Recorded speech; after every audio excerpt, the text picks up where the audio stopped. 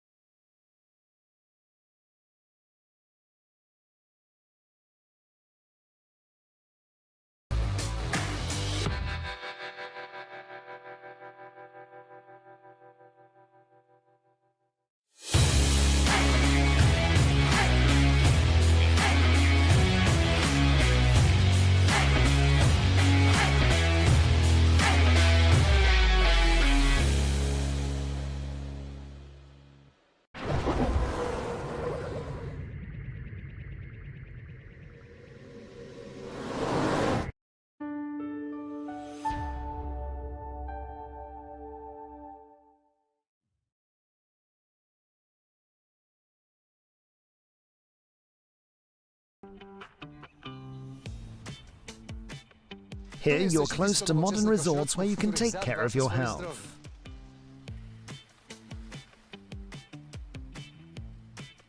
All around you can find professional care and restore your vital powers.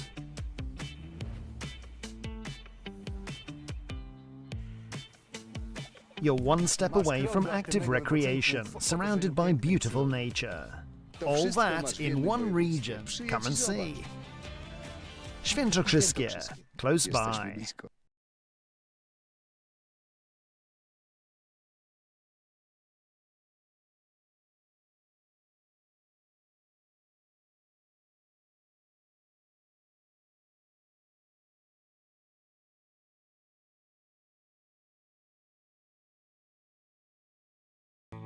The Diamond Paragon Pool Table. Diamond tables are designed and manufactured from the highest quality, sustainable hardwoods, utilizing world-renowned designs. Diamond tables are unparalleled for playability and durability. After all, they are designed by players for players.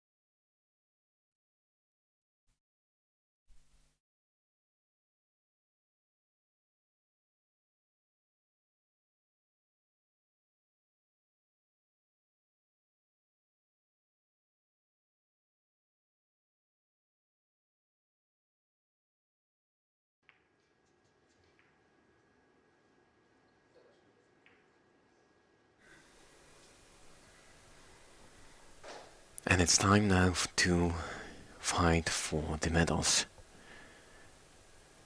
One of the 4 quarterfinals is streaming now on the TV table.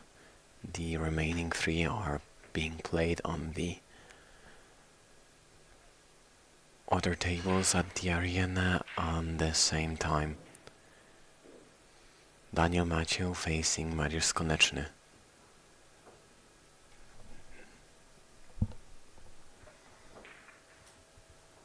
They're playing 10 ball up to 7 wins.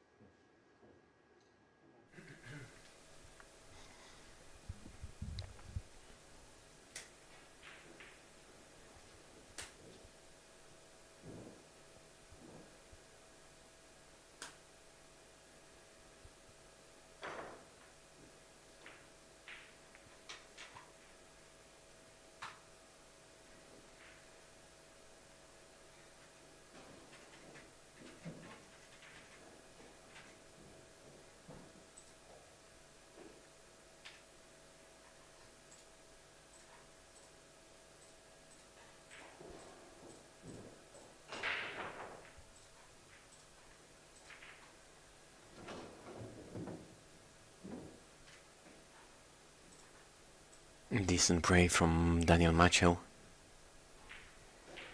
He was just hoping that the yellow ball would be in a puttable situation. And fortunately for him, there is a combination from yellow to blue, and the blue ball was called to the corner pocket. Now he's just hoping for a good kiss on that ball and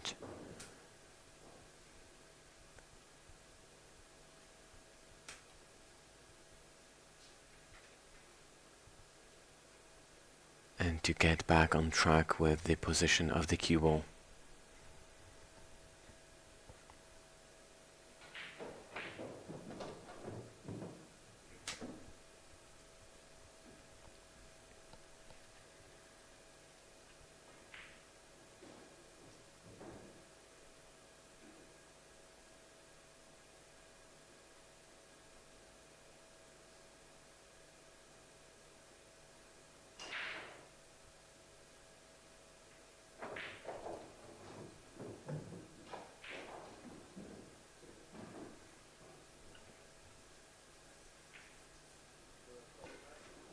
All seems too good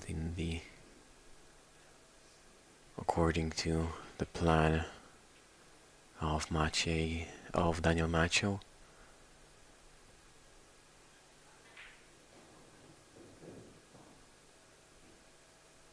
And the referee by the table is Maciej Szczawiński from Bydgoszcz.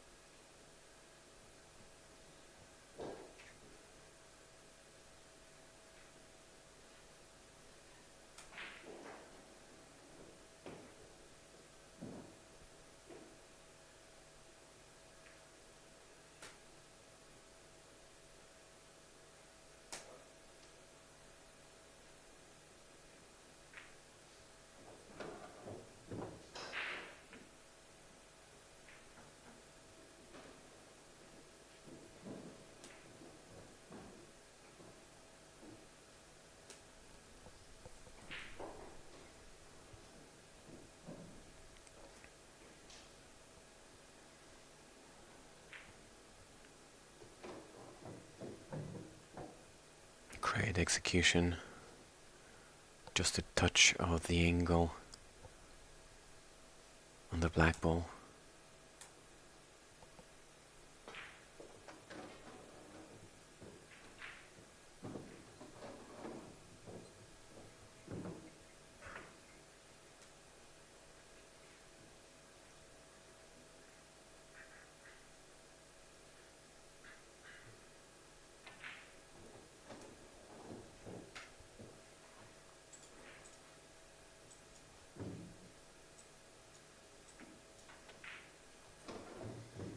And the first point for Macho. It was a break and run. However, it's the alternative break. So Mariusz Koneczny will be breaking next.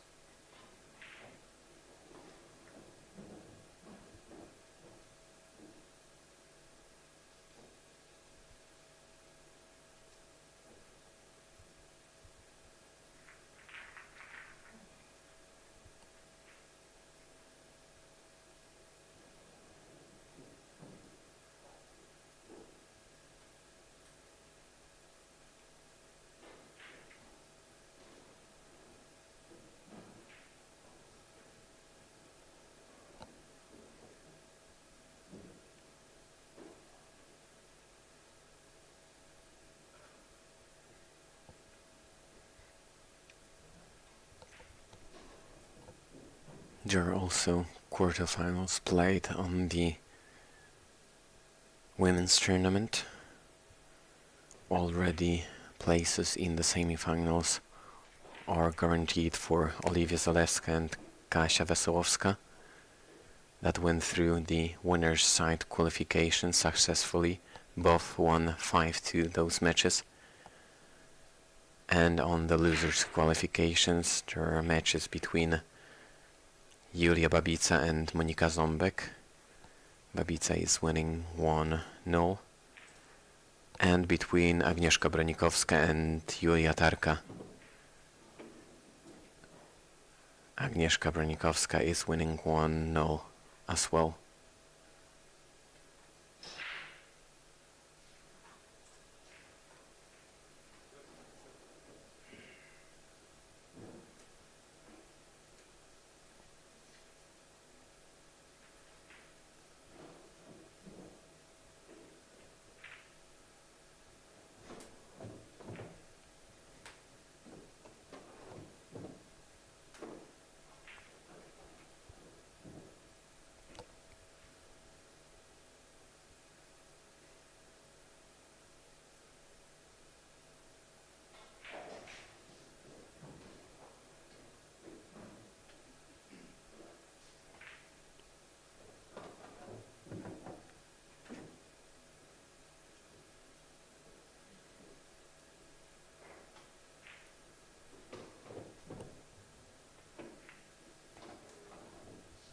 And Danny Macho is at the table.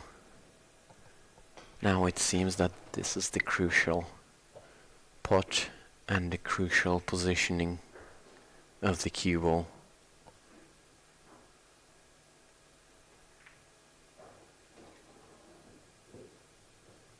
He didn't want to finish straight on that, hoping for at least an inch of the angle. I think he's satisfied with his position now, just to travel and pass it through the 9 ball.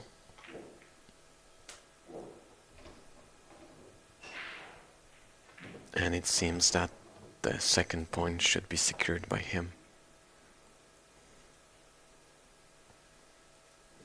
Great positioning.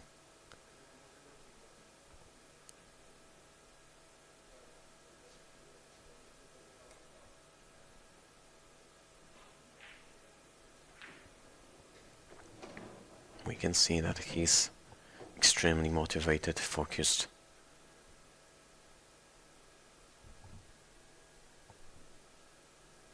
Mariusz Koneczny is in a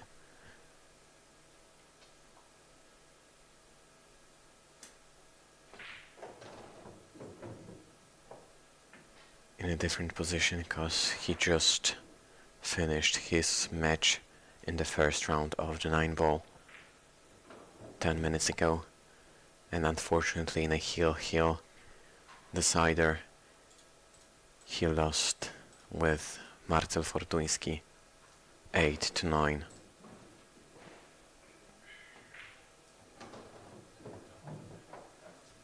it is not that easy to come out of that defeat straight into the quarterfinals. 2-0 for Macho.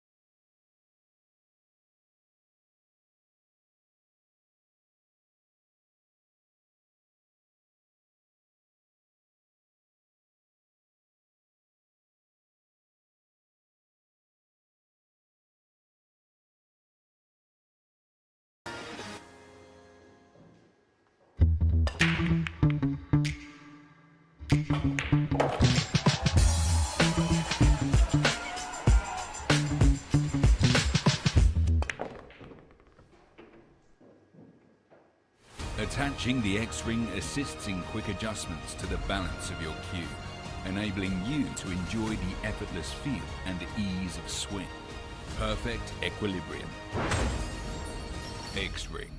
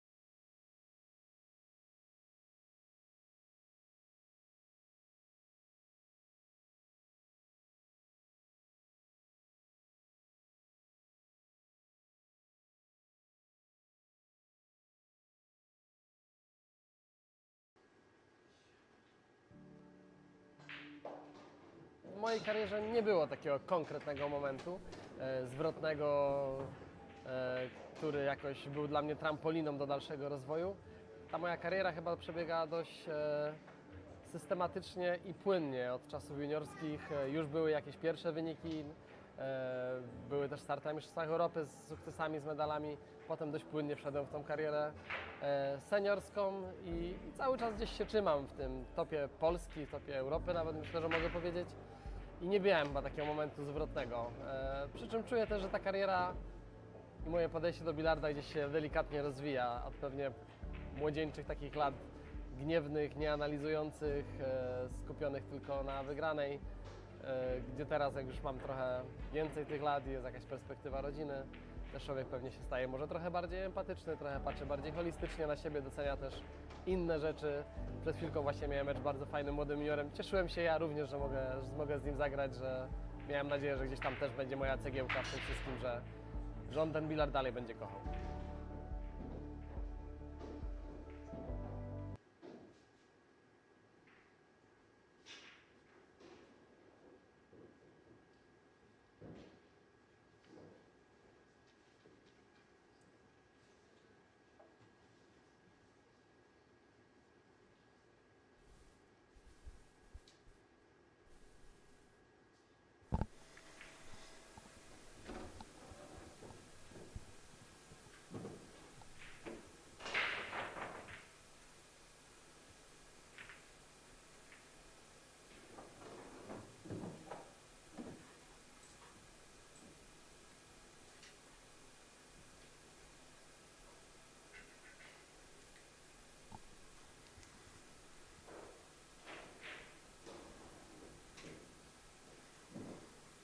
It's another great opportunity for Daniel Maciel.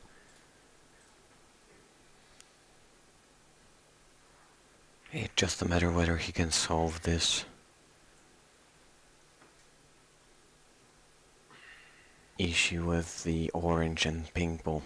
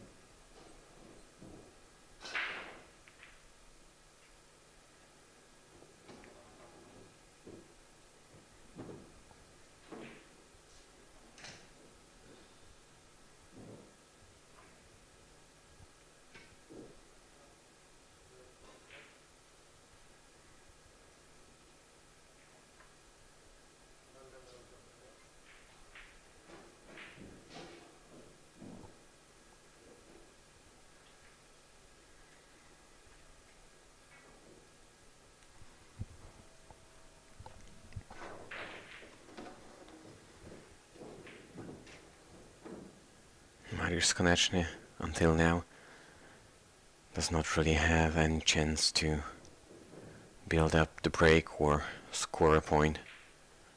Daniel Maciel is successfully preventing that from happening. He'll try to bank the pink now to the bottom right corner, but this is a two-way shot. If that's not possible, he'll try to land a wide ball somewhere around the orange ball.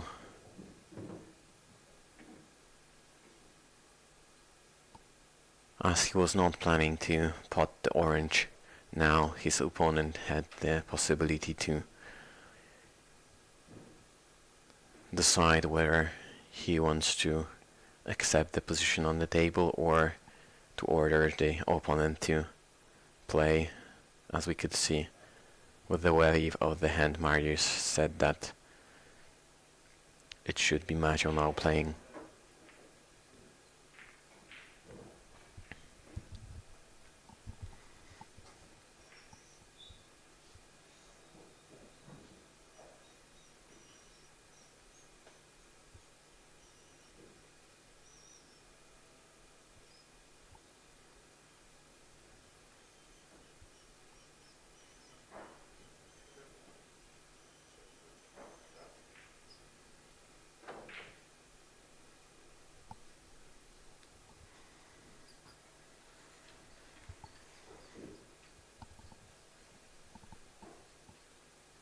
And this is now the opportunity for Daniel Maciej to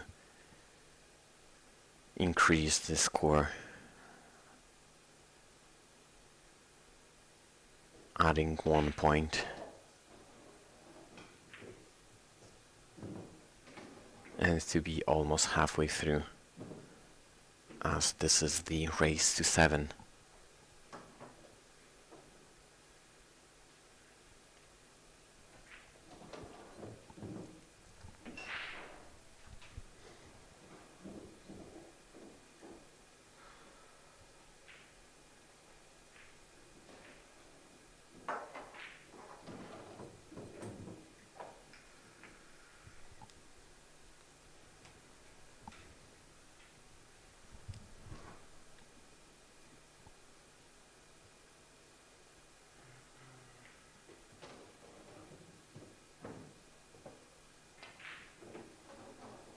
Now just a soft draw shot.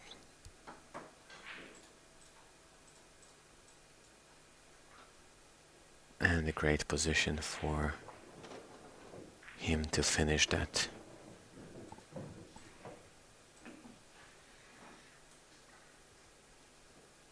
It's 3-0 for Daniel Maciej.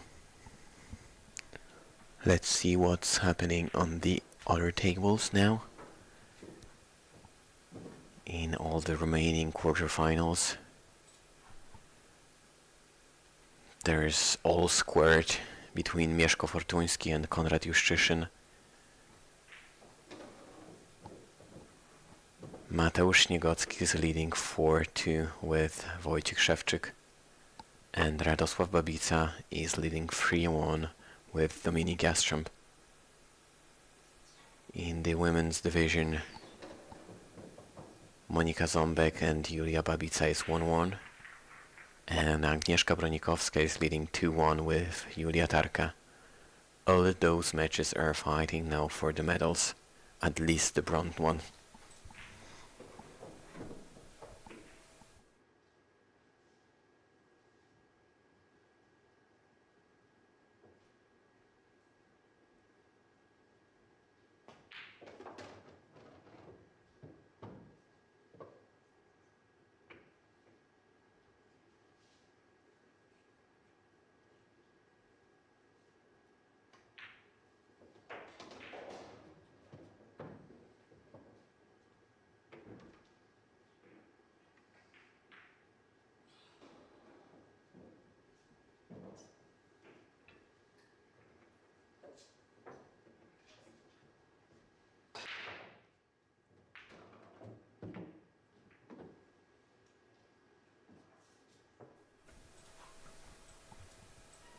By this break and the force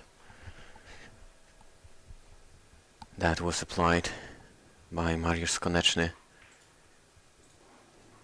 it was understood that he has had enough. He wants to get back to the score very badly.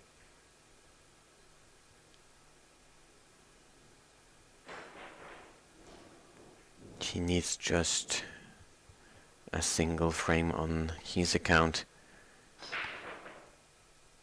to feel that he's still in the game. But Daniel Maciej is a great tactical player. If he keeps away Mariusz on his seat or places a lot of difficult safeties, he may win that match. He called the one ball to the upper right corner. That wasn't far away from that, even though that the yellow ball did not travel directly to the pocket. It collided with the orange ball and it almost went in.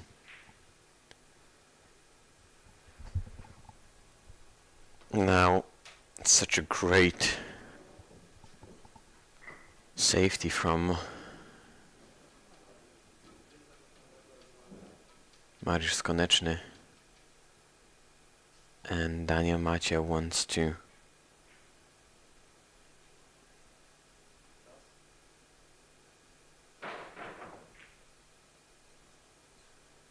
find the yellow ball in the top left corner.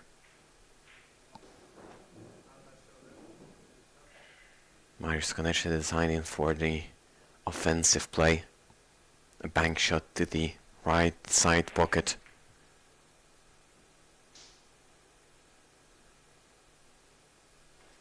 Unsuccessful and unlucky, leaving Daniel Macieł with the opportunity to lead by 4 points.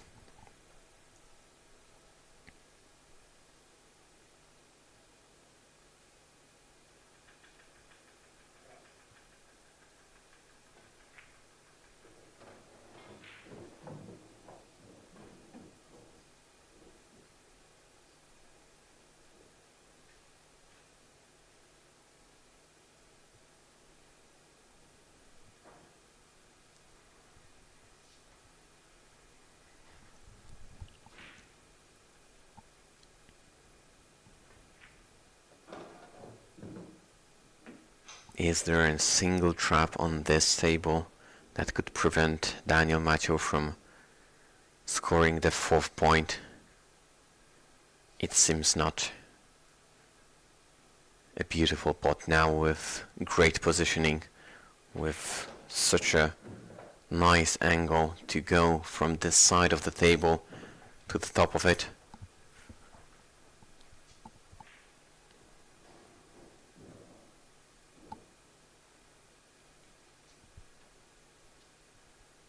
Now it seems that maybe Daniel is a little bit too straight on that ball, so he'll just push it through forward.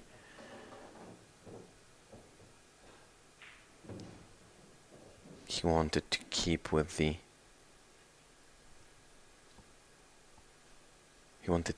angle so that the cue ball could travel from this right hand side towards the green ball. Excellent execution. Such a great force as well, and the angle that allows him to travel back to the place that he has the cue ball right now. A little bit short though now. Gives that shot a bit more difficulty that it required.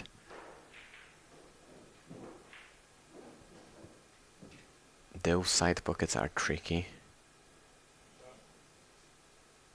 You need to be very precise, and now it's the clinical positioning.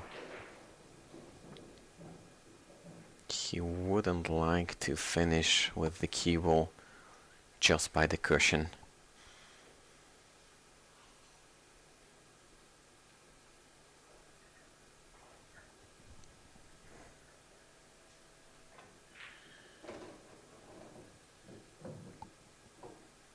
And that kiss saved his break.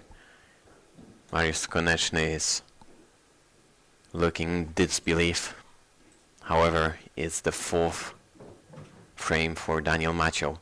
3 more to go to save the spot in the semi-final.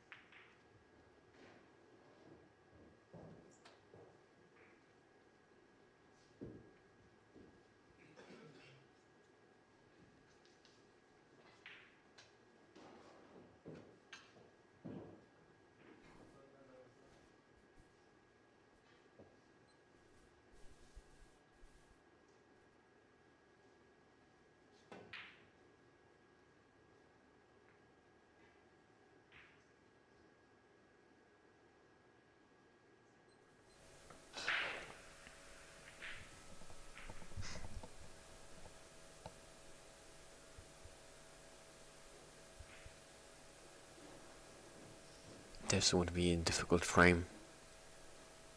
Two is tied up with the 7. One is very close with the 6. Question remains, how does the orange stance?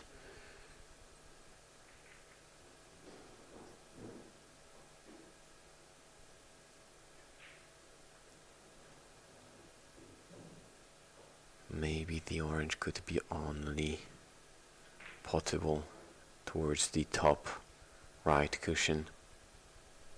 Top right pocket, of course, sorry. Or maybe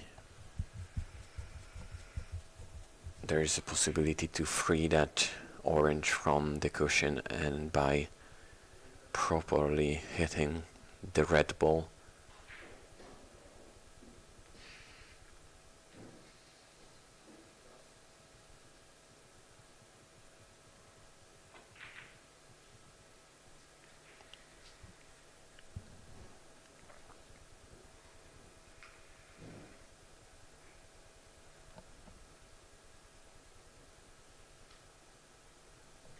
there are still more unknowns that requires a lot of work on this table.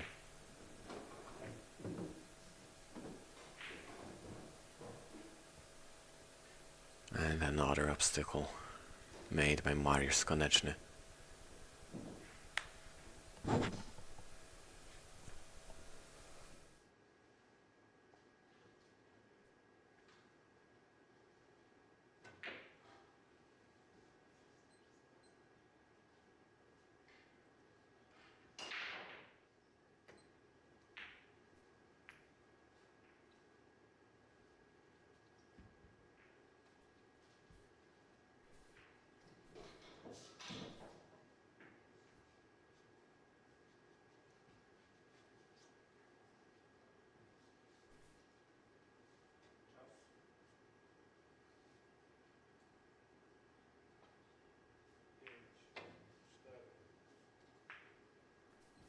Great escape from Daniel Macio. And almost a resave just behind the black ball.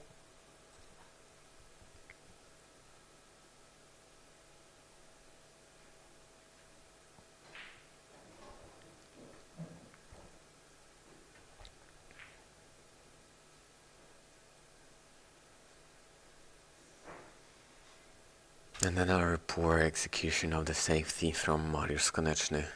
We can see that he's exhausted.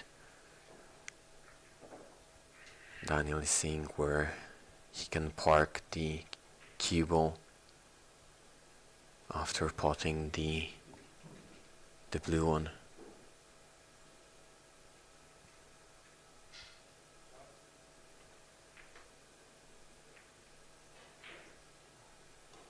And most probably he focused on that just way too much, because he forgot to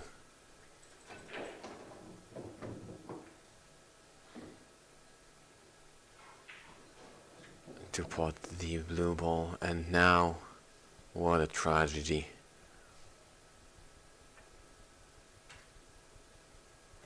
Mariusz cannot believe what's happening. Not only his focus is lost, but it seems like the whole table is playing against him as well, making it like impossible to come back now. Daniel Maciej looking for solutions. There's just one thing to be resolved.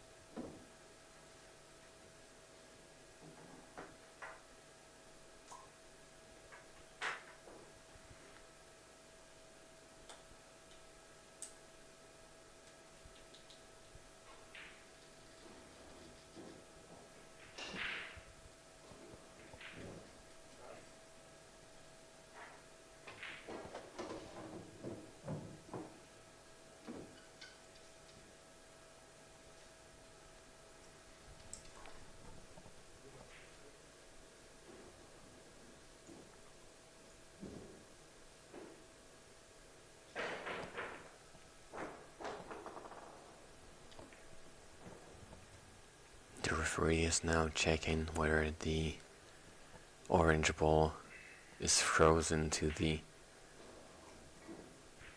cushion.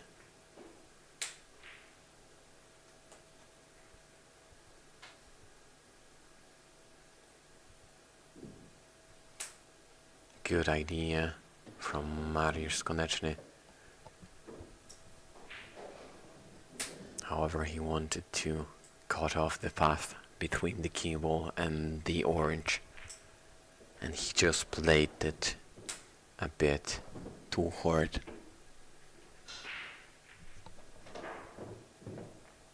It was even possible to be potted. Now, a crucial positioning.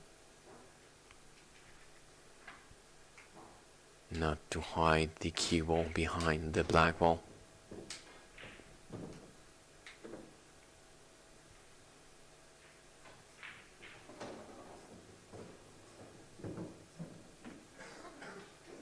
Is it enough?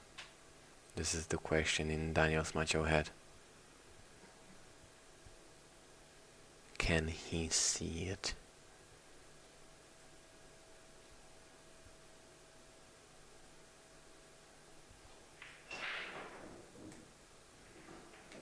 By his face and the posture, it definitely goes in. What a performance. Such a great result in the quarterfinals.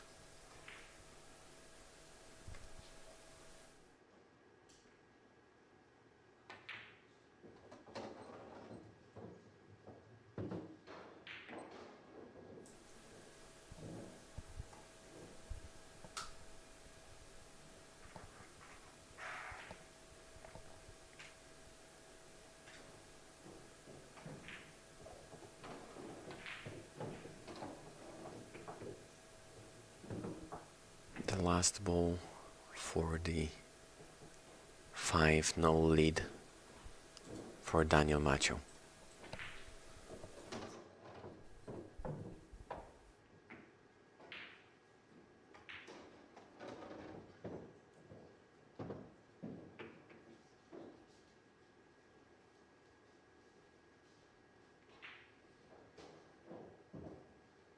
Jakby ktoś się zapytał, miał wątpliwości, to cała akcja nazywa się Billiards!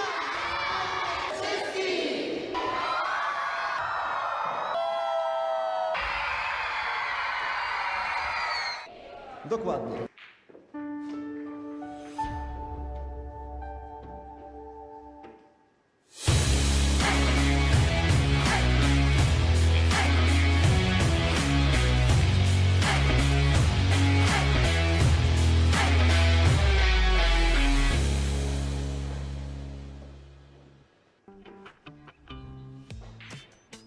Here you're close to the most interesting tourist attractions. The land where Polish rulers and their families lived, and which 6,000 years ago was mined for precious flint. Today the mines are a UNESCO site. Wild nature is within your grasp, and active recreation routes stretch to the horizon. Nearby is a gem of Renaissance architecture. All that in one region. Come and see. Świętokrzyskie, close by.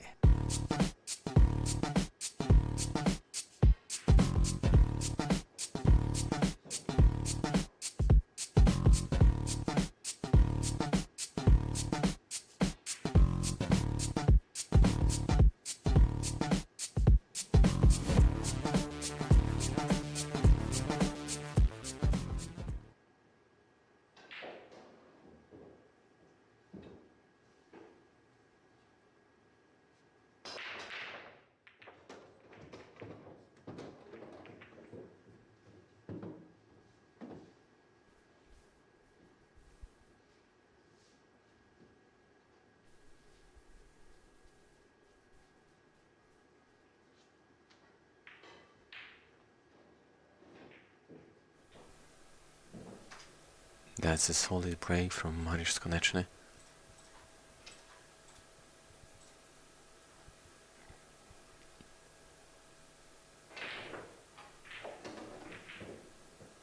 That should be a key pot and a key position for the blue ball. But he misses it by a mile.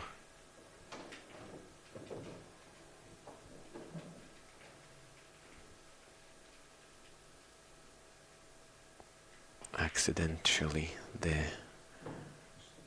ball number 10 was spotted as well, so Daniel could potentially choose whether he wants to play or to ask Mariusz by the table. Of course, in such a clear situation where he can place very good safety, he would like to be in charge and not to respond on what Mariusz could potentially play from here.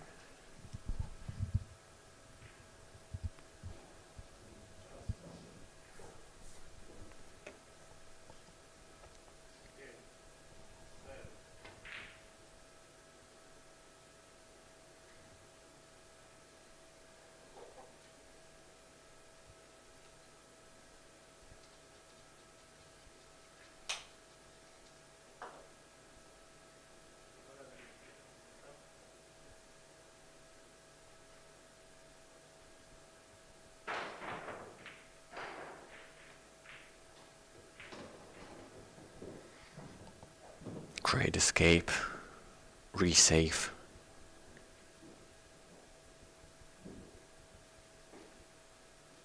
Mariusz is one of the best tactical players I have ever met. Maybe that's the solution for today's match.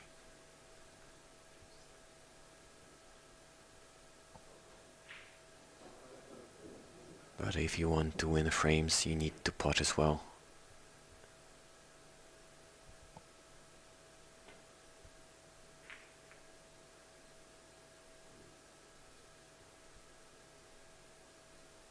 there was some idea in the Daniel's Macho's mind.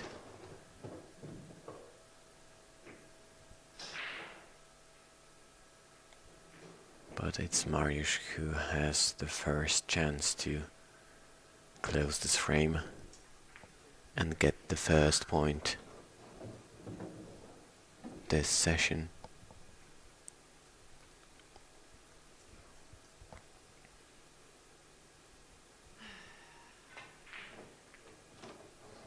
That was close.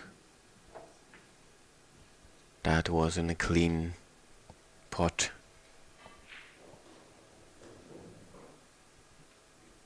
Now he needs to restore the position. But I'm afraid that the pink ball is not going by the black ball. So most probably he needs to find a solution for a great safety that would allow him to get back to the table. Maybe just behind the orange ball.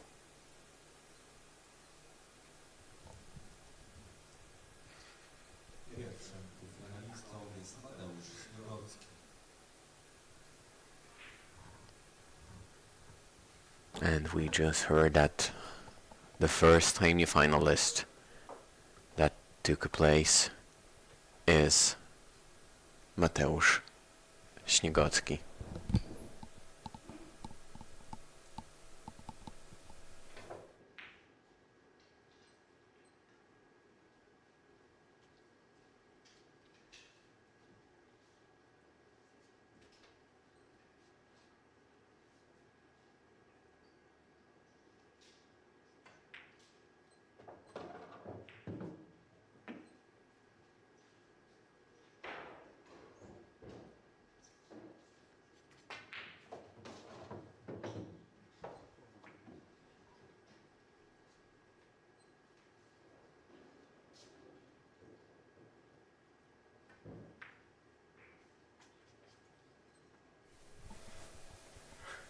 And that is unexpected from Mariusz Koneczny. Again, a very easy pot that's left alone for Daniel. If he's gonna take that chance as any other that he took this session, the 6th point should be on his account. And he would be just one frame from the spot in the semi-final. It's a bit too hard for Daniel Maciej. Probably he just wanted not to finish the same as previously, so on the cushion. But that leaves him with the demanding cut to the bottom left corner.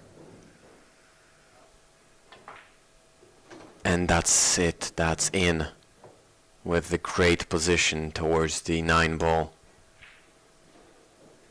Phenomenal.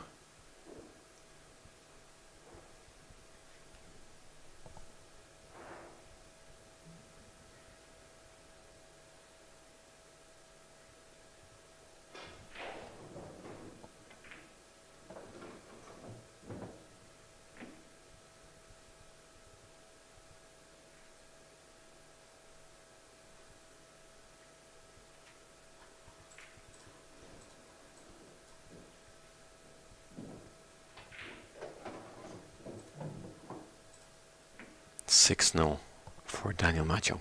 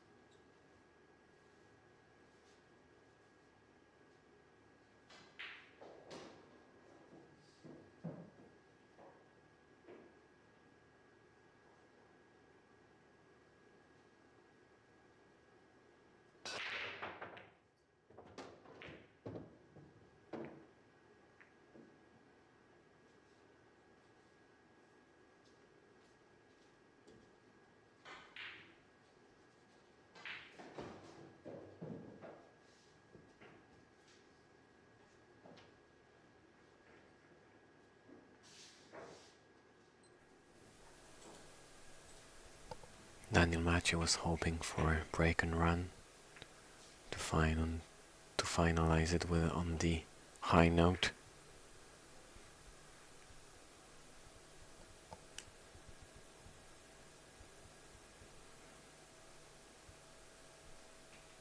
Mariusz Koneczny probably was looking for a great spot to hide the cue ball from the yellow.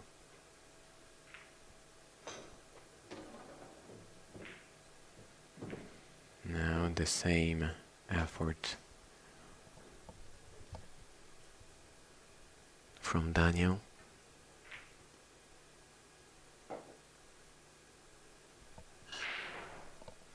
And again, great safety from Mariusz Koneczny. If that would be a fight on safeties, we would be all squared. However, still most of the mistakes on Mariusz's side in terms of potting. And Daniel is just taking every chance to score.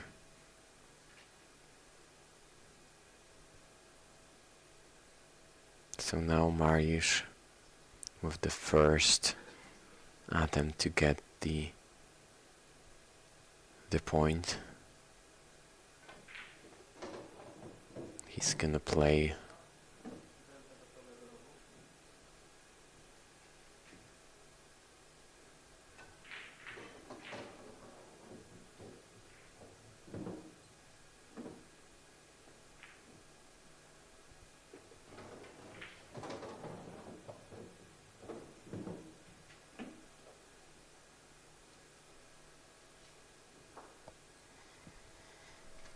and again, after two or three great shots, he's losing again the position. He wants to make it up with the good jump, and the referee called it a fall.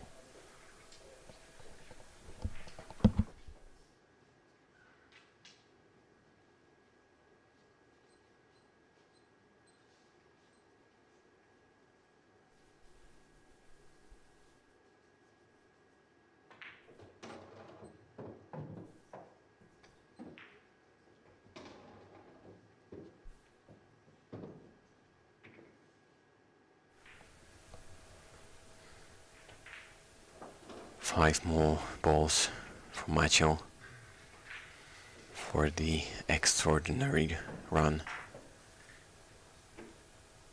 and the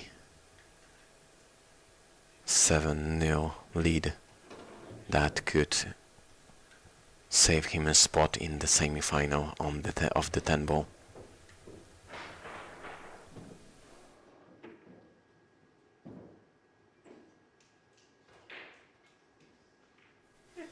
So we'll have a new champion in 10 ball, as unfortunately Karol Skowerski is out of this competition.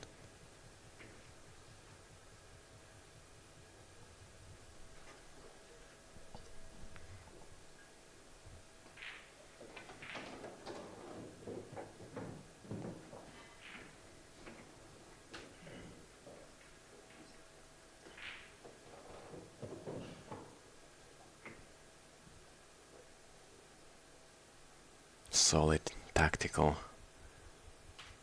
methodological play by Daniel Maciej allows him to cross the line with the whitewash over Mariusz Koneczny. 7-0. Daniel Maciej in the semi-final.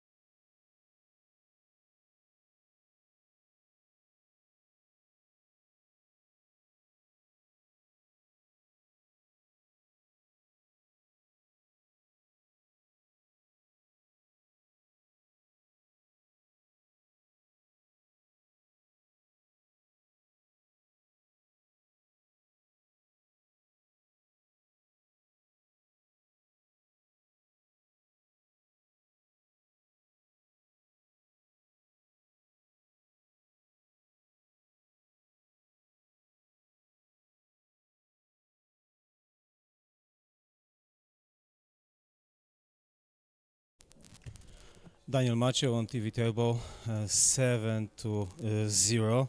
Convincing victory over Mariusz Skoneczny. Very good match. In my opinion, great match. Yeah, definitely that was one of my best matches in Polish national championships. I think I took every single chance and didn't let so much chances to Mariusz.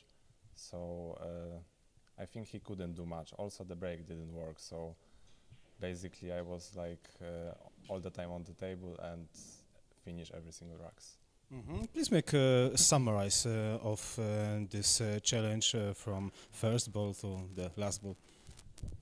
Yeah, I just tried to stay focused and of course I was feeling that I have very big lead, but I just tried to concentrate on my chances and I think it worked very good.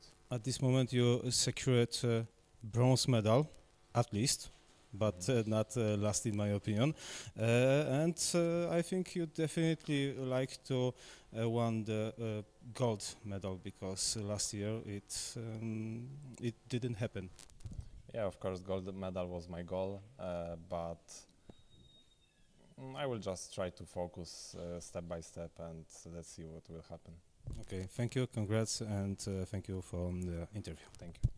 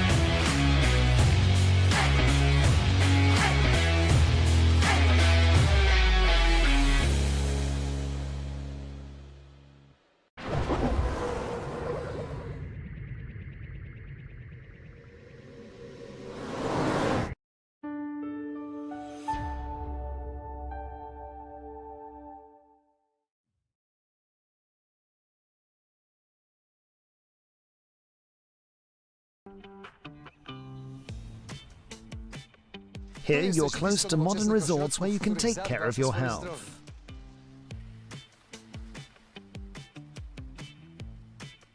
All around you can find professional care and restore your vital powers.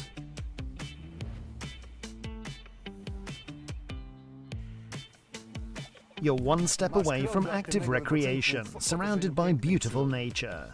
All that in one region. Come and see. Świętokrzyskie, close by.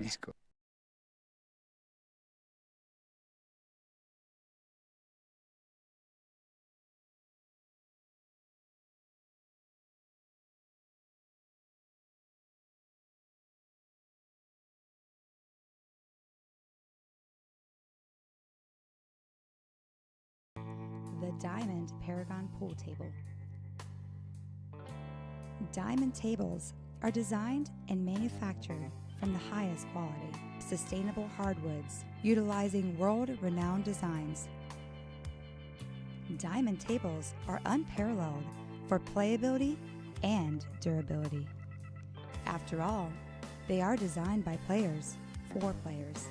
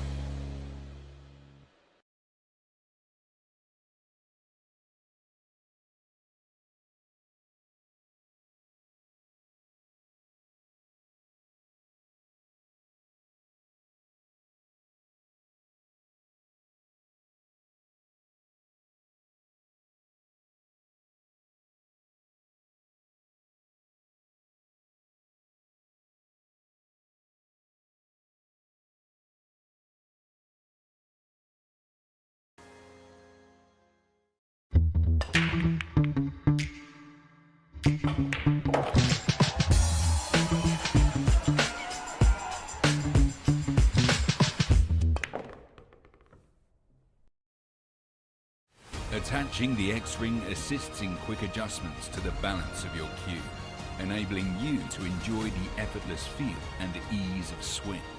Perfect equilibrium. X-Ring.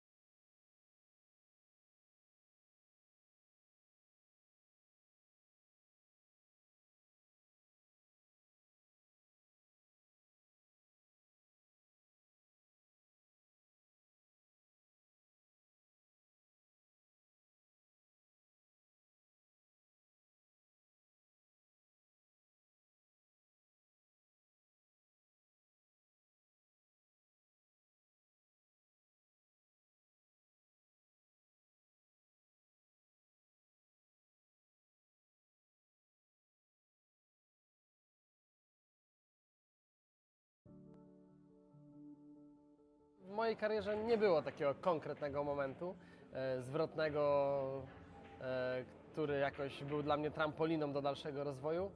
Ta moja kariera chyba przebiegała dość systematycznie i płynnie. Od czasów juniorskich już były jakieś pierwsze wyniki, były też starty na Mistrzostwach Europy z sukcesami, z medalami. Potem dość płynnie wszedłem w tą karierę seniorską i cały czas gdzieś się trzymam w tym topie Polski, w topie Europy nawet, myślę, że mogę powiedzieć. I nie miałem chyba takiego momentu zwrotnego. Przy czym czuję też, że ta kariera i moje podejście do bilarda gdzieś się delikatnie rozwija od pewnie młodzieńczych takich lat gniewnych, nieanalizujących, skupionych tylko na wygranej, gdzie teraz jak już mam trochę więcej tych lat i jest jakaś perspektywa rodziny, też człowiek pewnie się staje może trochę bardziej empatyczny, trochę patrzy bardziej holistycznie na siebie, docenia też inne rzeczy. Przed chwilką właśnie miałem mecz bardzo fajnym młodym juniorem. Cieszyłem się ja również, że mogę z nim zagrać, że miałem nadzieję, że gdzieś tam też będzie moja cegiełka w tym wszystkim, że on ten bilard dalej będzie kochał. Bilard nie zawsze jest przyjemny.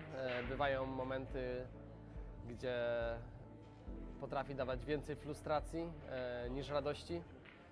Wtedy na pewno jest potrzebna albo pomoc, albo samemu trzeba sobie przewartościować, co jest dla kogo ważne, ale warto zauważyć taki moment, gdzie bilard zaczyna nam dawać więcej negatywnych emocji niż pozytywnych i jest to na pewno moment, w którym trzeba zareagować, jakoś zainterweniować i pamiętać, po co się zaczęło grać ten bilard, dlaczego się zaczęło, bo każdemu to na początku na pewno sprawiało dużo przyjemności, a potem jak gdzieś przychodzi presja wyniku,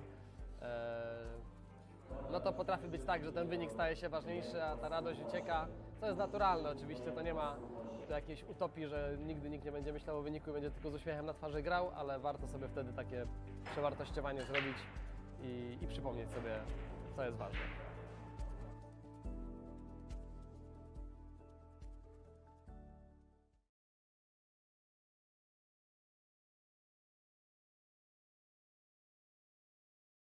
Jakby ktoś się z Was pytał, miał wątpliwości, to cała akcja nazywa się Billiards!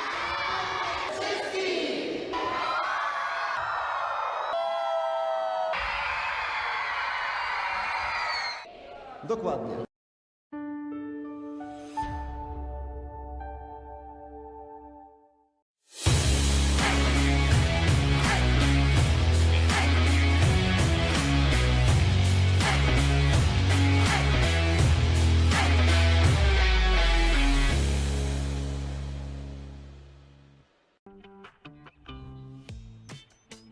Here you're close to the most interesting tourist attractions. The land where Polish rulers and their families lived, and which 6,000 years ago was mined for precious flint. Today the mines are a UNESCO site. Wild nature is within your grasp, and active recreation routes stretch to the horizon. Nearby is a gem of Renaissance architecture.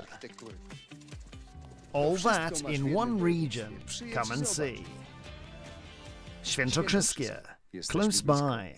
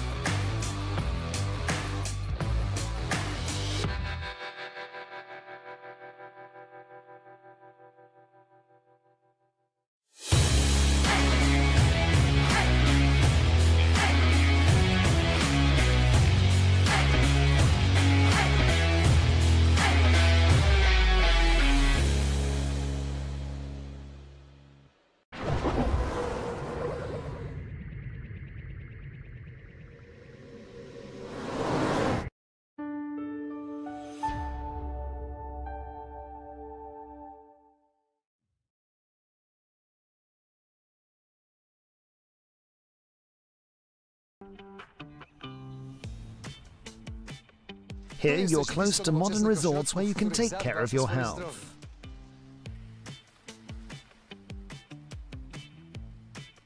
All around you can find professional care and restore your vital powers.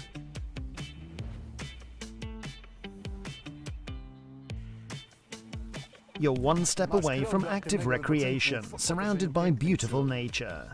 All that in one region. Come and see. Świętokrzyskie, close by.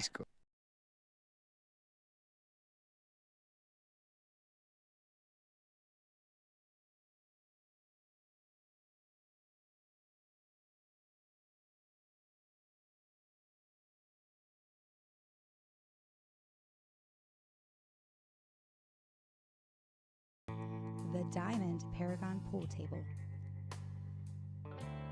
Diamond tables are designed and manufactured from the highest quality, sustainable hardwoods, utilizing world-renowned designs.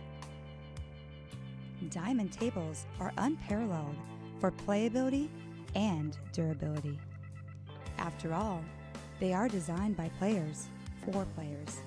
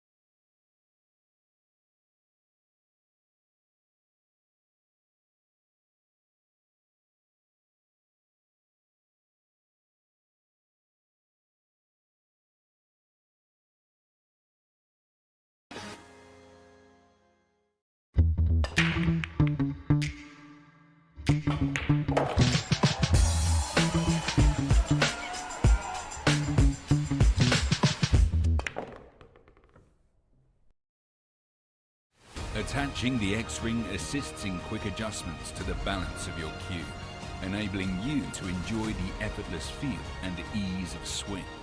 Perfect equilibrium. X-Ring.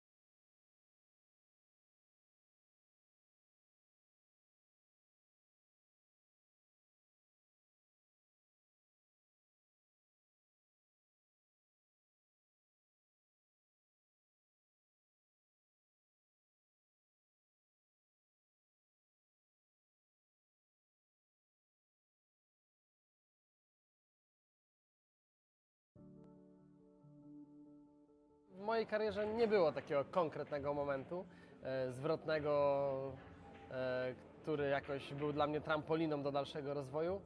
Ta moja kariera chyba przebiegała dość systematycznie i płynnie. Od czasów juniorskich już były jakieś pierwsze wyniki, były też starty na Mistrzostwach Europy z sukcesami, z medalami. Potem dość płynnie wszedłem w tą karierę seniorską i cały czas gdzieś się trzymam w tym topie Polski, w topie Europy nawet, myślę, że mogę powiedzieć.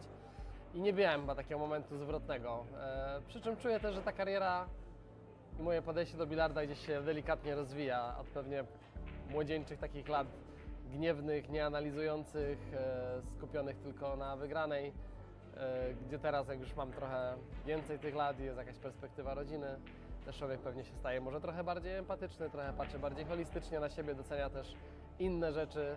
Przed chwilką właśnie miałem mecz bardzo fajnym młodym juniorem. Cieszyłem się ja również, że mogę z nim zagrać, że miałem nadzieję, że gdzieś tam też będzie moja cegiełka w tym wszystkim, że on ten bilard dalej będzie kochał.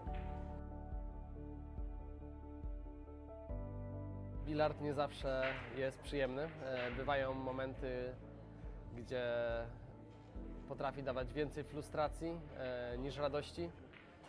Wtedy na pewno jest potrzebna albo pomoc, albo samemu trzeba sobie przewartościować, co jest dla kogo ważne, ale warto zauważyć taki moment, gdzie bilard zaczyna nam dawać więcej negatywnych emocji niż pozytywnych i jest to na pewno moment, w którym trzeba zareagować, jakoś zainterweniować i pamiętać, po co się zaczęło grać ten bilard, dlaczego się zaczęło, bo każdemu to na początku na pewno sprawiało dużo przyjemności, a potem jak gdzieś przychodzi presja wyniku, no to potrafi być tak, że ten wynik staje się ważniejszy, a ta radość ucieka, co jest naturalne. Oczywiście to nie ma tu jakiejś utopii, że nigdy nikt nie będzie myślał o wyniku i będzie tylko z uśmiechem na twarzy grał, ale warto sobie wtedy takie przewartościowanie zrobić i przypomnieć sobie, co jest ważne.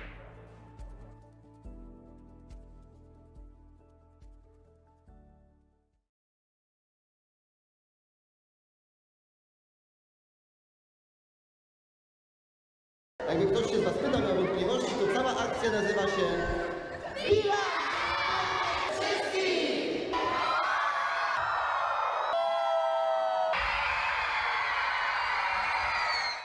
Dokładnie.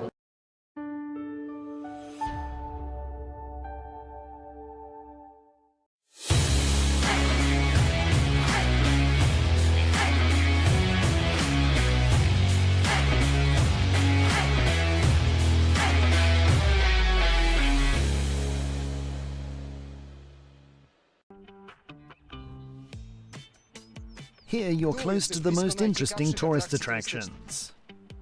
The land where Polish rulers and their families lived, and which 6,000 years ago was mined for precious flint. Today the mines are a UNESCO site.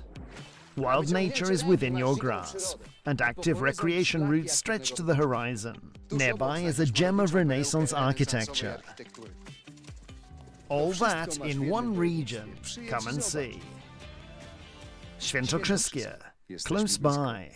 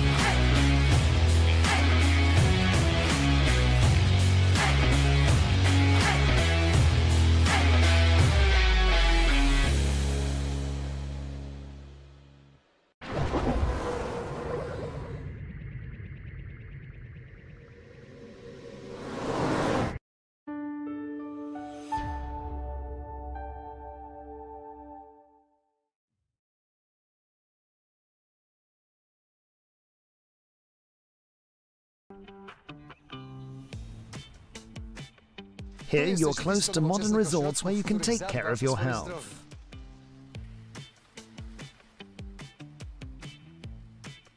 All around you can find professional care and restore your vital powers.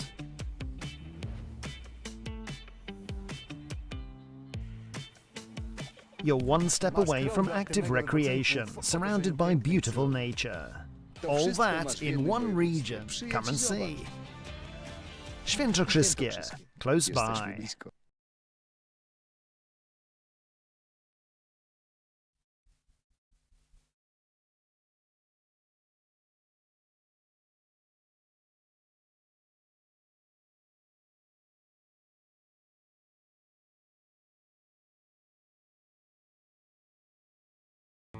The Diamond Paragon Pool Table. Diamond tables are designed and manufactured from the highest quality, sustainable hardwoods, utilizing world-renowned designs. Diamond tables are unparalleled for playability and durability. After all, they are designed by players for players.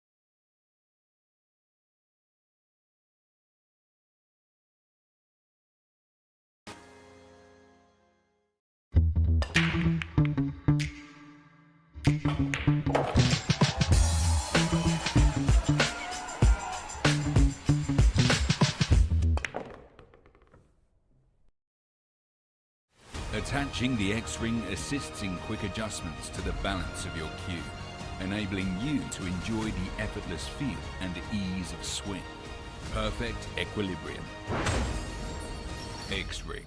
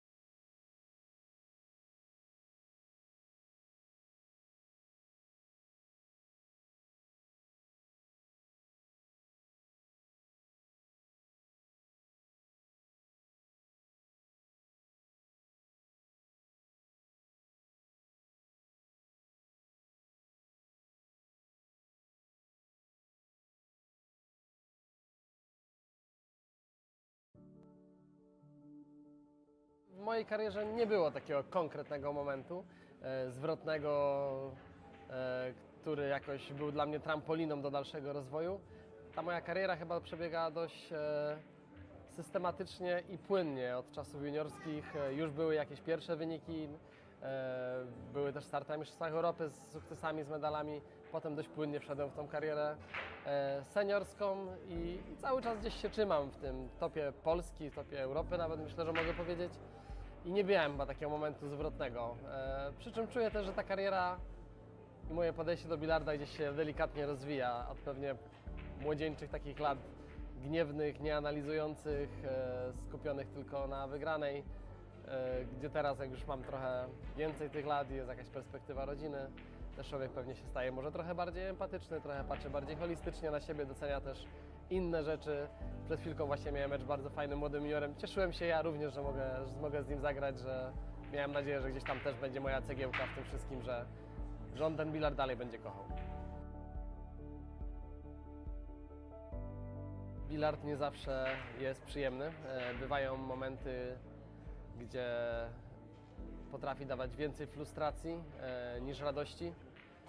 Wtedy na pewno jest potrzebna albo pomoc, albo samemu trzeba sobie przewartościować, co jest dla kogo ważne, ale warto zauważyć taki moment, gdzie bilard zaczyna nam dawać więcej negatywnych emocji niż pozytywnych i jest to na pewno moment, w którym trzeba zareagować, jakoś zainterweniować i pamiętać, po co się zaczęło grać w ten bilard, dlaczego się zaczęło, bo każdemu to na początku na pewno sprawiało dużo przyjemności, a potem jak gdzieś przychodzi presja wyniku, no to potrafi być tak, że ten wynik staje się ważniejszy, a ta radość ucieka, co jest naturalne. Oczywiście to nie ma tu jakiejś utopii, że nigdy nikt nie będzie myślał o wyniku i będzie tylko z uśmiechem na twarzy grał, ale warto sobie wtedy takie przewartościowanie zrobić i przypomnieć sobie, co jest ważne.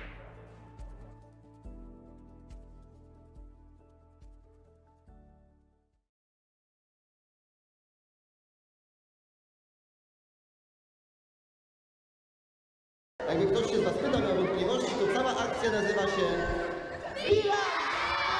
Wszystkich!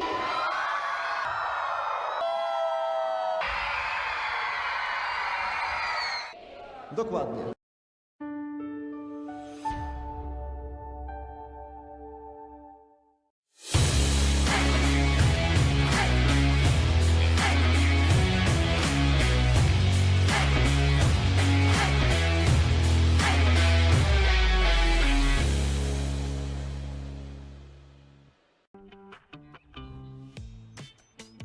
Here you're close to the most interesting tourist attractions.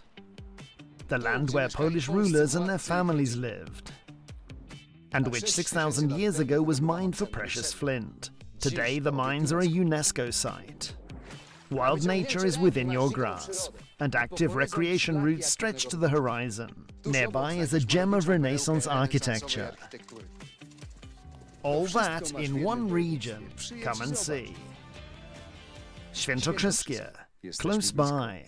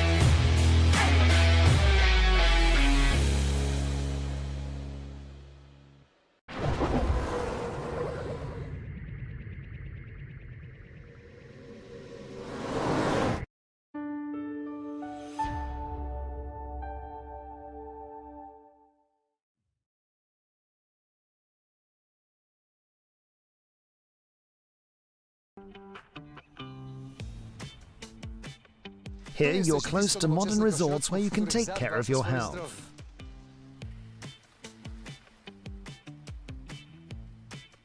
All around you can find professional care and restore your vital powers.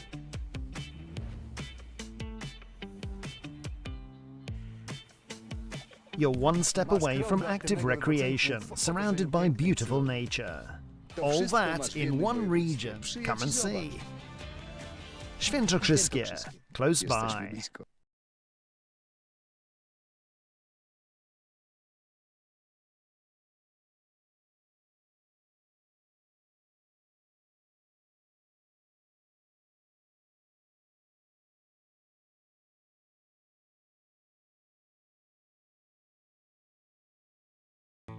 The Diamond Paragon Pool Table. Diamond tables are designed and manufactured from the highest quality, sustainable hardwoods, utilizing world-renowned designs. Diamond tables are unparalleled for playability and durability. After all, they are designed by players for players.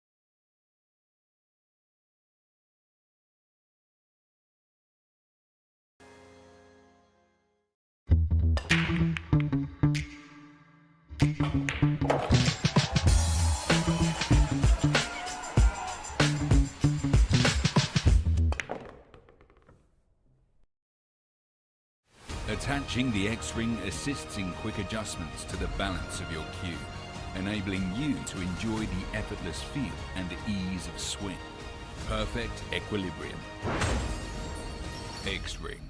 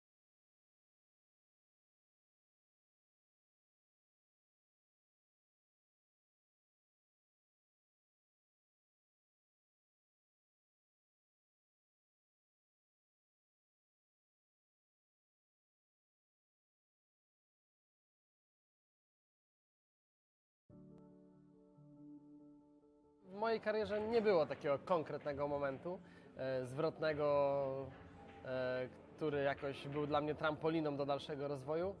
Ta moja kariera chyba przebiegała dość systematycznie i płynnie. Od czasów juniorskich już były jakieś pierwsze wyniki, były też starty na Mistrzostwach Europy z sukcesami, z medalami. Potem dość płynnie wszedłem w tą karierę seniorską i cały czas gdzieś się trzymam w tym topie Polski, topie Europy nawet, myślę, że mogę powiedzieć. I nie miałem chyba takiego momentu zwrotnego. Przy czym czuję też, że ta kariera i moje podejście do bilarda gdzieś się delikatnie rozwija od pewnie młodzieńczych takich lat gniewnych, nieanalizujących, skupionych tylko na wygranej, gdzie teraz, jak już mam trochę więcej tych lat i jest jakaś perspektywa rodziny, też człowiek pewnie się staje może trochę bardziej empatyczny, trochę patrzy bardziej holistycznie na siebie, docenia też inne rzeczy. Przed chwilką właśnie miałem mecz bardzo fajnym młodym juniorem. Cieszyłem się ja również, że mogę z nim zagrać, że miałem nadzieję, że gdzieś tam też będzie moja cegiełka w tym wszystkim, że on ten bilard dalej będzie kochał. Bilard nie zawsze jest przyjemny. Bywają momenty, gdzie potrafi dawać więcej frustracji niż radości.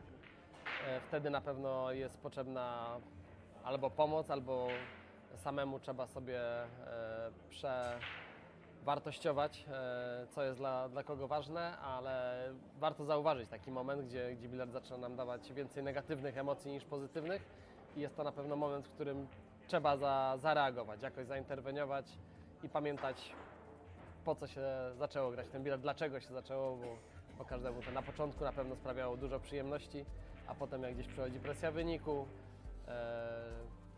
no to potrafi być tak, że ten wynik staje się ważniejszy, a ta radość ucieka, co jest naturalne oczywiście, to nie ma tu jakiejś utopii, że nigdy nikt nie będzie myślał o wyniku i będzie tylko z uśmiechem na twarzy grał, ale warto sobie wtedy takie przewartościowanie zrobić i przypomnieć sobie, co jest ważne.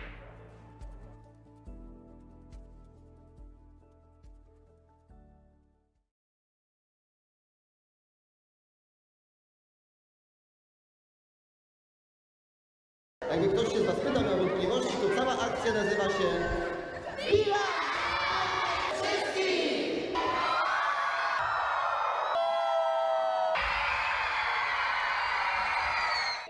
Dokładnie.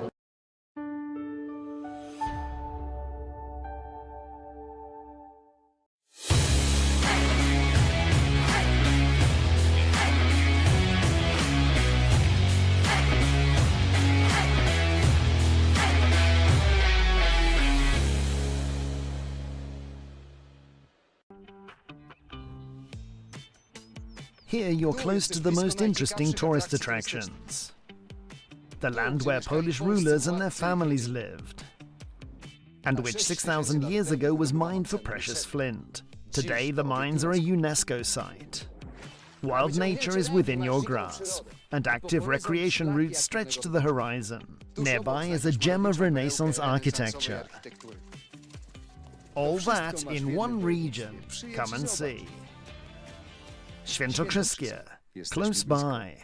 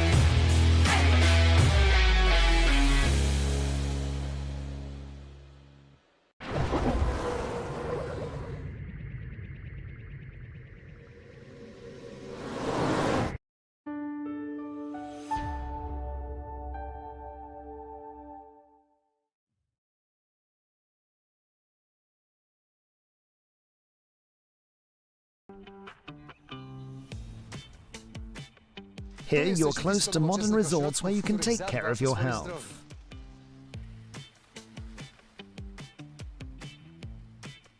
All around you can find professional care and restore your vital powers.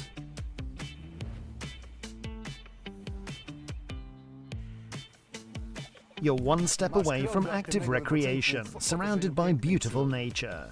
All that in one region. Come and see. Świętokrzyskie, close by.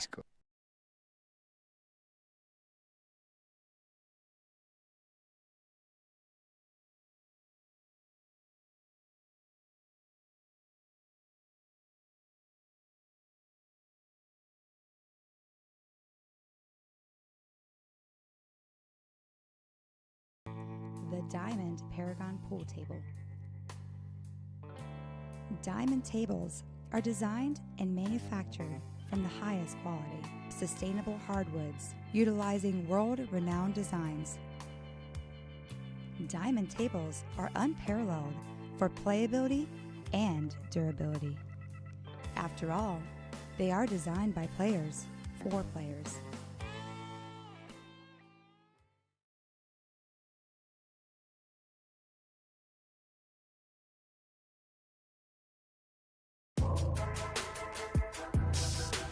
When I play all the big tournaments around the world, we only use Aramis and Simonis. You know, you're getting 100% high quality. It just makes the game easier to play. Simonis and Aramis definitely have the best cloth and balls, hands down, in the game.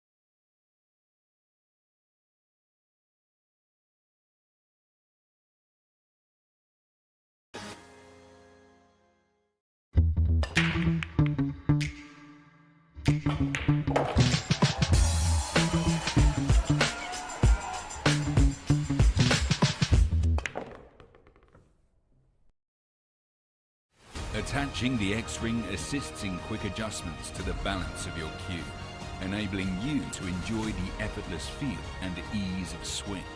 Perfect equilibrium. X-ring.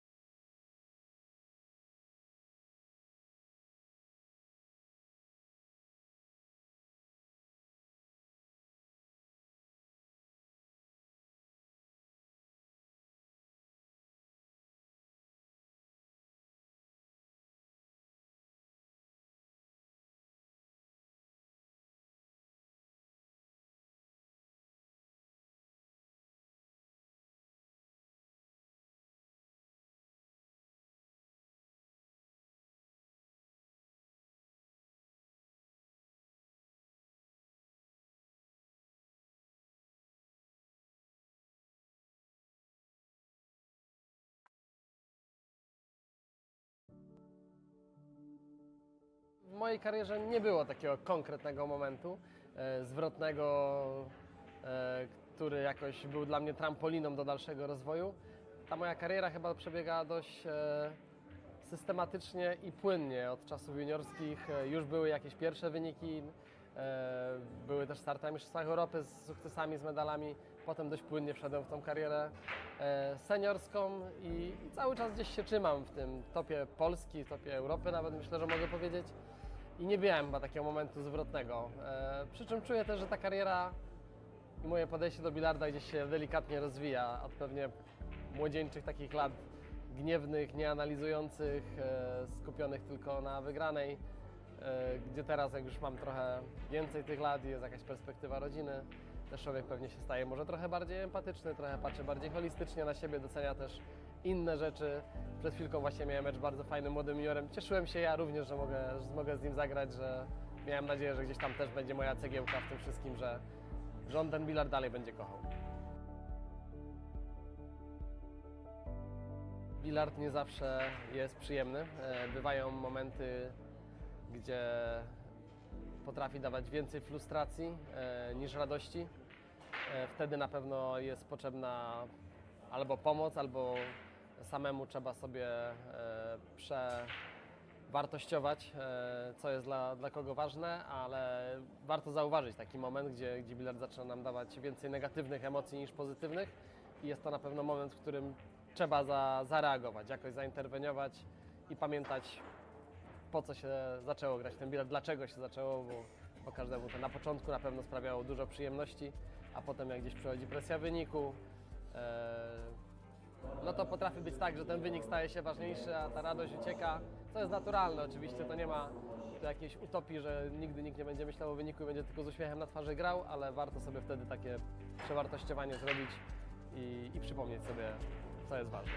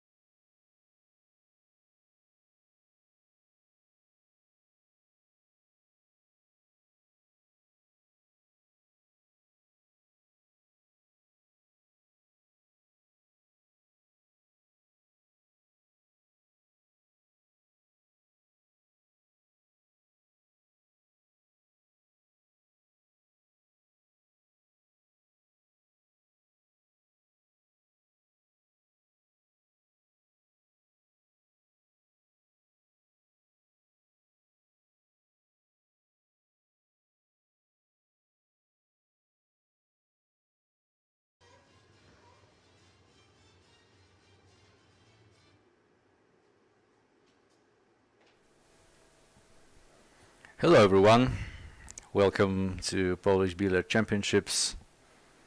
Once again today we play 10 ball, 6 p.m.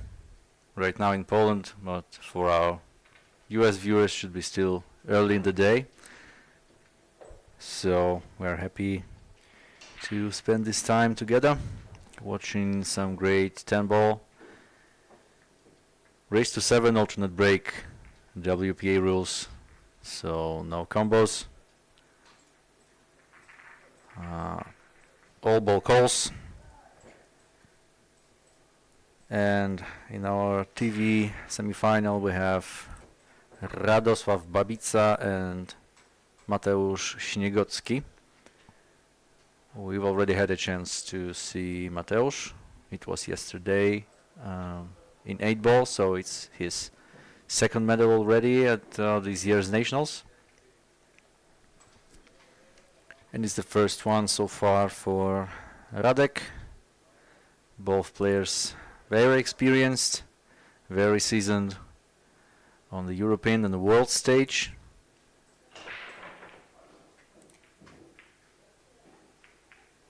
Radosław got to last 32 at this year's European Open, a WNT tournament, and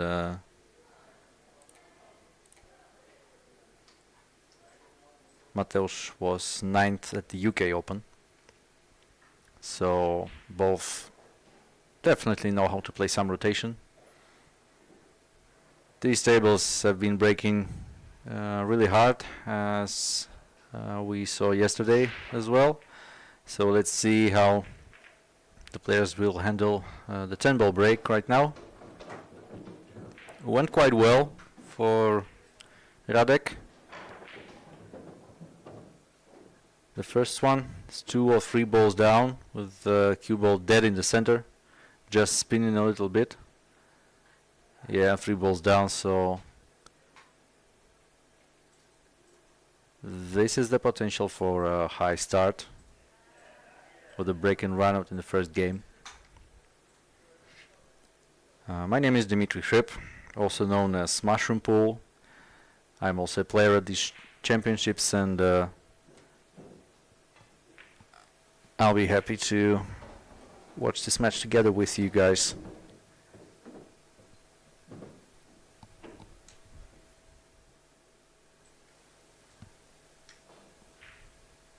Okay, so Radek overrun the cue ball just a little bit for the 3 ball, but he still should be okay.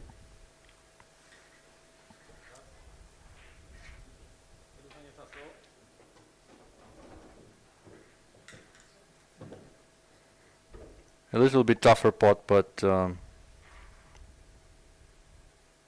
position is quite automatic.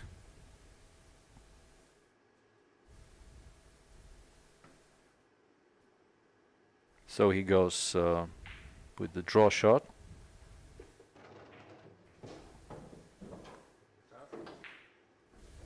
Yeah, just transfer the cue ball. Got into the dead center of the table, so not the ideal outcome for him, but he wanted to miss the 8 ball so badly.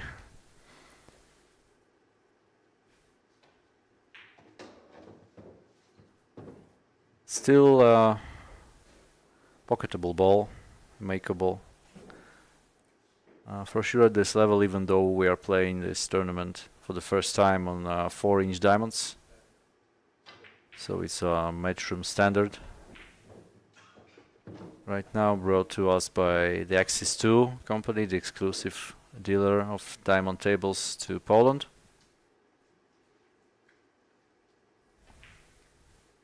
In the second semi-final we have Daniel Maciol and Mieszko Fortuński, the players that don't need an introduction basically. Daniel has won 2 World Cups in 10 ball within a year. It was last year, it was the Polish Open and the Qatar Open. And Mieszko is the European 10 ball champion. So we have a really great lineup today for both semi-finals and the final match.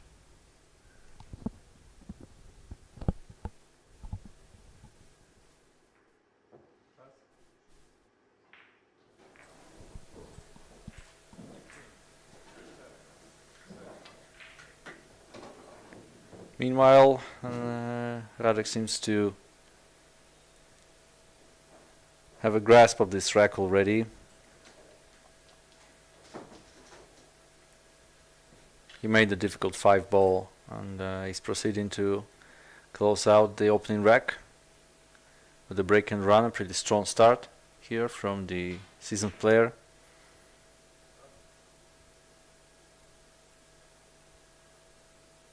Both players from the same city, from Poznań, so it's kind of a derby here at this TV table. We have a 30-second shot clock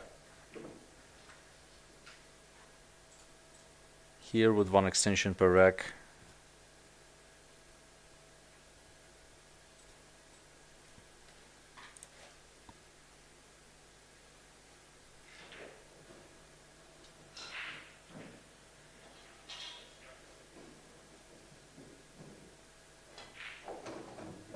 Yeah, that's it. 1-0.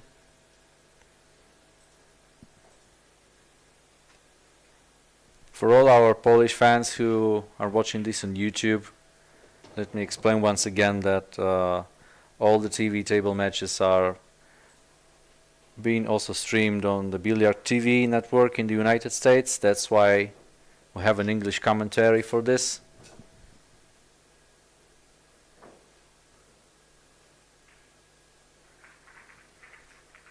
So we have this on TV Sports PL on YouTube as well. But the media coverage for the tournament is really international, global. We have 7-7 Billiards from the Philippines. We have Alison Chan in Asia. The Polish television sport club. The Billiard TV in the United States. So everyone is quite interested in what's going on the Polish pool scene, which isn't surprising, really. And now Mateusz Śniegocki for the break.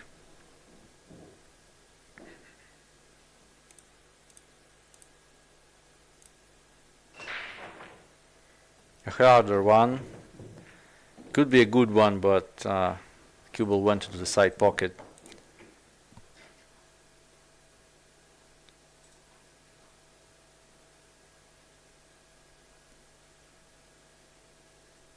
Yeah, so it's a similar struggle as yesterday in 8-ball. Konrad Juszczyszyn really outbroke Mateusz in a semi-final match, so let's see if this is also the case. You really need to dig into this cue ball on the break to make it work on these tables in 8-ball and 10-ball. And the side pockets are really tight, so you have to be precise to even make the ball. I had several cases where the ball just stopped right in the jaws of the pocket, which is rare to spot on any other table, basically. So the conditions are really unforgiving here.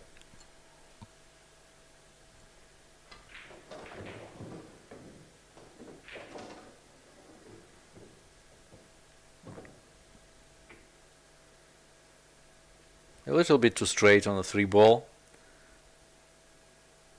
but Radek can just leave the cue ball where it is or go with top spin, 2 rails around the corner pocket and bring it closer to the center of the table. Anyway, the angle on the 4-ball will remain the same, so he goes for a stun shot. 1 rail out, and that's okay. So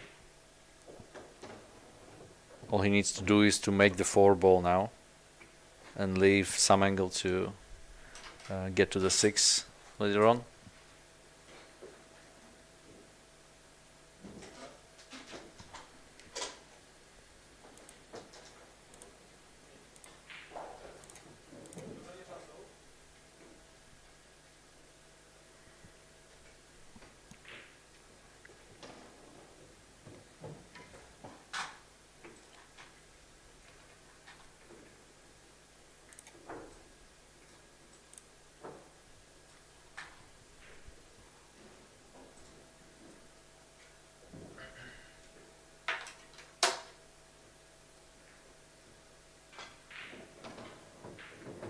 Okay, he went for the draw shot, so a more difficult option, and was able to park the cue ball right on the 8.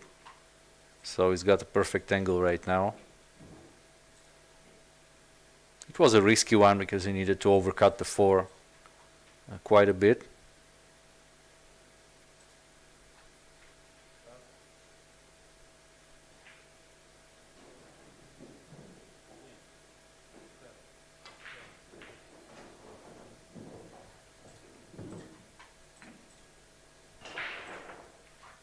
But from now on, it should already be like a walk in the park for him.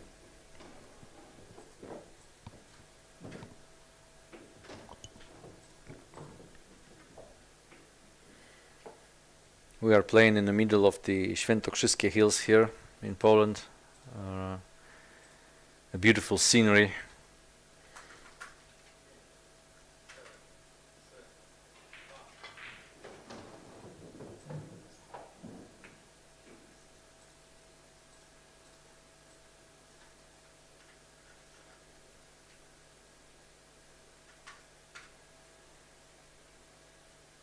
So it's a calm place where we can focus on playing the game with no distractions and lots of nature around us.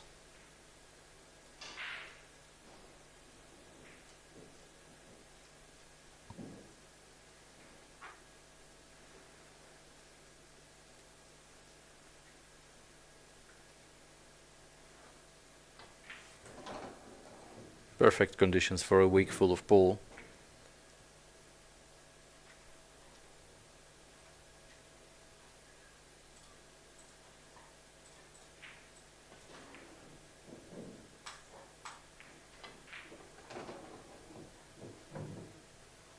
And with the second rack in a row, Radosław Babica is making a strong start, has making a strong presence here in the semi-final match.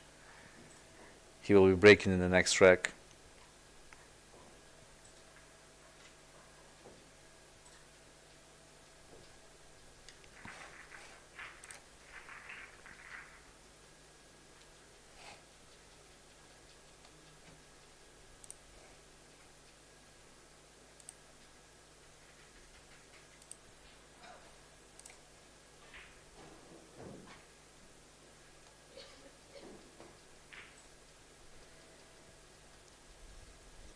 We also have the women's semi-final matches on the outer tables. Olivia Zalewska is facing Julia Tarka, and the usual suspects Katarzyna Wesołowska, Monika Ząbek are battling it out in the other semi-final pair.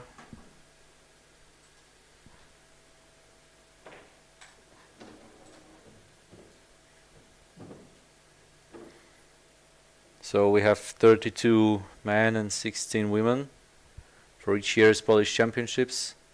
It's not an open tournament. You have to qualify from the Polish rankings, playing the Polish Cups. We have 6 of them in the men's division, 2 8 balls, 2 9 balls, and 2 10 balls.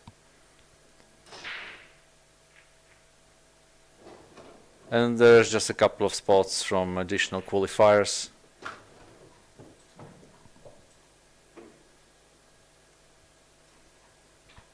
Which are brutal, by the way, because basically you have to play 3 tournaments within a weekend, within 2 days. So it's a crazy schedule of playing match after match, basically, from early morning until the late night for 2 days in a row.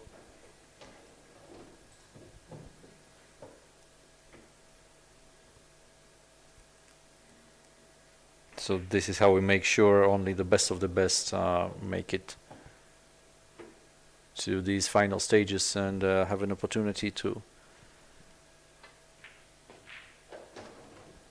face the best in the world in the main tournaments.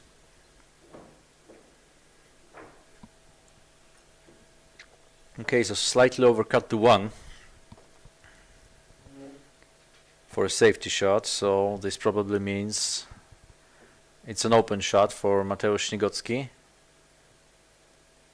and thus an opportunity to get on the board.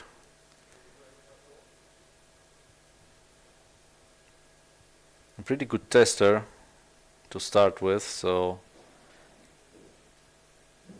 he has to reach over the 2-ball and get down and back up table for the 2. Oh, he chose the corner pocket. Wow. I would play this in the side and get just straight up and down. Not sure if why it wasn't an option. Still, Mateusz managed to create a distance here.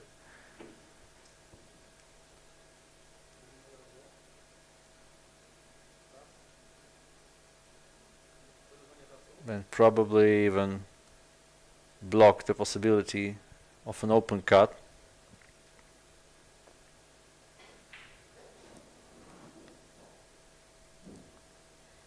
Because I guess Radek has just called a bank shot. He'll probably try just to play it safe. Oh, it was quite an attacking shot. But a bit lucky.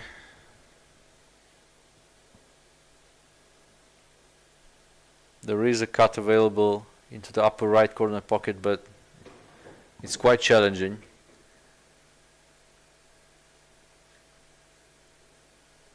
On the other hand, any safety here is challenging as well. Yeah, so he chooses the cut and makes it. Wow, what's a brilliant shot here by Mateusz Śniegocki.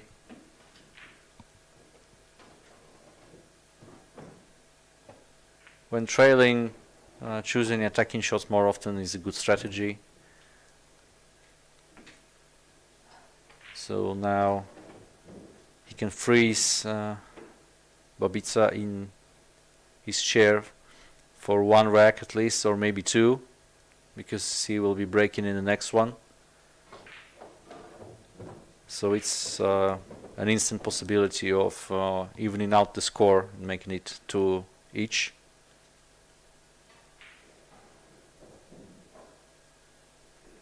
Which is why we also have to take the score into account when making decisions at the table.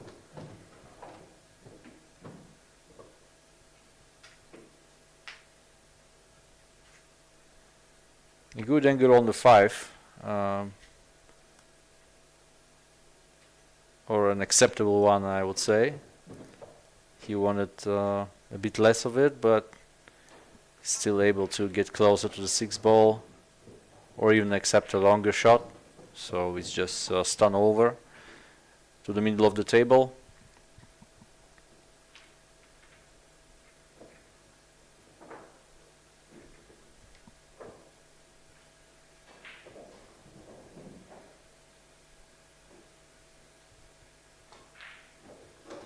Nice, really clean stroke.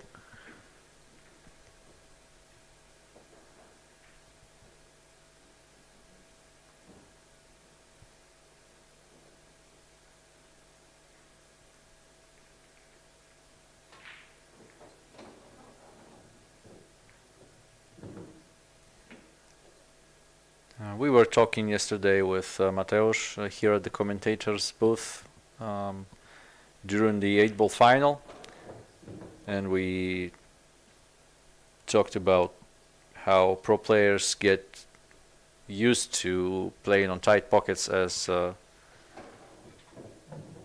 equipment gets more challenging as a global standard right now.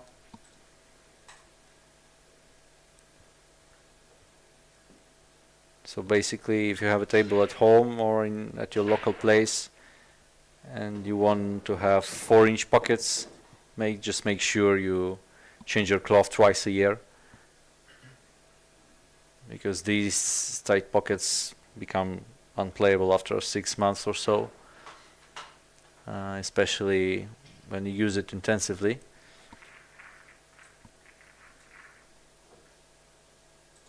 If you change your cloth once a year, like I do,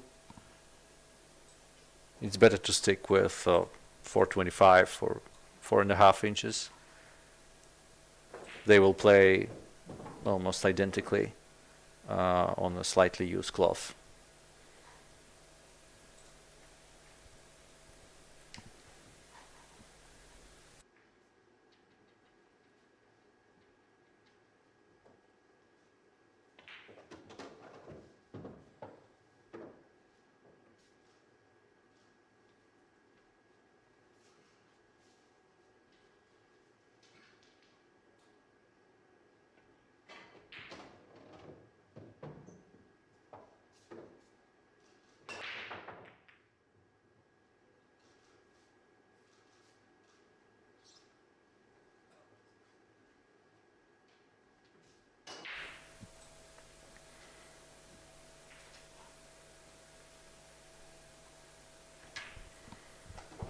The hope of evening out the score at this moment is already in vain because of a dry break. So once again Mateusz is struggling on his break shot, hitting the balls really well, but no reward. So it's another opportunity with one ball almost in the pocket for Radek Babica to gain more advantage and make it 3-1.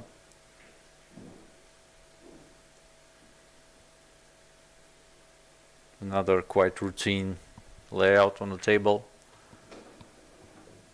Not much cue ball movement needed.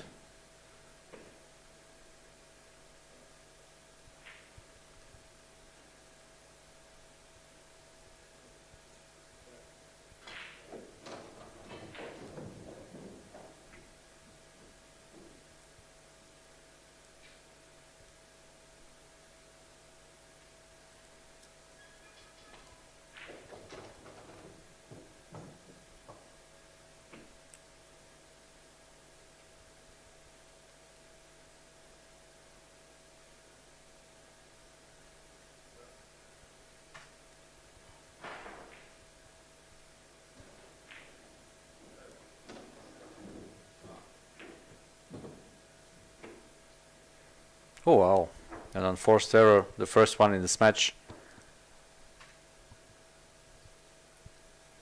by Radek. Gives some hope to Mateusz as he will try to clear the table.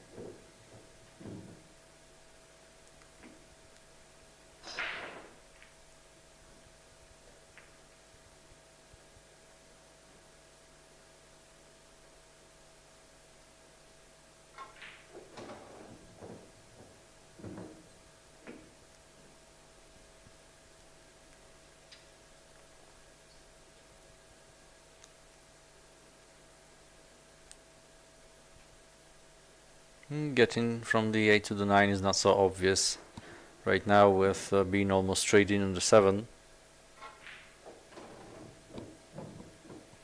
Okay, he had just enough angle. So it's 3 draw shots in a row for Mateusz in this rack.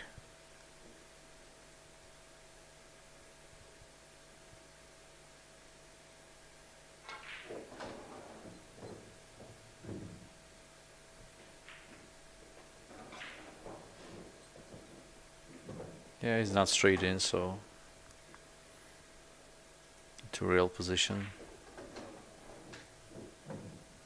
for the 10 ball.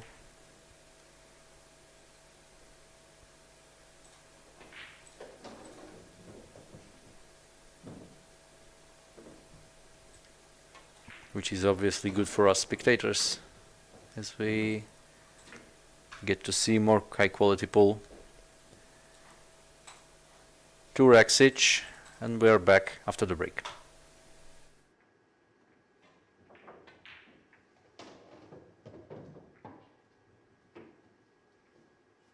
Jakby ktoś się z Was pytał, miał wątpliwości, to cała akcja nazywa się Billiards!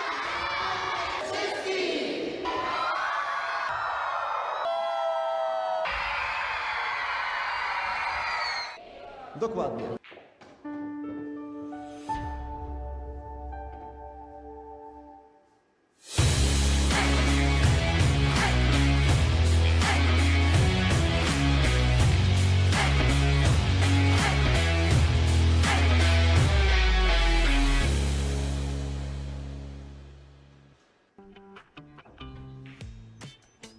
Here you're close to the most interesting tourist attractions.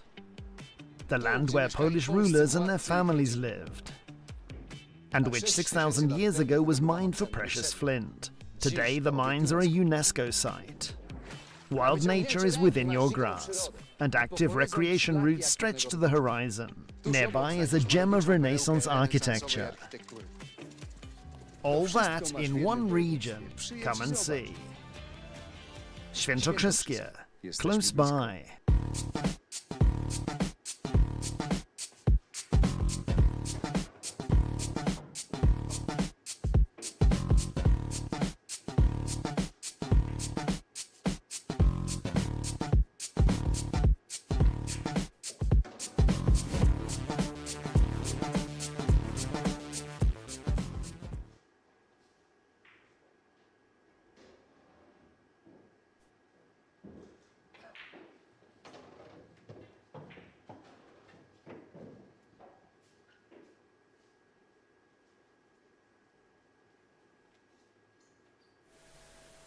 So we're back into the match. Notice how Radek Babica is breaking from the rail, which is not so common in 10 ball. He's breaking the same way in 8 ball, by the way. It's quite an old school way, but it helps with the bridge stability and with cue power. So a dry break now, the first one from Radek. See how the 5 ball hit the jaws of the pocket and left around. So now an opportunity for Mateusz. The 3 ball has got a narrow position area, so it's blocked a little bit by the 6 and the 8, but still makeable. So the 2 to 3 position shot will be critical in this rack.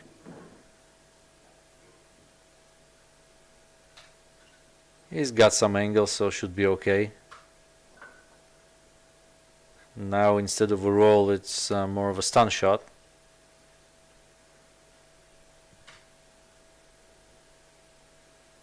Or lots of spin, basically.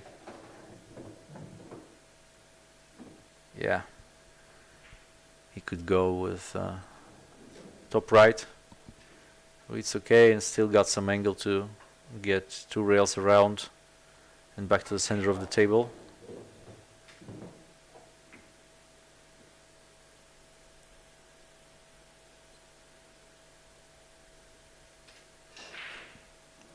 And it's a tricky spot right now. Yeah, he shows how he wanted to get more angle on the 4, and now he's straight in, and the 5 ball isn't so easily makeable into the right side pocket.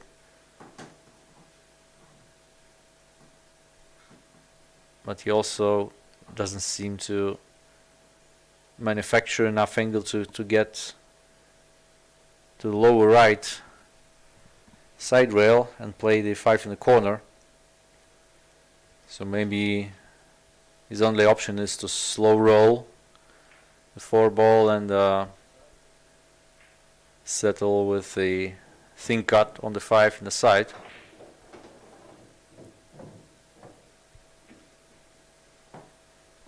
Okay, so now it's a soft roll with lots of right spin.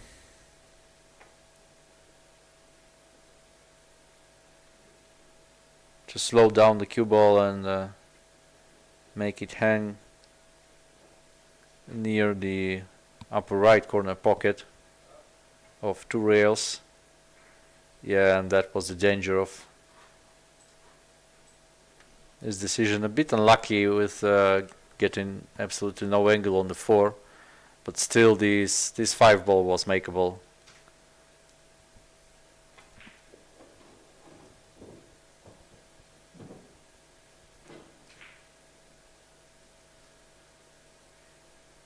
So now it's the same shot the other way around, a little bit easier to make, but a little bit tougher with the position because of the 9, and he just clipped it, so a bit lucky. He wanted to avoid contacting it at all. And now he's also on the wrong side of the 6. Let's see how it gets to the 7 ball. Probably off the 8. Yeah, exactly.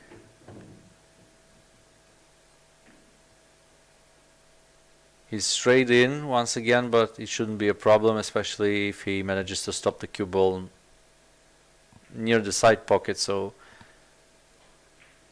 he will have just enough angle and some space to cue and play below center. Send the cue ball down table for the 9. Yeah, he overrun it a little bit. Yeah, exactly. He wanted to stop near the left side pocket. So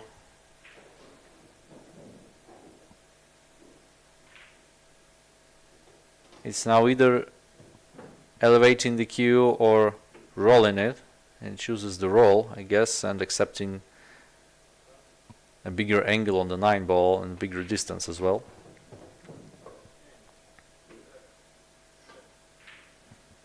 Yeah, this is where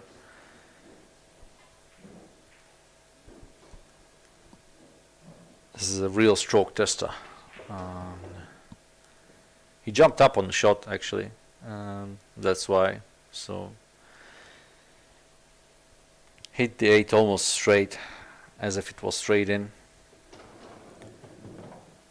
So 4-inch pockets don't forgive any technical errors. You have to stay down on each shot and have your stroke 100% clean every time.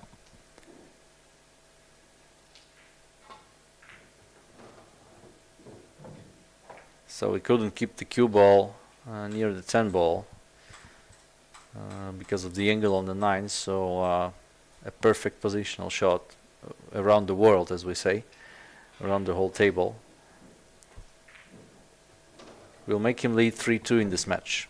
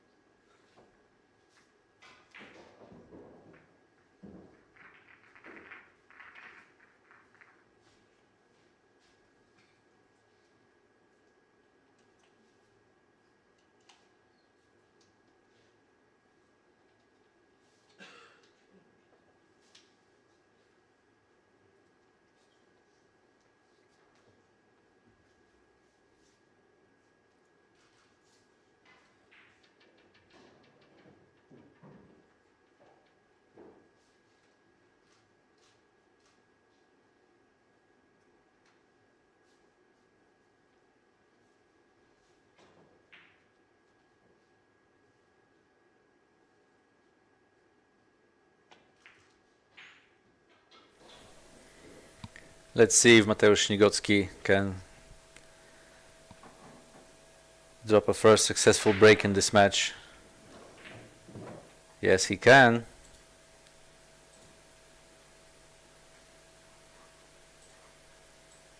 But the one ball is blocked, and let's see if he's snookered on it. If he is, he will have to play a push out. If not, he can play safe.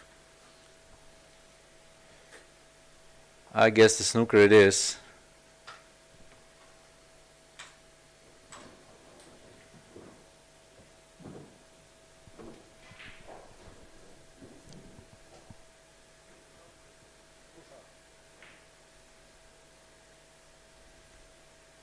Yeah, but the only reasonable push out possibility here is to keep the cue ball around and leave a safety opportunity. Maybe a kick save. So we have this wall of balls 10, 4, 5, 9 and 3. So if you can split the cue ball on the one ball by hitting it off the top left side rail,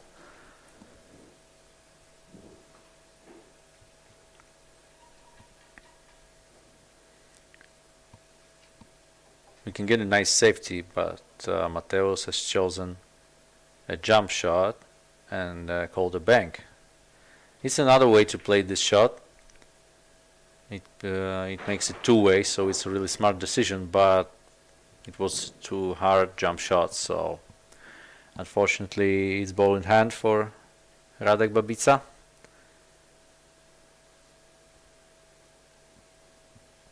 A bit harder layout. You can see more of those on Predator events, Predator Pro Series, where they rack with triangles and break from the side, because almost all the balls are on one side of the table, on the right side, which makes it more difficult to navigate the cue ball.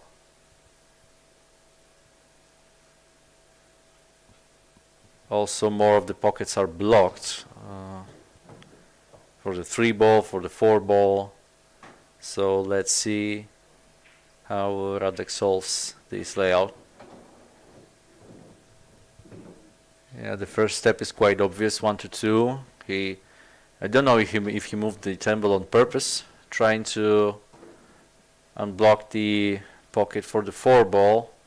I don't think he did it in full, so still has some work to do, and also he's almost straight in on the 2. So let's see how he gets to the 3.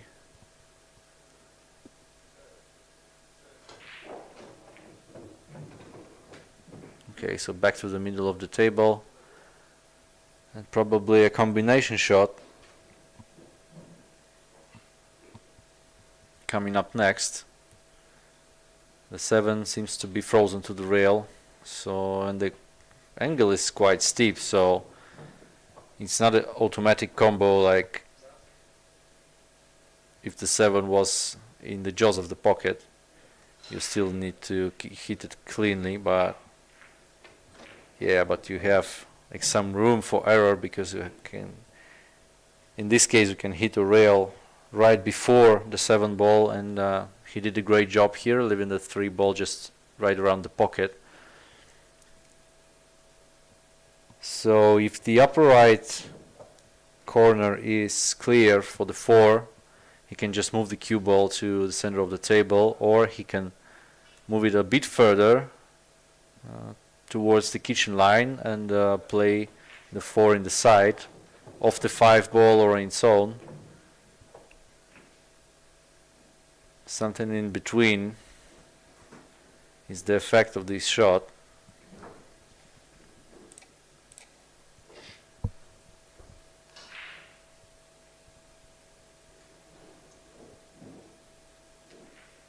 Okay, so if he measures the position line for the 5, I guess the 4 is on into the corner pocket, so it's a tough cut, because not not the whole pocket is available. Yeah, he has to overcut a little bit, and he did a great job here. Also, when the pocket is visually blocked by another ball, like in this case the 10 ball, it makes it harder to aim, so you have to trust the ghost ball, basically. And now the cue ball drawing off the 9, I guess he's going to... Wow, so too short stroke. It should have been a power draw, but Radek just poked at the cue ball, so it was more of a stop shot. The 6 is still makeable though, in the left corner pocket.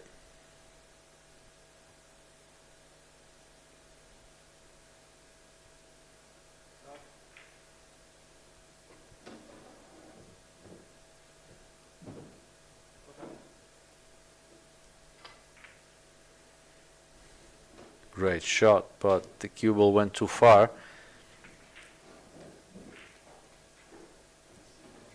I guess he wanted to park it on the 9 ball to create a good angle into the lower left corner pocket, but he overdrew the cue ball, overspun it.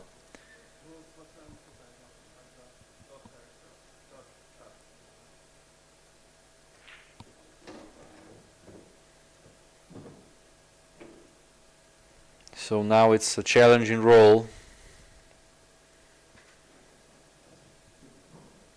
with awkward cueing as the pocket interferes a bit with the shot. So he used up all the shot clock up to the last second and hit it with a good speed, so he didn't leave, I guess, a makeable 9 ball. I'm not sure from these camera angles, but the speed was definitely correct because he could just tie up 9 ball with a 10 ball and create a problem for Mateusz. So the 9 ball was makeable, but there was no option to position the cue ball properly, so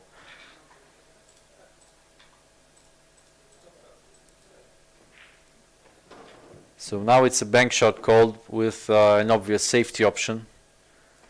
When you have such a bank shot, you play it for a bit of an undercut, so it can bounce off the second rail. Oh, it was a pure safety, okay. So another way of doing the same thing. But he could also attack here and make it two-way. But now all the pressure is on Radek. Of course, he calls the long bank shot, but it's not a gimme on these 4-inch pockets. Also the 10 ball is pretty close to the rail, so it's hard to judge the angle and avoid the double kiss.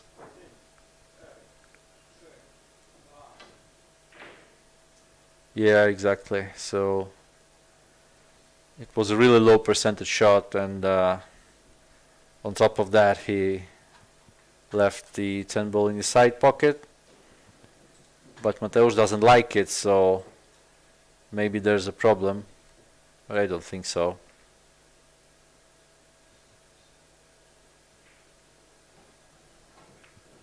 Yeah. So it's 4-2. Mateusz on the lead in the semi-final match, and Radosław Babica has taken a timeout, so we'll see you back in a couple of minutes.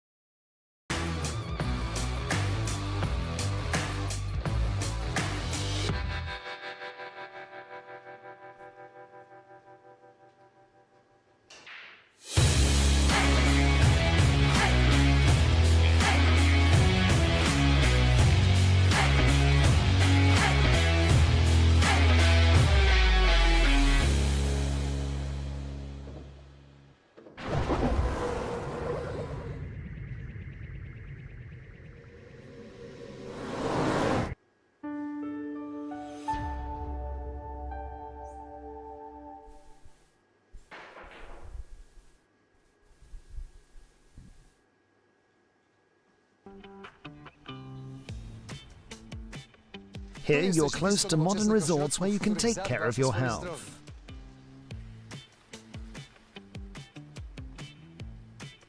All around you can find professional care and restore your vital powers.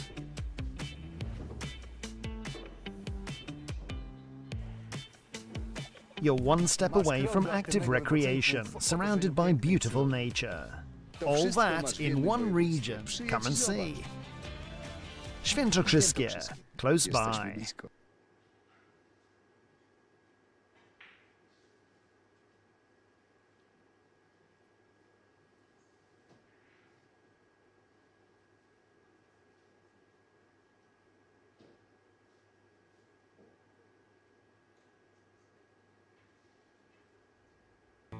The Diamond Paragon Pool Table.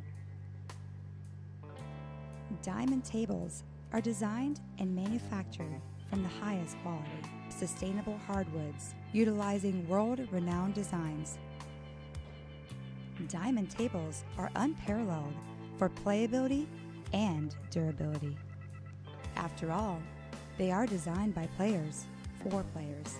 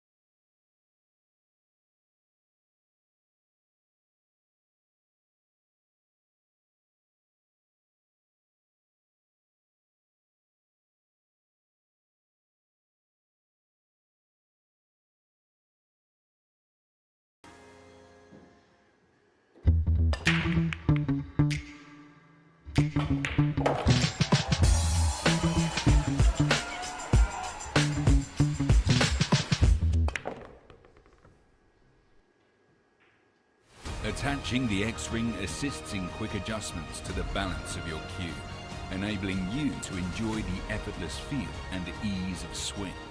Perfect equilibrium. X-Ring.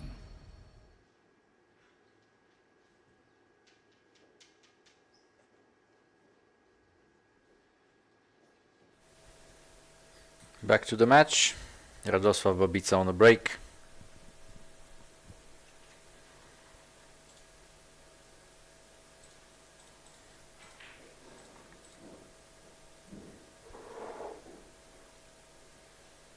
Trying to even out the two-rack advantage from Mateusz Śniegocki.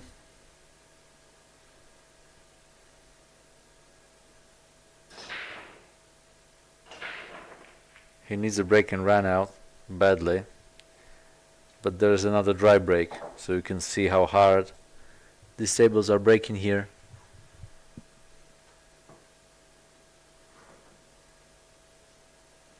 He changed the cue ball spot a little bit, but it didn't help him.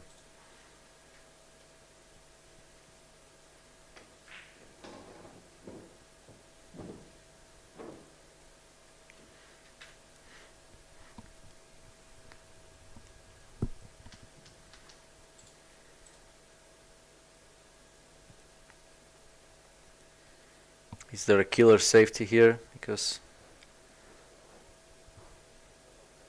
obviously not a ball to pocket. So we might see another safety battle.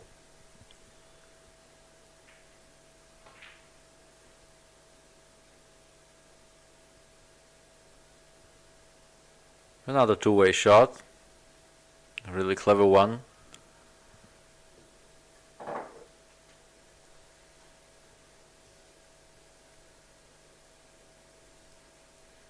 So now it's quite easy to hit the one ball, but not so easy to leave a safe situation.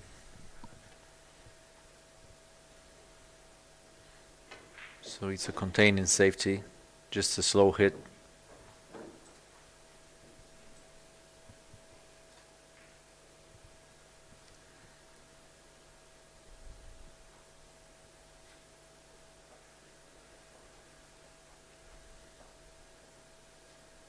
So Mateusz will stop the cue ball near the 6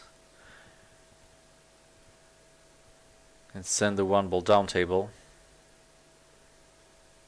Most probably after 2 rails. The other options don't look so well here. He's also aware of hitting the 9 with the 1 and the distance between the cue ball and the 1, so he's elevating the cue ball for more speed, but it's still quite a soft hit.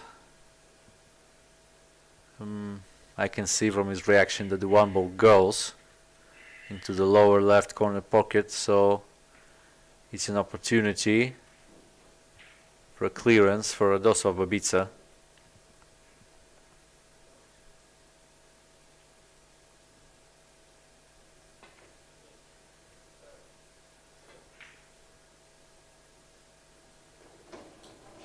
Nice one ball.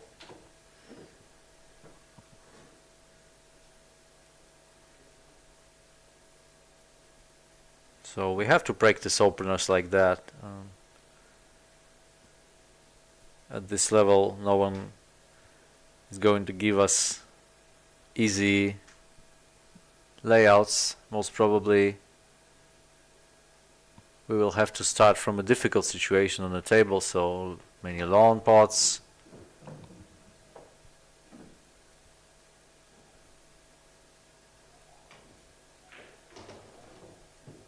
Or technical shots like this one ball that Radosław played is one of our training focus, actually, to be competitive at this high level.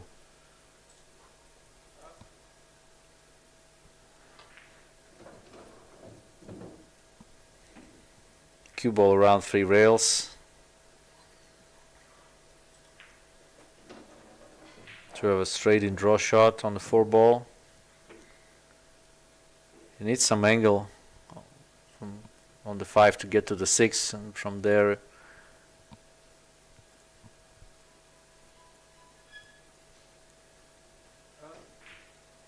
should be just a technical matter for him.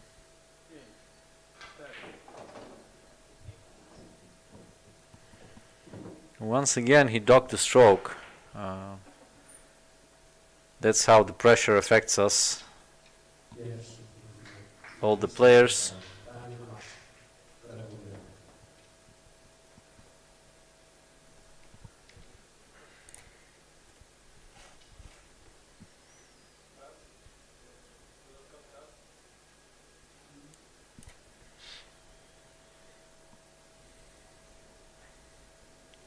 It's the worst possible angle on a 5 ball, honestly, because he can draw straight back, can manufacture the angle of the rails, unless he unleashes some magic now. But I guess he will just leave the cue ball and try to make the thing cut on the 6. A tough shot on these conditions. But good news is that Radek can park the cue ball on the 9. So he just needs to focus on hitting the 6, right? Yeah, that's exactly what he did. Nice recovery.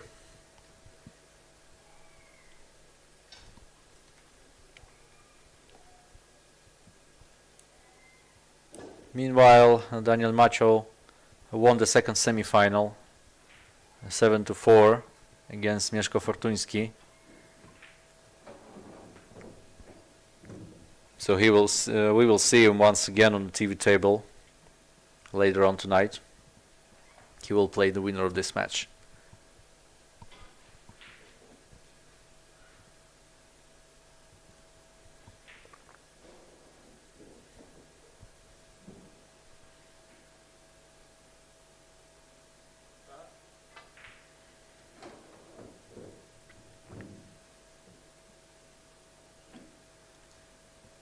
Radosław has been around, I guess, the longest of all the players in these championships, and he's still able to produce a fantastic level of play with all his years of experience.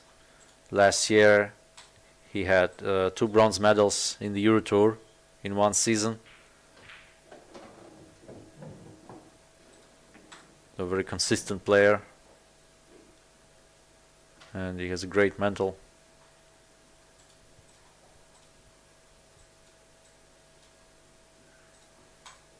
He also runs his pool school in the town of Rokietnica, and he used to organize his own international tournament, Rokietnica Open,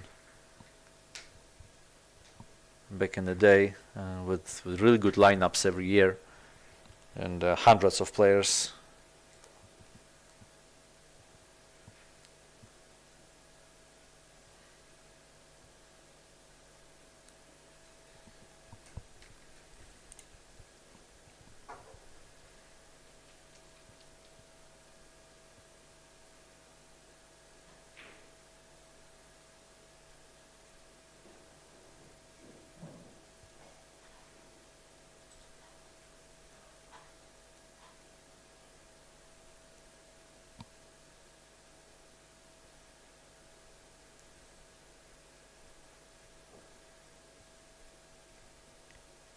So we see this as a battle of nerves and experience from both players. Let's see whose mind will be the strongest this time, because as I already said yesterday, we can't judge a player just by one match. It always has to be a longer distance. Another dry break. The 6 has hit the jaw of the side pocket, the 4 has hit the jaw of the same pocket. It's really hard to get the ball in. Today we started the 9-ball championship, and it goes a bit better, at least from my perspective. I could hit the balls really well on the break, and was able to make 5 break-in runouts in my first match. But you still have to go really deep into the cue ball with the cue here to make the ball spread, and this is critical in 9-ball because the breaks have to be legal. And here we have the 3-point rule. So it's not enough just to pocket a ball.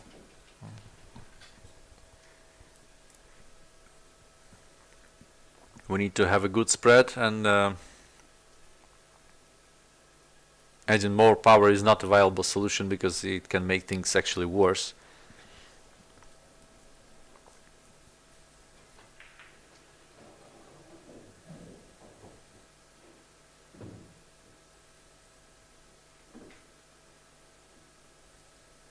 So I can say I've definitely seen tables that break much easier than these ones. But of course these are diamonds, so Rolls-Royce of the pool tables.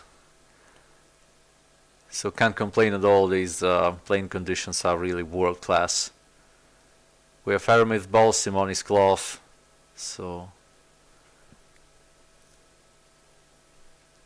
really get what we deserve here.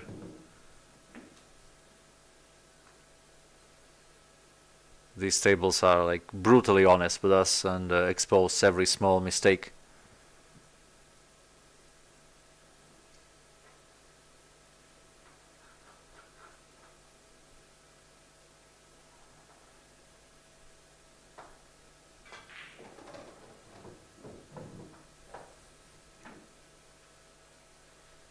Radek is the only player who has a Polish flag on his glove, at least from what I've seen. I wonder if it's a sticker or a patch of some kind, or is it a custom-made glove? I should ask him. Cruising through this rack.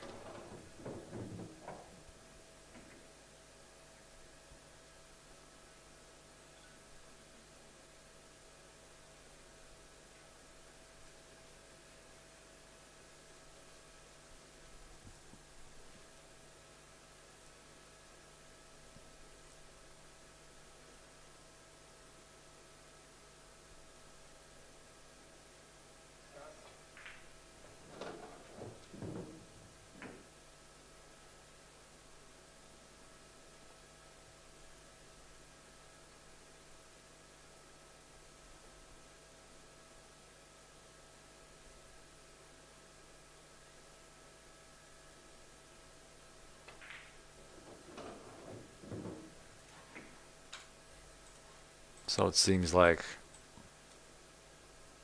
the score will tie up once again at 4 each.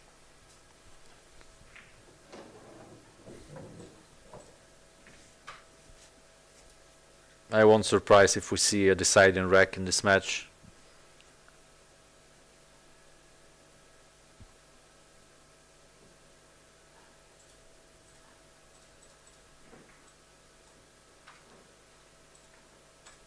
There's 12 Fargo rate point difference between the players, with Mateusz having a higher one, just below 800. He has a 799, and Radek has a 779. So mathematically, their level of play is quite similar. So matches like that mathematically often end in a deciding rack, where it's a coin flip mostly. So every player has got a chance to win, an equal chance. Especially with an alternate break, so we can't see anyone run the whole set from first to last rack. And honestly, with a break shot like that, of this difficulty on the tables that we have here, I don't think it's even possible technically.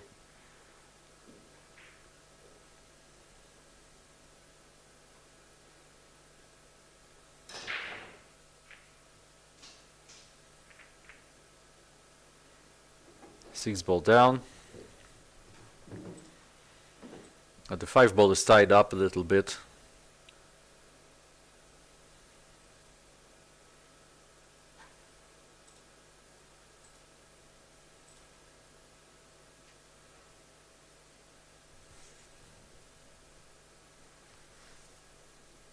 Probably a good safety opportunity later on in the rack.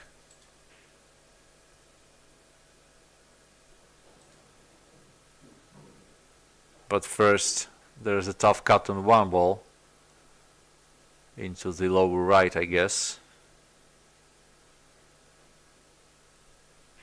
So-called blind angle, because when aiming you don't see the pocket, which makes it harder than other shots. And we have an undercut here. Not a gimme for Mateusz, but he can cut or play the bank shot. He's got options, and he's at the table anyway. So can't complain, I guess. Called the bank shot.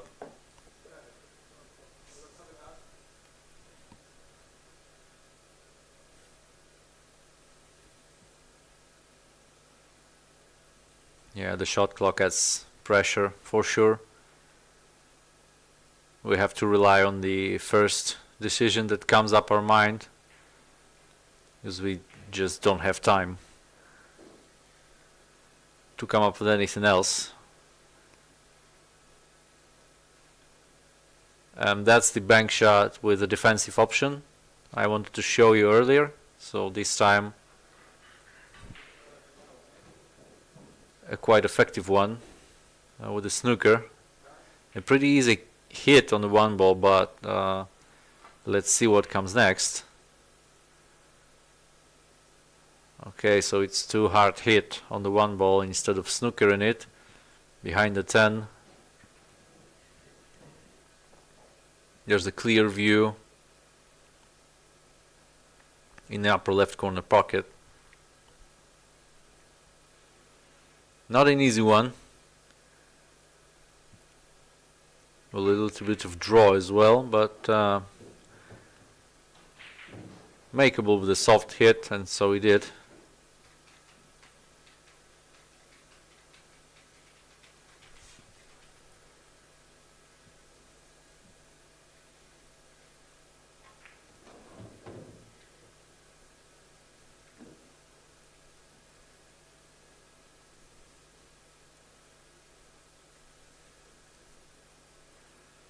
Planning quite some angle on the 4 to go towards the 5, so we'll probably try to get the cue ball in between 5 and 7,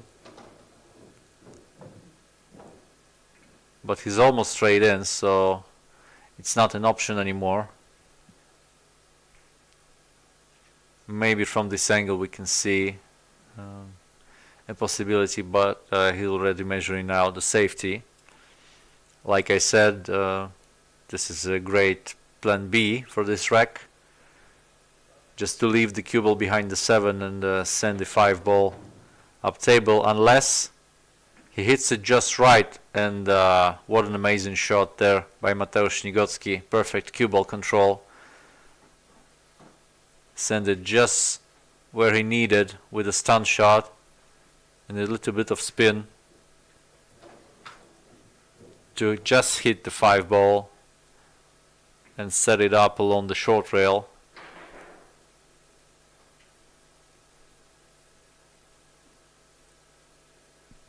So that was a game winner, I guess, for Mateusz in the crucial rack in this match to go up 5-4.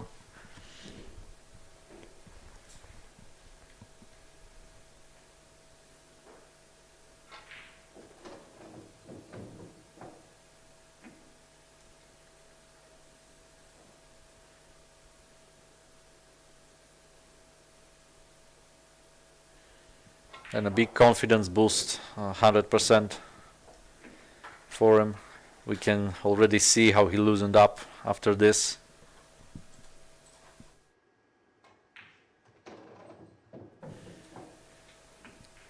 So let's see how the rest of the match plays out right after a short break.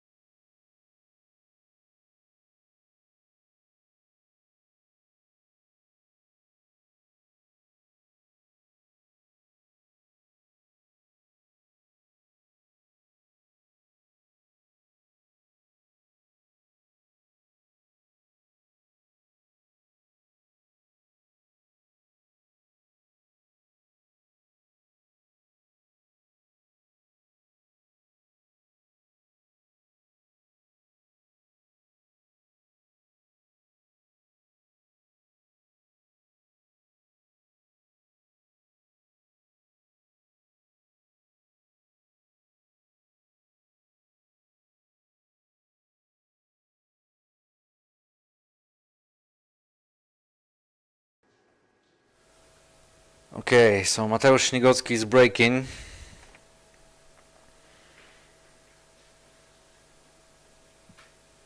And hoping to get on the hill after this rack.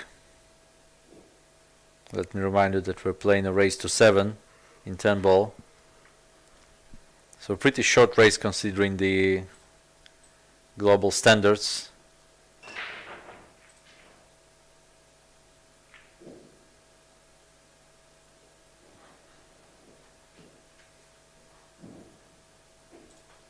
Too many dry breaks in this match.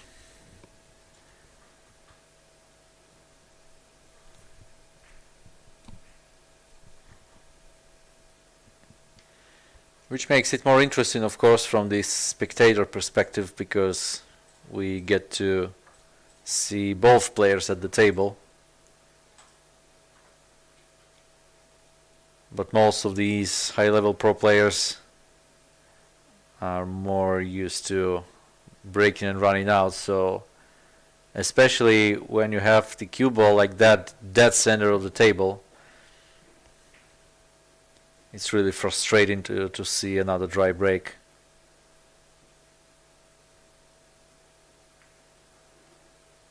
So a push out, he didn't take the jump shot.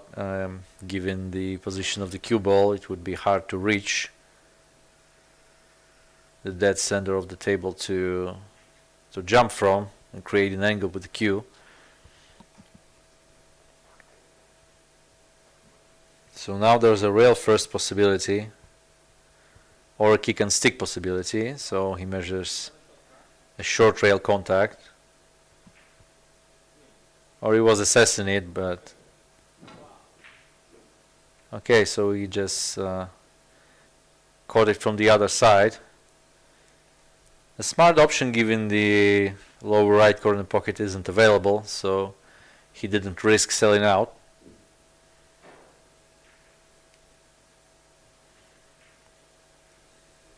Seems like a start of a safety battle. Sending the one ball with a thin hit of the lower right side rail up to the short rail. Okay, a softer hit with the cue ball. I was expecting a harder one with the cue ball going to rails back into the kitchen. Still a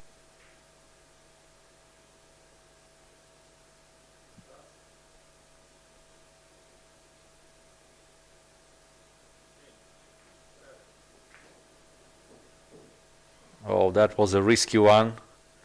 A very nice shot.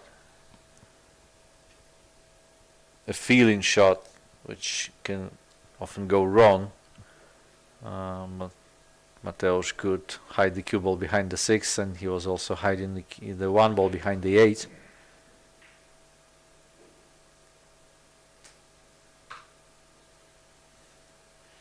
And a masse shot by Radek. It's easy to overcook these ones, but he did just right. Wanted to make it, of course, but we don't practice these shots like so often, so these are quite low percentage most of the time. Let's see how much of the one ball Mateusz has, and I guess he had just enough to pocket it, but undercut it just a little.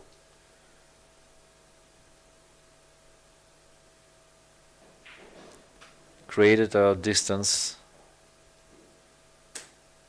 Let's see if Radek can attempt his own cut shot here, or will it be a kick and stick?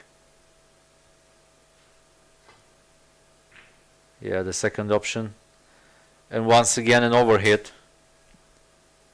The second time in a row the same mistake by Radosław Babica. Of course he wanted the cue ball to get closer to the 9 and 7 as well, but he could just hit it a bit slower just as well, so the one ball doesn't come out. And now a nice long pot by Mateusz Śniegocki, and a good opportunity to finally close this rack and get on the hill.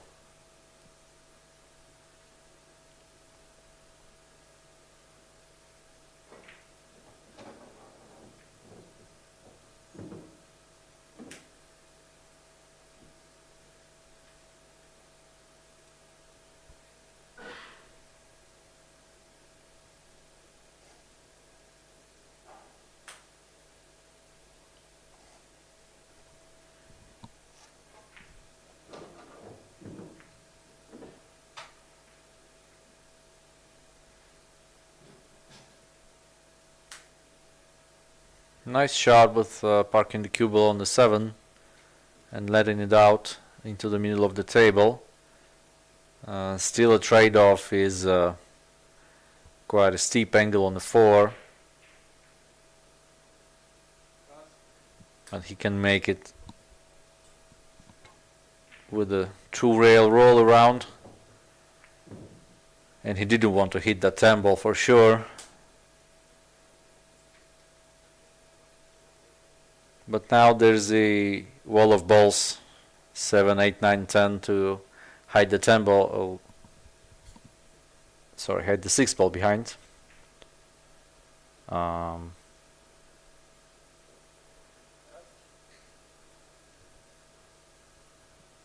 the cut shot is still on, of course. But the safety is a higher percentage.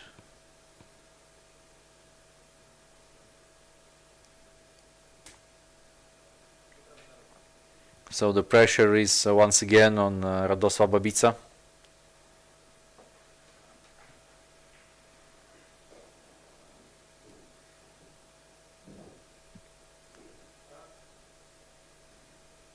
He could even make this 5 ball and he called the shot.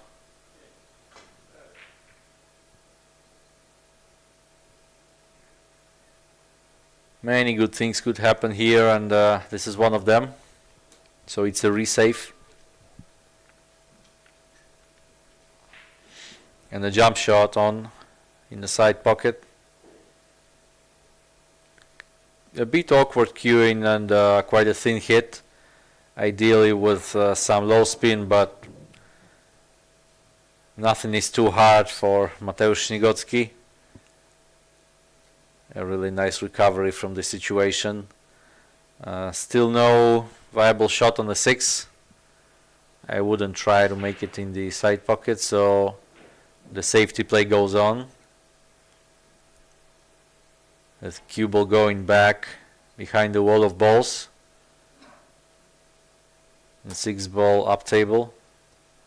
Not an ideal outcome.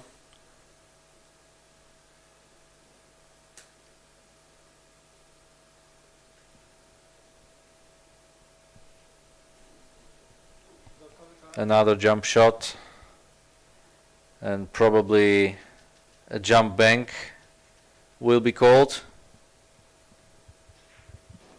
but the main goal is of course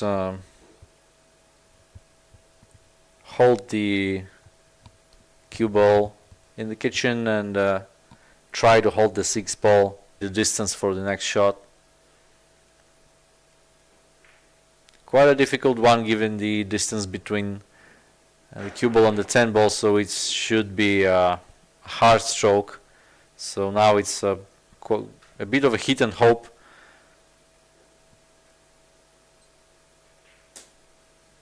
And the sellout in the end, so a bit unlucky for Radosław Babica. The hit on the 6 was really good.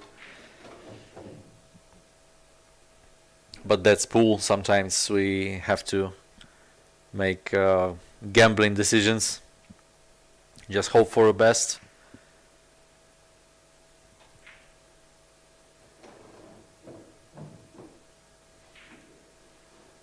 Mateusz wants this final and wants the gold, of course. Yesterday he couldn't get past the semi-final in the 8 ball. So today is all the more motivated. The players are fighting for the government funding and the federation funding for the next year's Euro Tours and the World Championships. So the stakes are really high for those guys. And last year,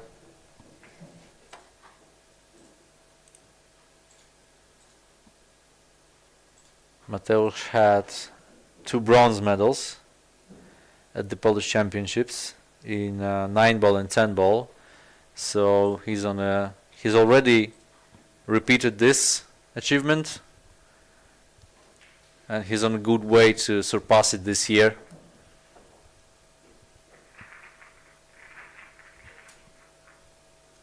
With at least one higher result. 6-4, Mateusz on the hill. And Radek will be breaking and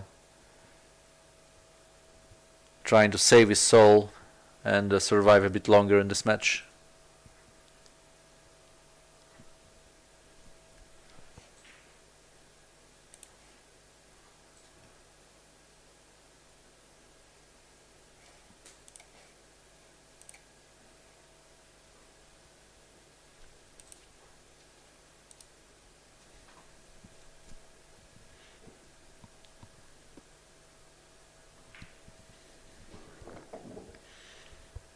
Radek is playing with Predator cues, although not sponsored by them.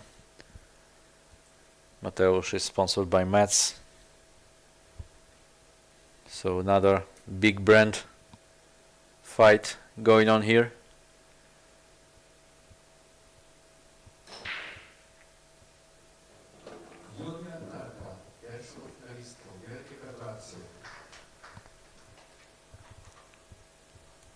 A ball down on the break and a softer one. So like I said, the cue power is not always the default fix and improvement for break shots, especially on these tables. Sometimes you need to get a bit of smoothness and depth in your break stroke, and it helps much more than just adding power.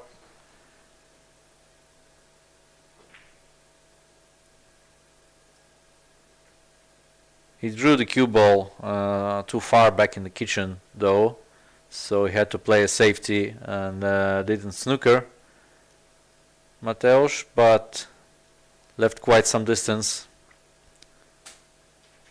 and an awkward cueing due to the 5-ball. Still he can make the 1-ball and just push the 2 towards the lower left corner, and unless the 6-ball doesn't interfere, which would happen, I guess.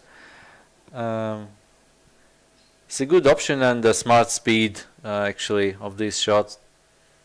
The 1-ball is makeable with an automatic position for the 2, but it's not an easy shot, so could be much worse actually for Mateusz.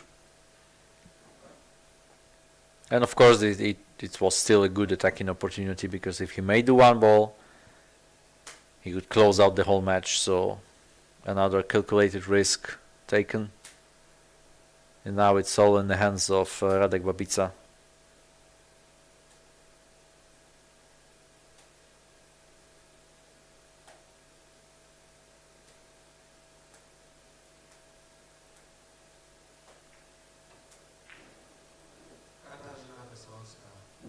Oh no, and it's an overcut on the 1-ball. On a diamond table, on a shot like that, you'd better aim to undercut a little bit. If you hit the rail just in front of the pocket, it will most probably go in still, but an overcut is not forgiven here.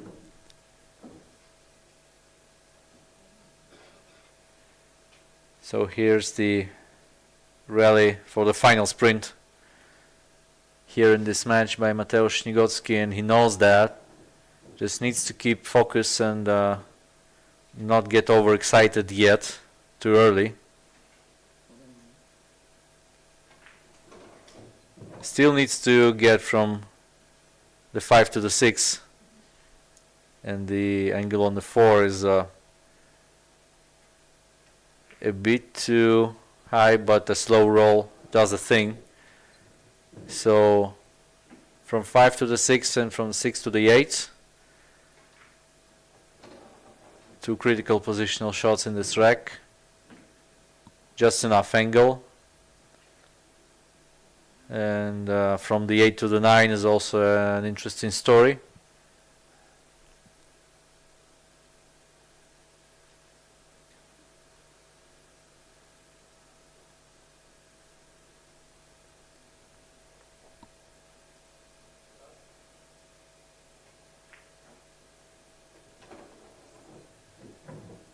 Yeah, so he overcut the 6 ball, and just look how far it made the cue ball travel. A bit complicated the situation, but should be just nice with the right spin and getting around the upper right corner pocket.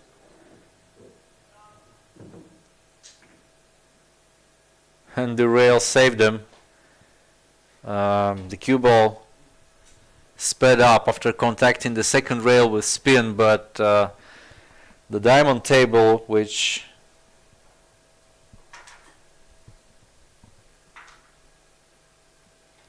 bounces in a specific way, just made him save it, and great long pot on the 9. And we congratulate Mateusz Śnigocki on winning the semi-final 7-4 in a great battle and getting through to the final, which he will play after a short break against Daniel Macho. So stay tuned and see you around. Mateusz Śnigocki, wielkie brawa jeszcze raz.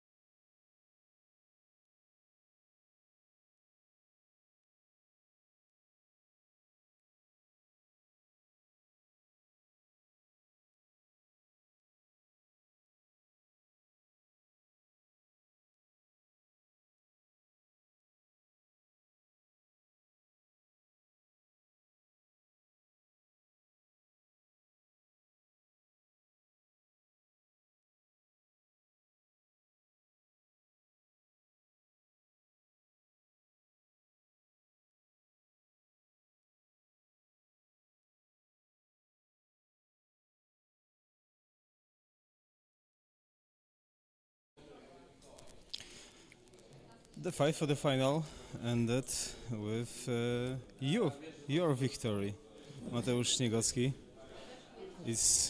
Feel good? Do you feel good? Of course, very good. Yeah, as you said before, it's not a dream, it's a desire, so I'm getting closer to it. Satisfied from my performance, I played really good. Struggle with the break again on the TV table. I don't know why the balls doesn't roll as they should. But I'm in the good mood, I feel well. I hope I'm gonna play well in the final and let the better player win.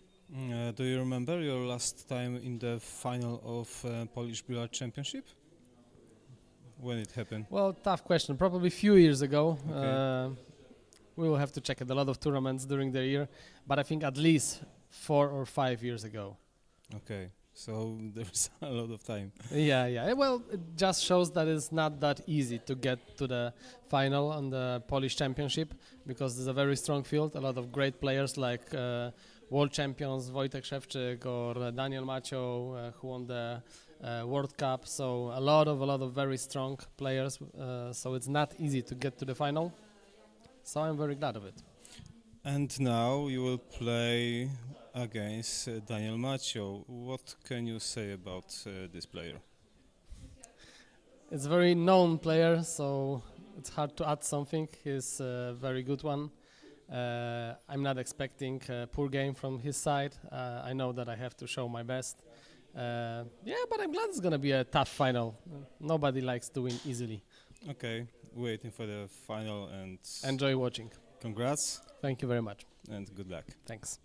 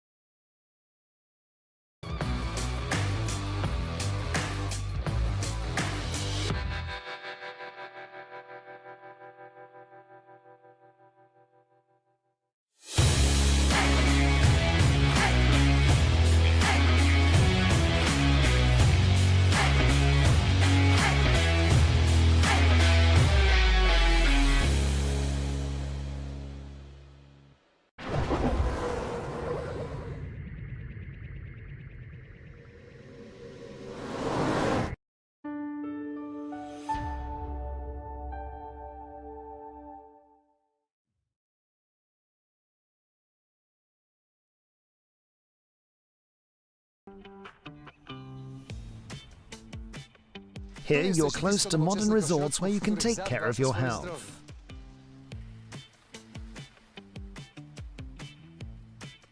All around you can find professional care and restore your vital powers.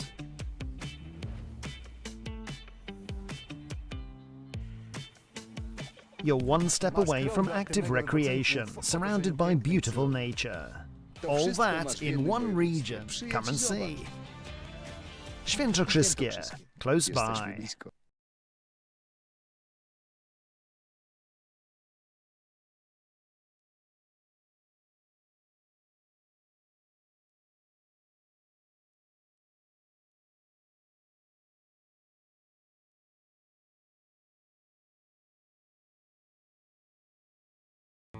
The Diamond Paragon Pool Table. Diamond tables are designed and manufactured from the highest quality, sustainable hardwoods, utilizing world-renowned designs. Diamond tables are unparalleled for playability and durability. After all, they are designed by players for players.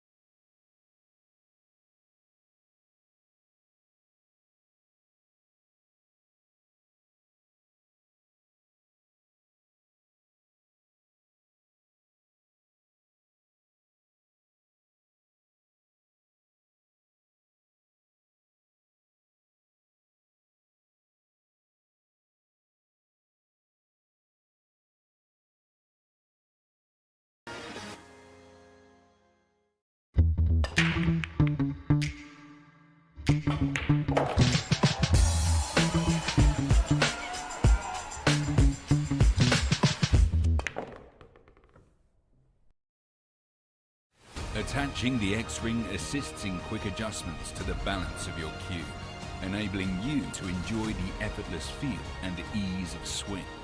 Perfect equilibrium. X-ring.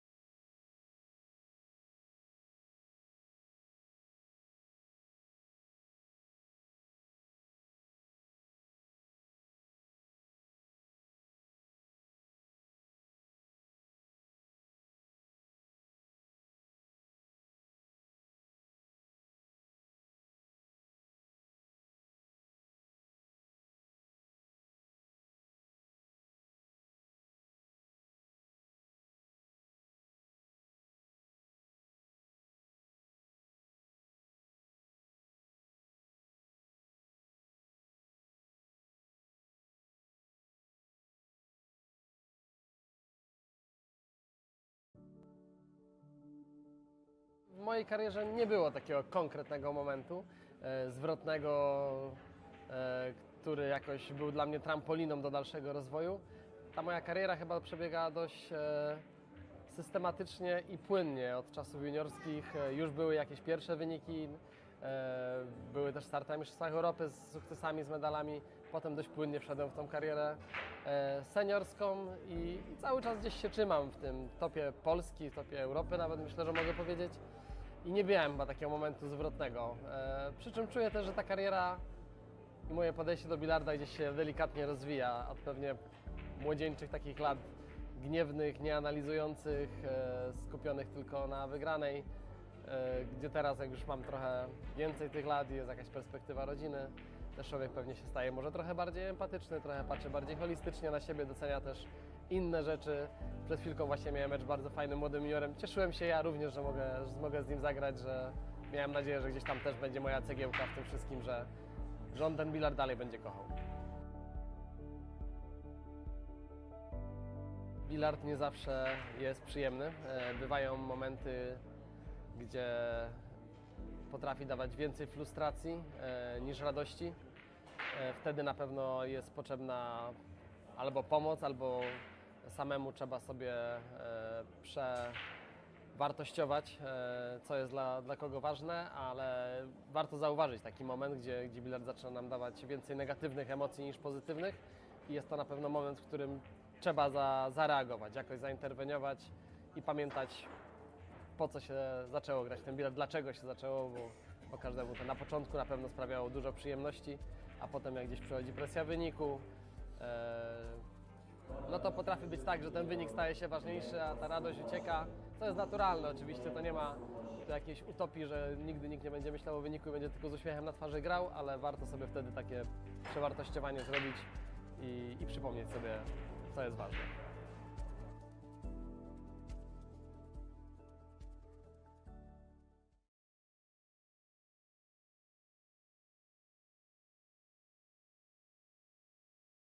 Jakby ktoś się z Was pytał, miał wątpliwości, to cała akcja nazywa się Billiards!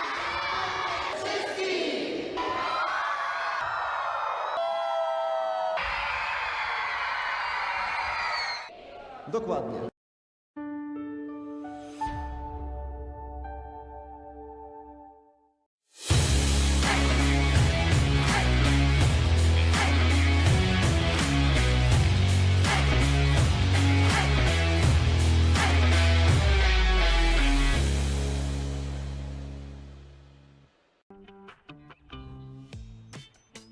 Here you're close to the most interesting tourist attractions. The land where Polish rulers and their families lived, and which 6,000 years ago was mined for precious flint. Today the mines are a UNESCO site. Wild nature is within your grasp, and active recreation routes stretch to the horizon. Nearby is a gem of Renaissance architecture. All that in one region. Come and see. Świętokrzyskie, close by.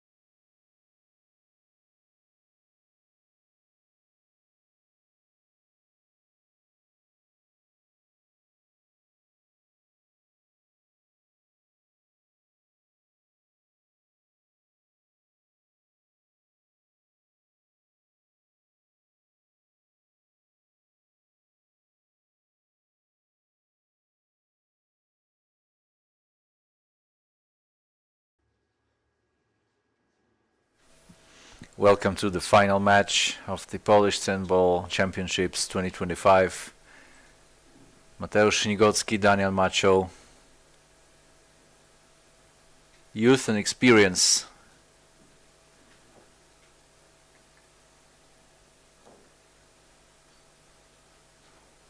Of course, Daniel with much ambition, and the two-time 10-ball World Cup winner within one season. One of the elite Polish players on the arena right now.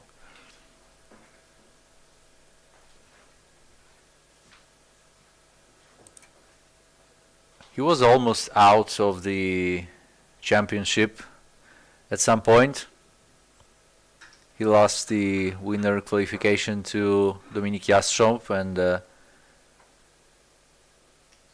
was trailing 6-0 to Szymon Kural in the losers qualification round, but came back all the way up to win the match 7-6. So here he is in the final match, breaking from the side, from rack 1. Quite a different strategy.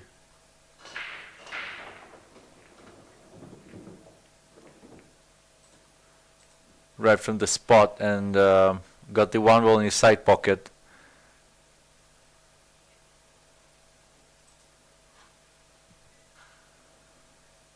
With the two right in front of the upper left corner. He's on a good way to start out this match.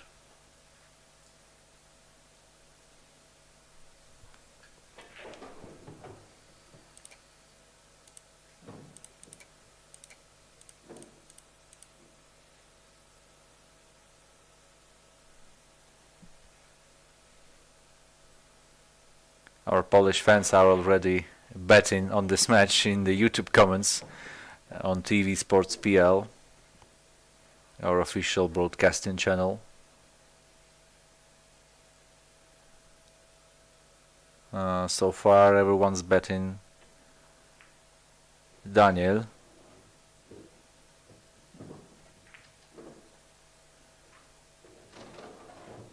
But let's see. This is a wonderful opening shot by Mateusz. Clean cut on a 2 and 7-ball down as a bonus.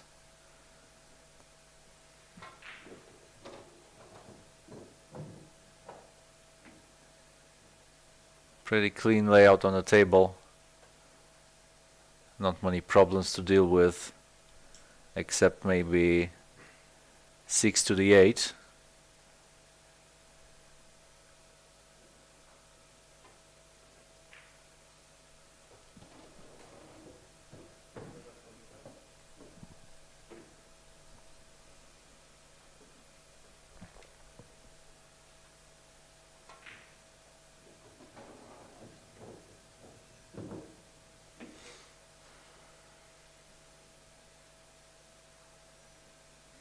So now probably going around the table to shoot the 6 from under the 9. Is there enough energy on the cue ball? I don't think so. Tough spot in rack 1.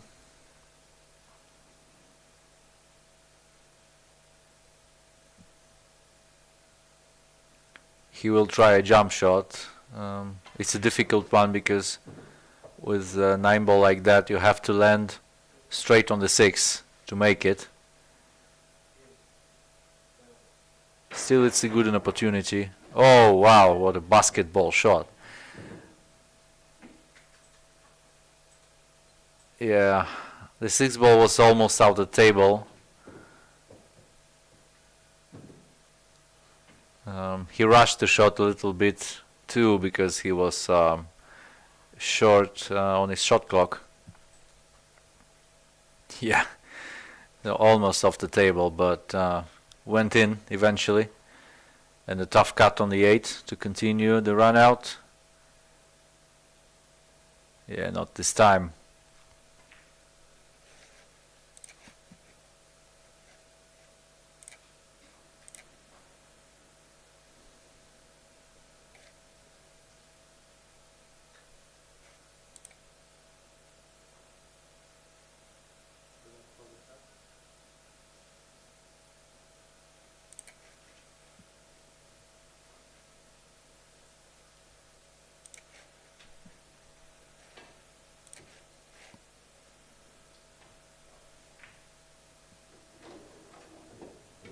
Almost 200 people are watching us now on YouTube, on TV Sports PL. Unfortunately, I don't have the stats for the Billiard TV in the US.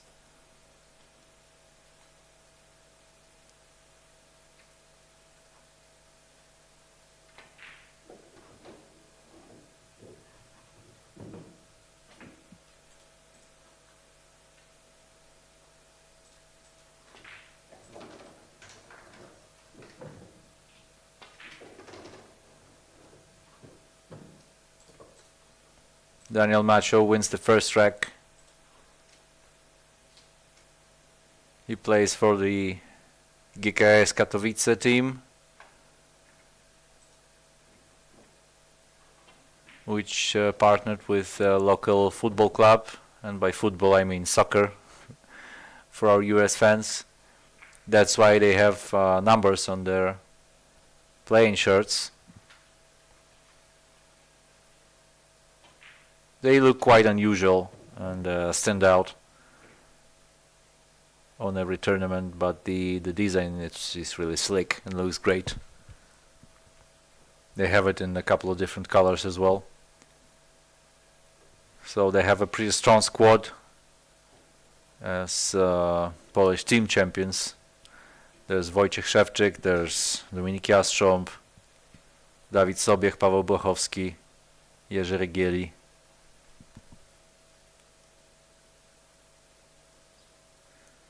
Definitely someone to be afraid of.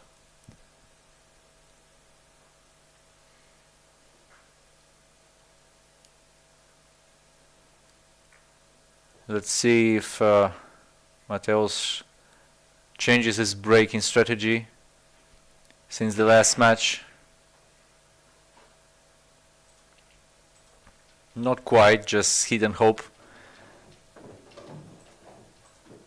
Like regular power break. So he's got the 4-railer uninterrupted, and also the 8 balls, so 2 balls down on the break.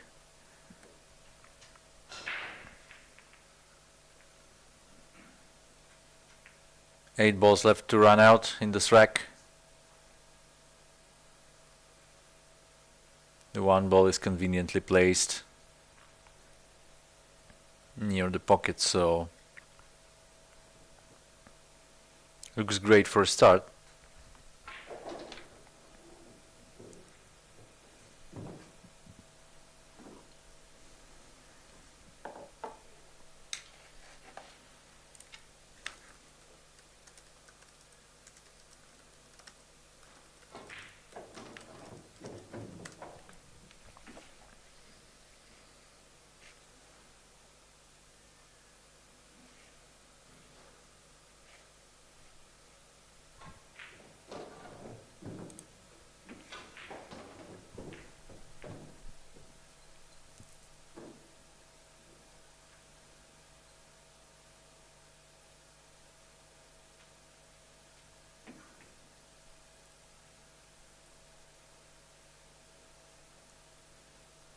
A smart way to go about this part of the rack.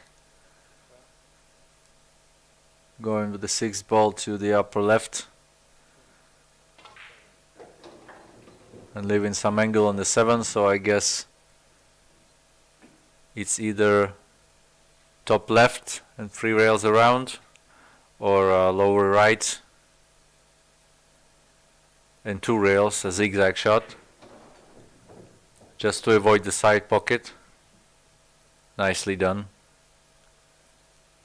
Just a little bit of angle for a soft draw, and the 10 goes in the same pocket to even out the score.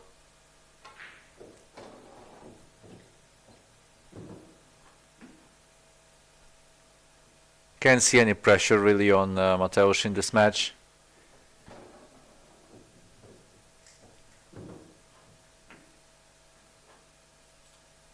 He loosened up a bit after the semi-final. Of course, he still wants to win, but he looks more relaxed now and plays a bit faster.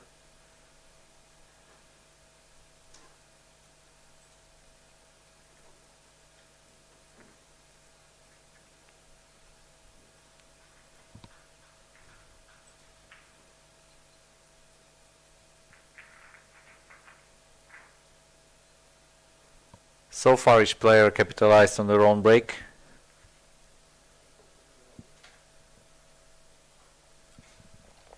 Let's see if anyone breaks the serve,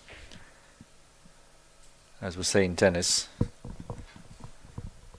It's alternate break race to 7 throughout all the tournament.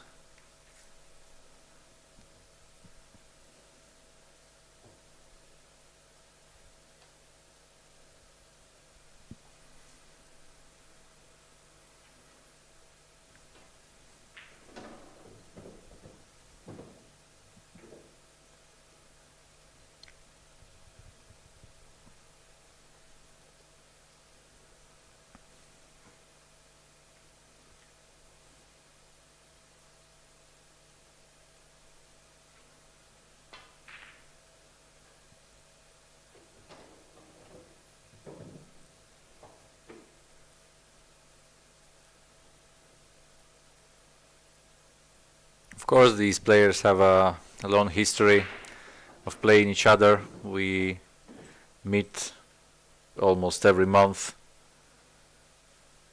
at national tournaments, and we often get to play on the international scene, like in the Euro Tours.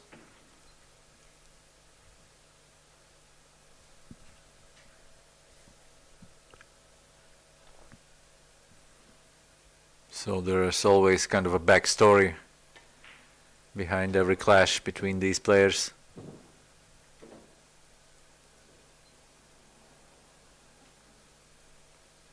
But that's actually what makes the overall level of play in the country so high. We have 6 spots in the main squad of the national team each year. It gets determined by the ranking and the Polish championship results. These 6 players get the funding for the Euro Tours and some other tournaments for the upcoming season. And we have at least 15 guys fighting for these 6 spots. Everyone close to 800 Fargo or higher.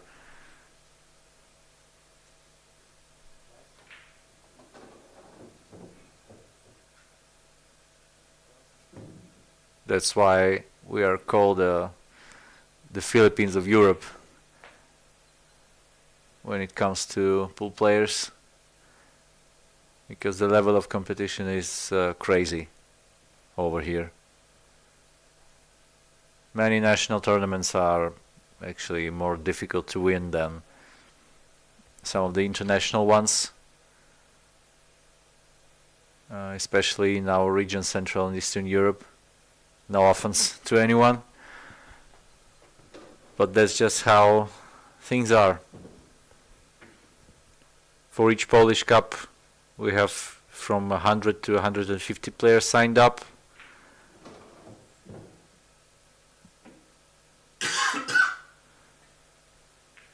So we just have many more players overall than many European countries.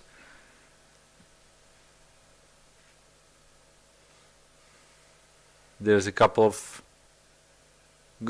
hundred players playing in the Polish Team League, and if we take the Polish Amateur Championships, this is simply one of the biggest tournaments in Europe each year, because we have 300 to 500 players on site in the main event, and a couple of thousand going in the regional qualifiers. So we can compare it easily to the APA finals in the United States.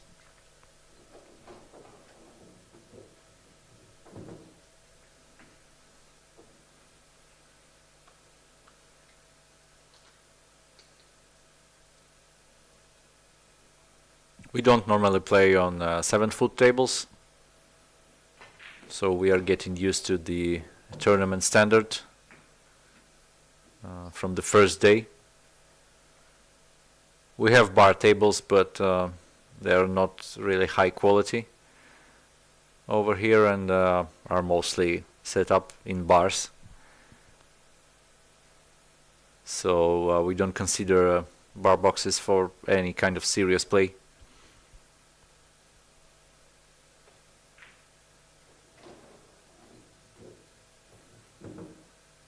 This is not an optimal position for the 10 ball, but Daniel's still a favorite to win this rack and go up to 1.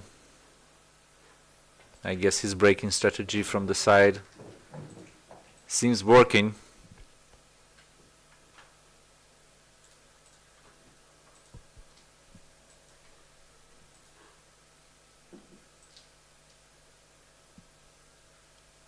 And we'll be back after a short break.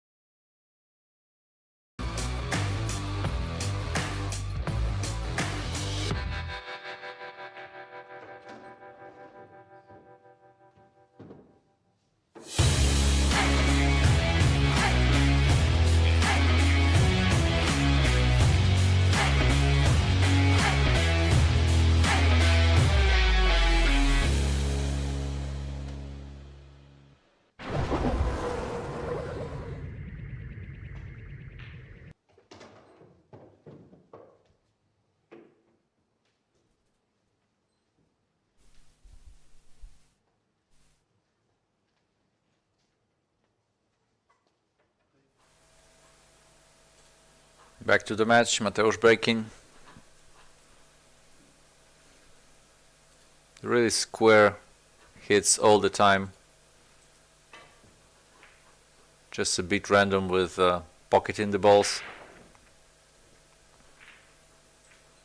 Just watch how both balls from the second row keep going below, like past the side pockets.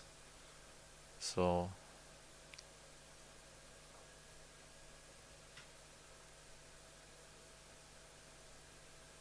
quite unlucky for Mateusz. So far he's been outbroken by Daniel.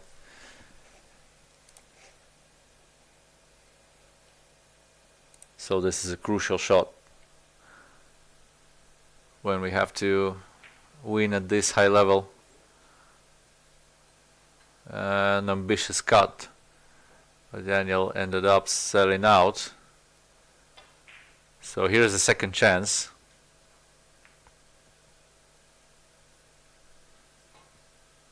Which is taken up right away.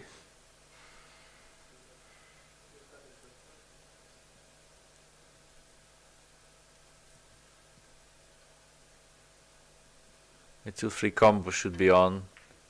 Let's see if he can control the 2-ball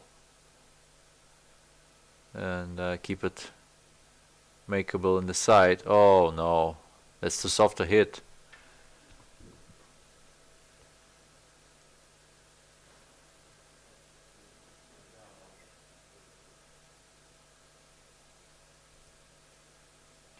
He was trying to control the cue ball and was a thin hit, so the 3 just lacked a little bit of energy to drop into the side pocket.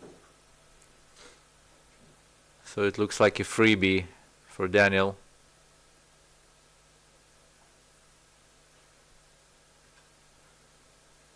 Still has to solve the 4-5-6.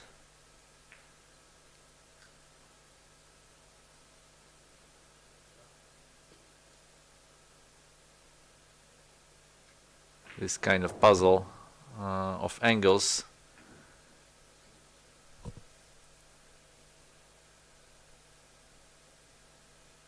I guess the way he played indicates that, yeah, the 5 goes. So the 4 is available with the cut to the left side, going with the 5 to the upper left, and holding the cue ball near the 3rd diamond, or maybe drawing it back for the 6 in the side. It depends on the exact angle that he has. Anyway, he's got options here. Aiming low. Oh, going around, okay.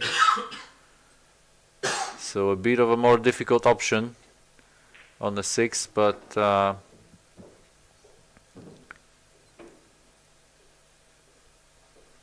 there's 100% confidence in everything these guys do, so he's even aiming the 7 ball for the cue ball line. It's quite natural, but still need to be precise to hit it.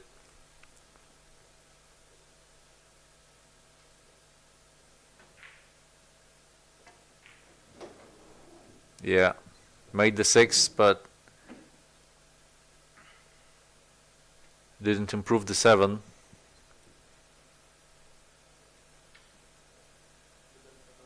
And he calls the cross-side bank, which is really pleasant to make on a diamond table. Yeah, exactly. Overrun the cue ball just a little bit.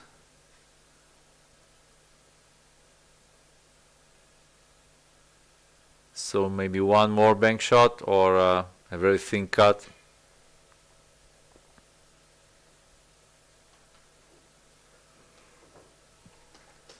So the cue ball will run left to right, or maybe a zigzag. Yeah. So up and down a couple of times. A really good hit by Daniel. He's in great form as always.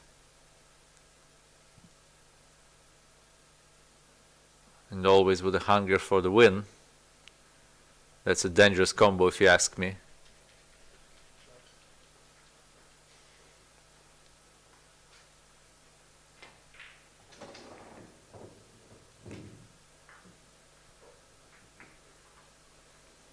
A smooth draw shot on the 9 ball, and an easy 10 to increase the gap.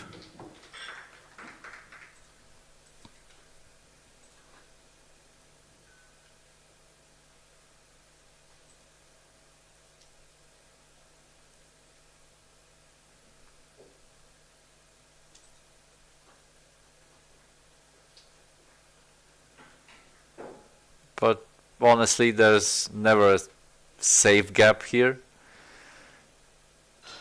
At such a level, once you start making mistakes, the gap can close really fast, and a momentum switch can be really dangerous, leaving the initiative to the opponent. That's what Daniel pulled off against Szymon Kural earlier in this tournament, which allowed him to stay and get through to the quarters.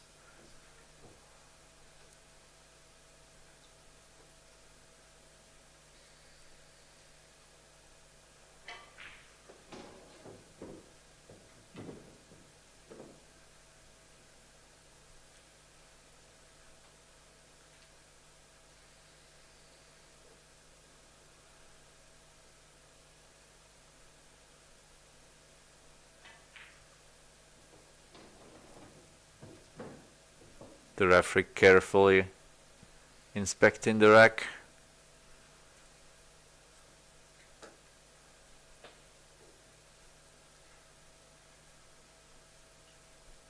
Making sure all balls are held in the right place on the template. We can't check it though. When the ref racks, We just have to trust him. Unlike when we react to each other or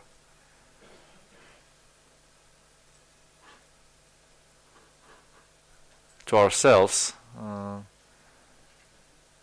But it seems to work really well here for Daniel. He's got the third one ball in his side in a row, and he's got a good look at the two.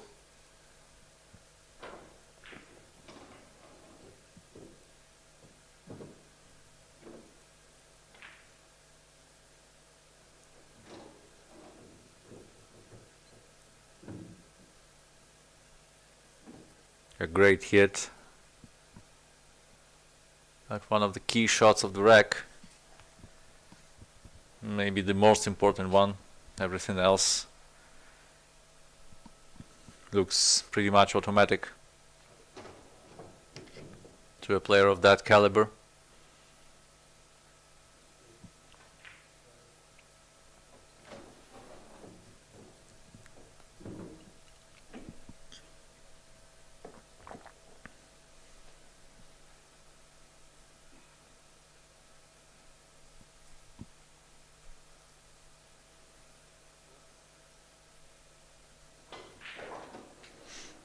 The endurance of these players is just amazing, especially when I see them live here in Starachowice,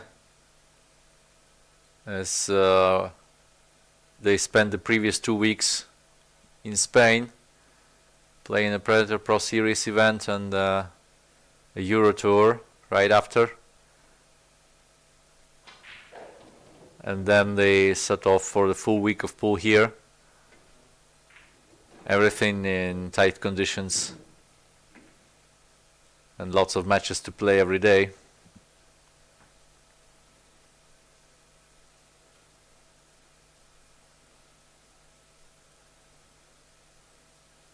So that's how we close a pool season in style.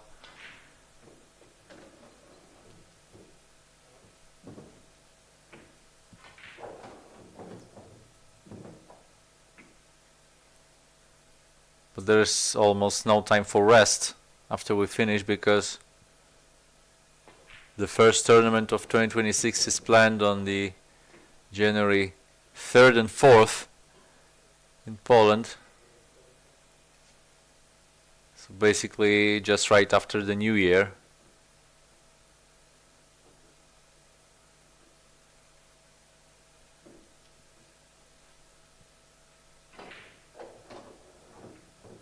Nice recovery shot on the 7. Let's see if the cue ball rolls enough. No, it doesn't.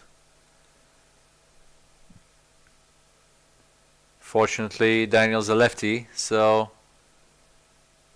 he can easily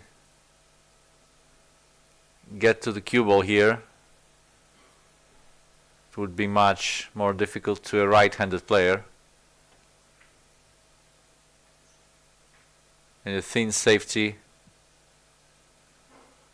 Not ideal, but looks good here. He rolled the cue ball just on top of the 10 ball, which makes it harder to navigate the cue ball. And even hit the 8 ball precisely.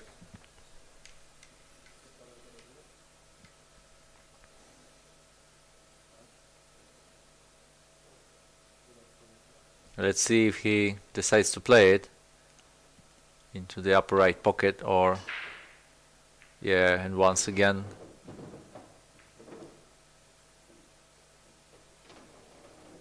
it's an undercut.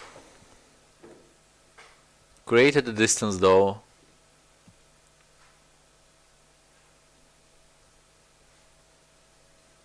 This is the shot that we practice quite often in training.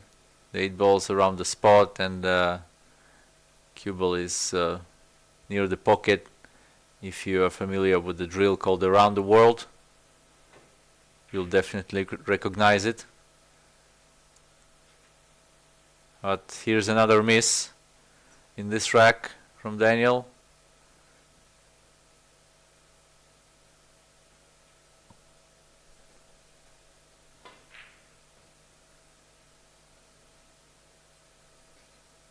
So a lucky opportunity for Mateusz Śniegocki to close the gap a little bit.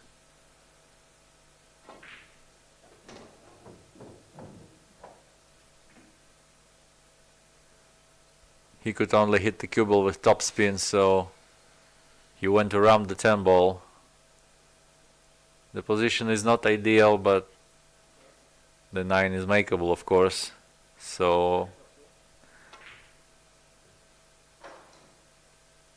he's grateful for the opportunity, but he can't use it to his advantage. Maybe that's the fatigue that starts to hit these players.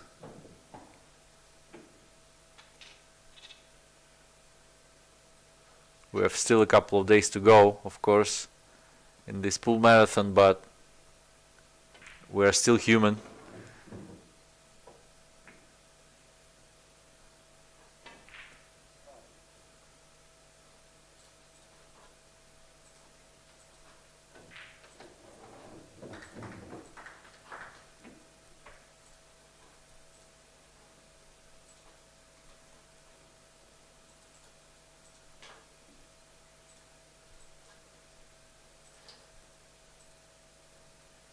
For the one for Daniel Macho in this final match.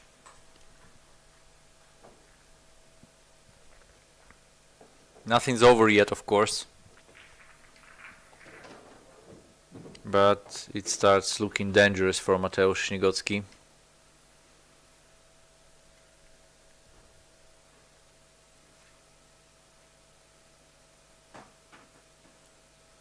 Let's see the break shot that he produces now.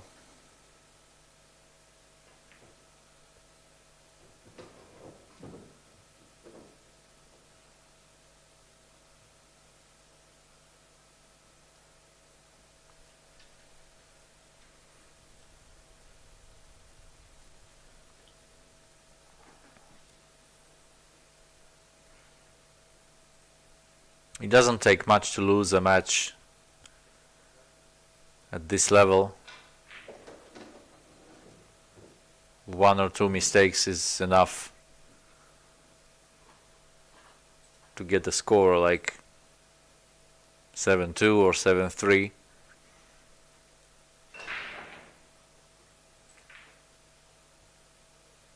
So Mateusz also switched up to break in from the side. And the 6 was looking good, but it got kicked out of the way towards the corner pocket. So it's another dry break.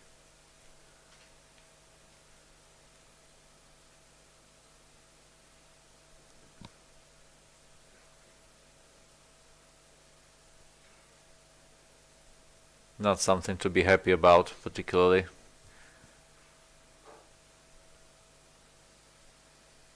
And Daniel is playing quite aggressively from the beginning of this match, showing clearly that he's not afraid.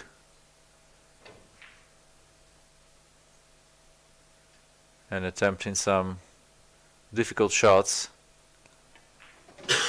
But he got away with it with the cue ball just behind the point of the corner pocket, which makes it even impossible to jump over the 5 right now. So one rail hit is everything that's left, and it's mostly hit and hope. Oh, will he make it? Wow. He didn't call the shot. Did he call the shot? Yeah, he did. Wow. That's amazing. He smiles and even doesn't believe what he just did, but yeah, that's an amazing shot. Like a 1%. Really, it's a 1 in 100 chance to make such a thin cut from this position. So will he use it up to his advantage? A great safety on the 2 ball behind the wall of balls. Don't think the jump shot is reasonable here, because Daniel would have to jump over two balls quite separated from each other with distance. Or maybe he'll do just that. So let's see how he controls the cue ball here to not get off the table.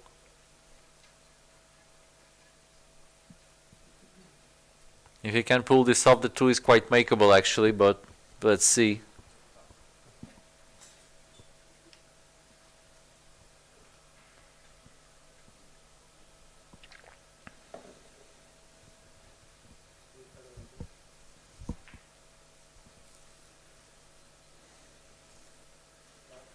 Or he's making a jump kick shot and just aiming at the... Okay, he's hit the two ball. Hit it quite well, but not close enough to pocket the ball. Left an open hit for Mateusz, with just enough space for cue action.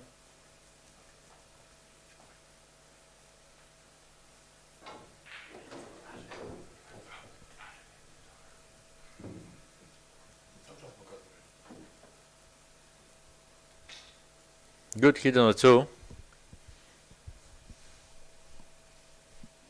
So there's a chance of finishing the rack.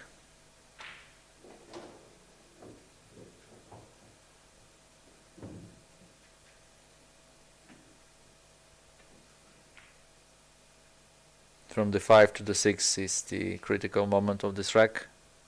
Can't get straight in on the 5 now. Going 2 rails around.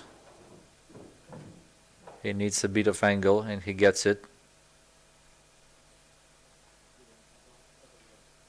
Just stun over, or maybe another 2-rail spin shot. Let's see. Yeah, he's aiming high, so it's like the same shot once again to get around the 8, but a bit too soft.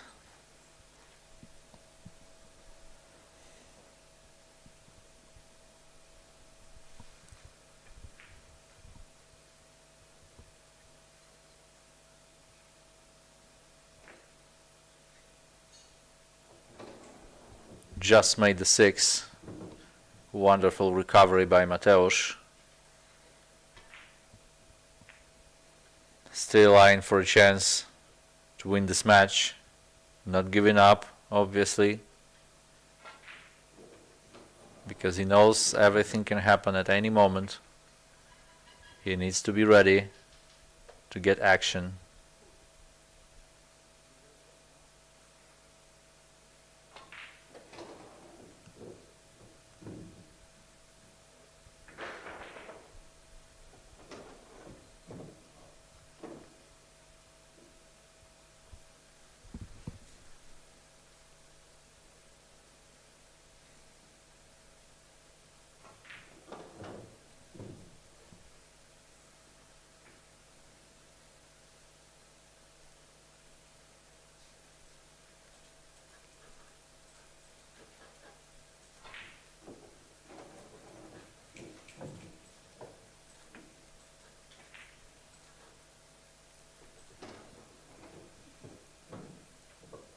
So Mateusz still in the fight for the 10-ball title at the 2025 Polish 10-ball Championships. We'll get back after a short break.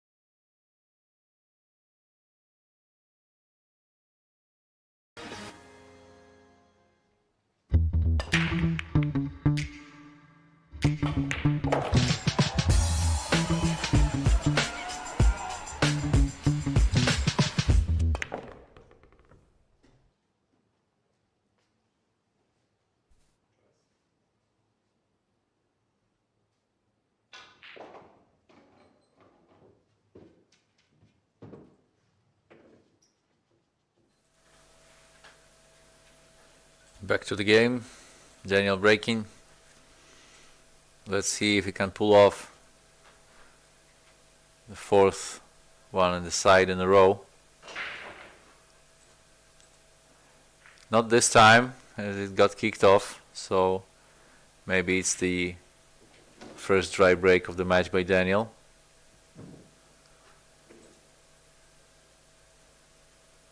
Hit him a bit too hard, I guess.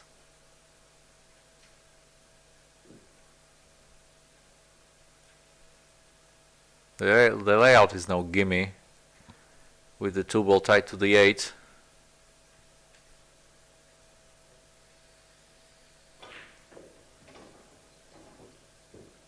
A bit of a breakout needed here.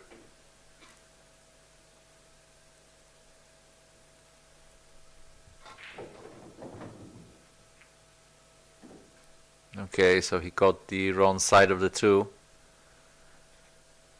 And there's no shot now. So probably there will be a safety battle.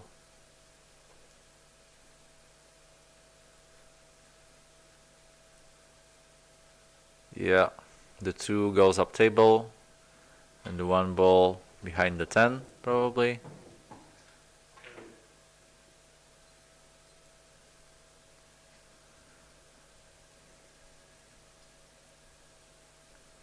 Kinda misjudged that a little bit. Wanted to get perfect with the cue ball, but lost the 2 ball instead. It was just enough to leave it behind the 8-9, which is a good wall of balls for this purpose.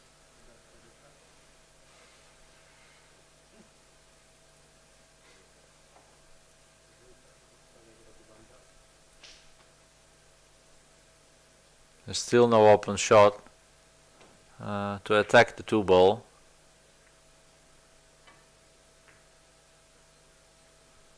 So here's another safety.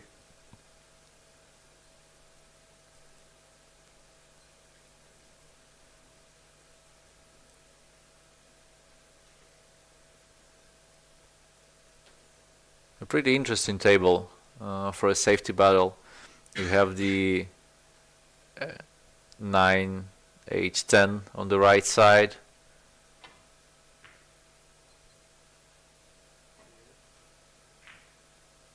And we have 6, 4, 5 on the other side of the table, so 2 walls of balls to hide something behind them.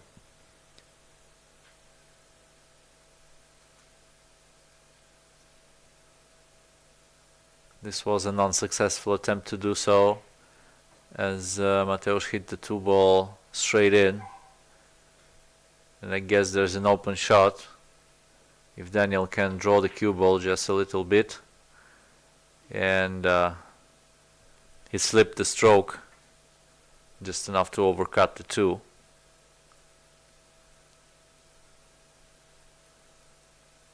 But he got away with this.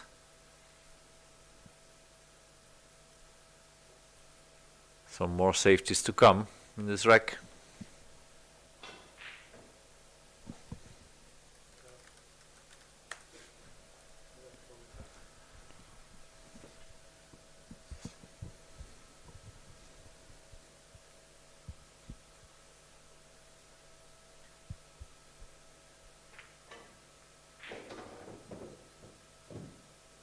And once again trying to be too perfect on the cue ball, where it was just enough to hide the 2 ball behind the 8-9.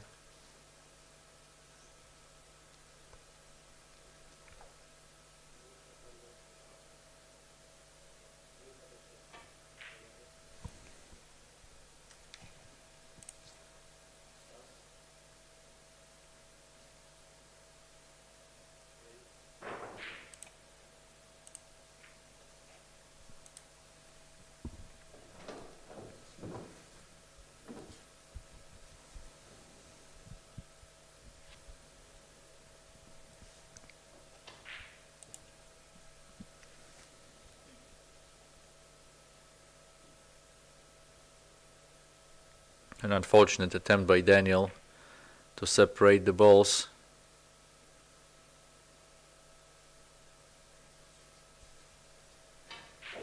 And here's a safety with a pretty easy jump shot for Daniel.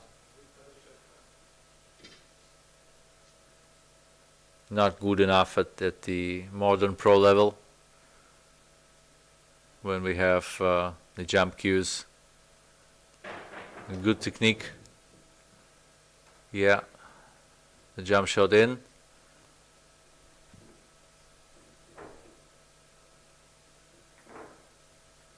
So that's why we want to be so perfect with the cue ball, having it glued to other balls to disable the jump shot possibility.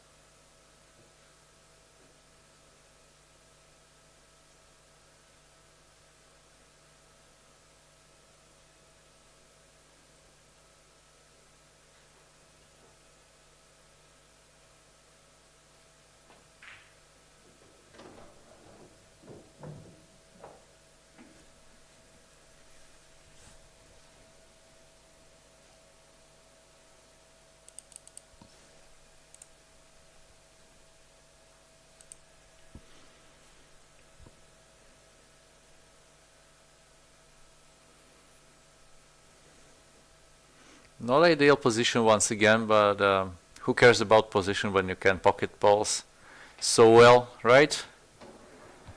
Exactly. There's a nice shot on the 6 to recover. And Daniel's on track once again to score his 5th rack in this match.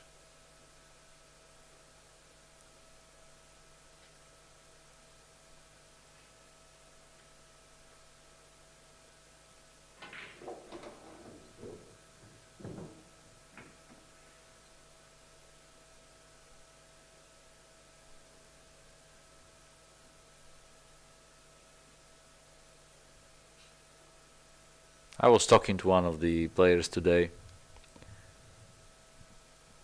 about all the easy shots that these pro players make and how easy they make the game look like. So basically you master the cue ball control to the extent where you don't have to shoot the difficult shots anymore.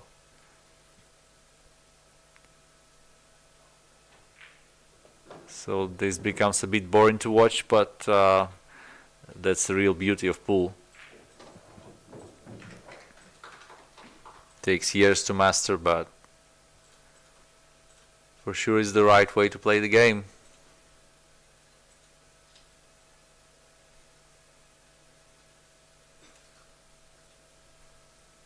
This way Daniel Macho is 2 racks away from securing the title.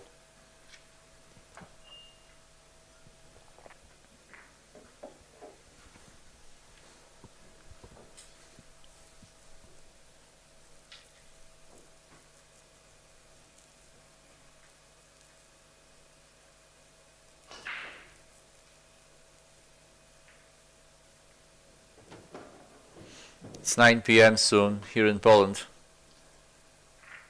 So we are after a full day of pool.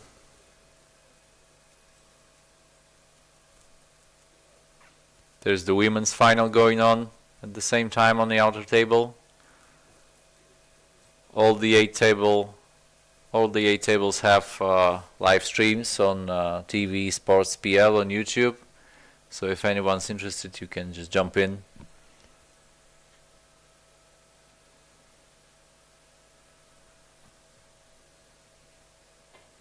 Almost 300 people are watching this final match right now on YouTube,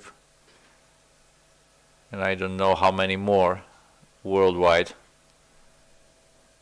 Hi everyone, we're happy to have you here.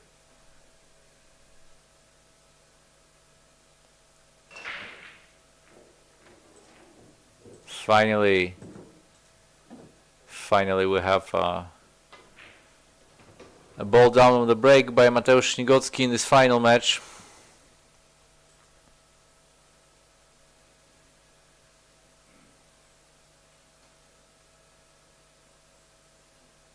But still the layout is not open. He needs to figure out what to do with the 2-ball.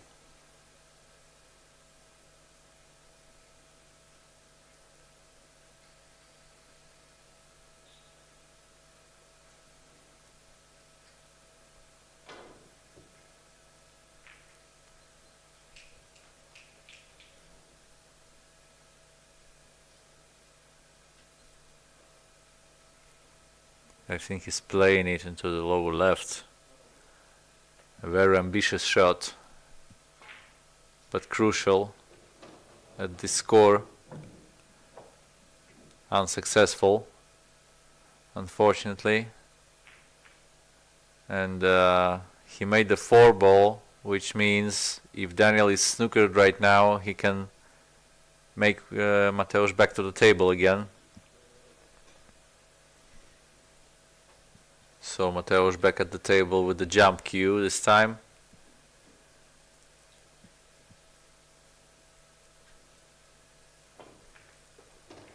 Trying to get out of trouble and call in the long bank shot just in case.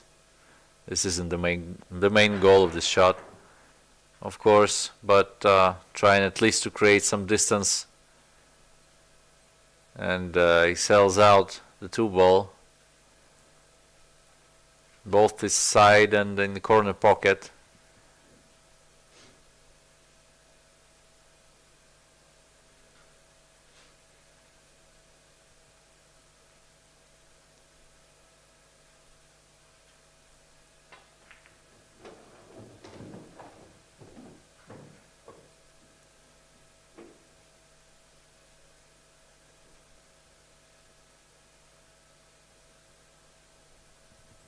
So that's the game of pool. Sometimes we try the best we can, but nothing turns out to our advantage.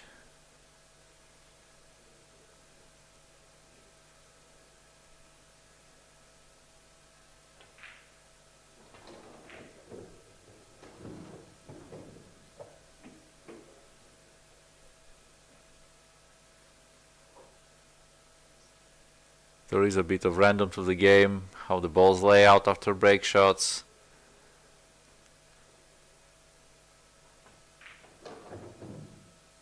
Some rolls here or there, but they all even out with distance. That's why most tournaments are held in series, which means there are more than one each year. It's not only for the rankings, but also to create, to build a longer distance and not just play, one big tournament during the season. It's just not a viable option for a sport like pool.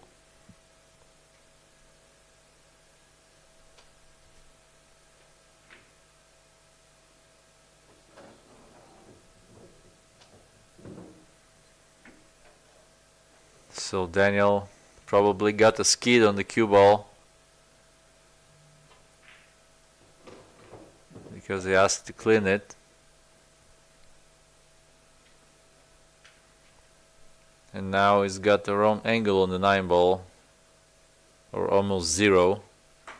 But I think he can manufacture a little bit by cheating the side pocket and using side spin.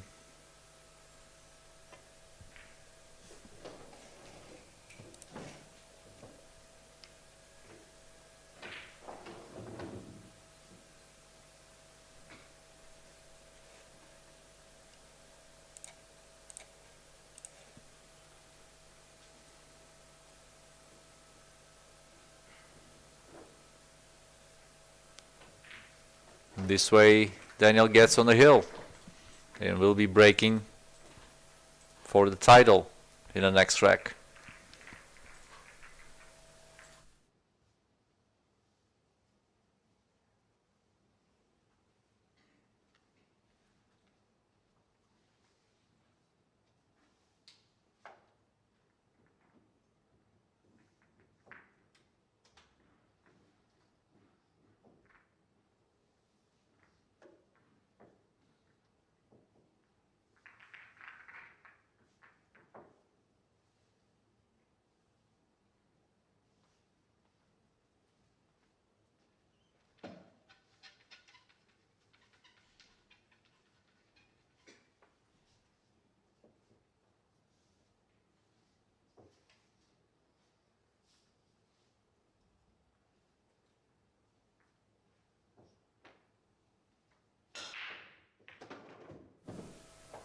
In the women's final we have a small sensation.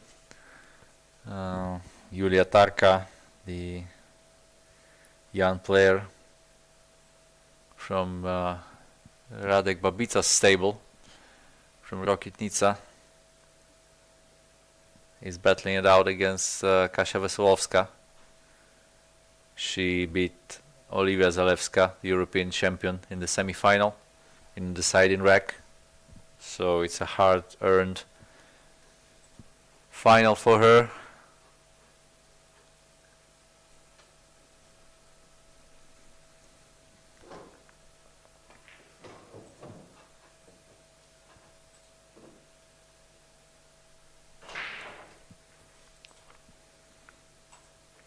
Great cue ball on the break by Daniel Macho. Still nothing in. 4-ball got close, but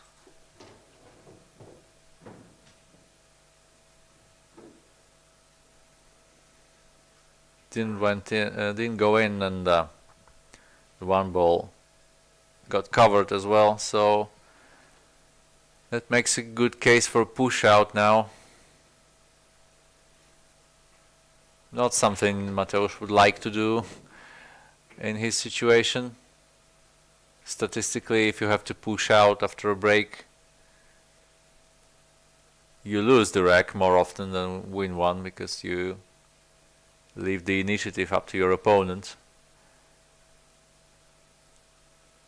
So Mateusz tried to tie it up the 3 and the 10 and left just a slither of the 1-ball.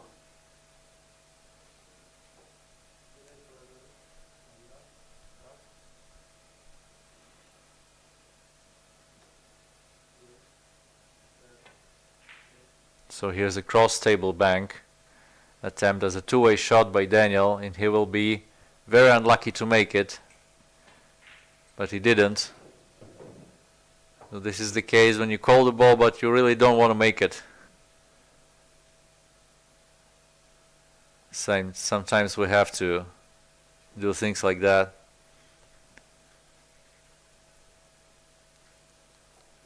So now it's really hard to hit the 1-ball, even though it's right in the pocket. So yeah, Mateusz is really in big trouble here.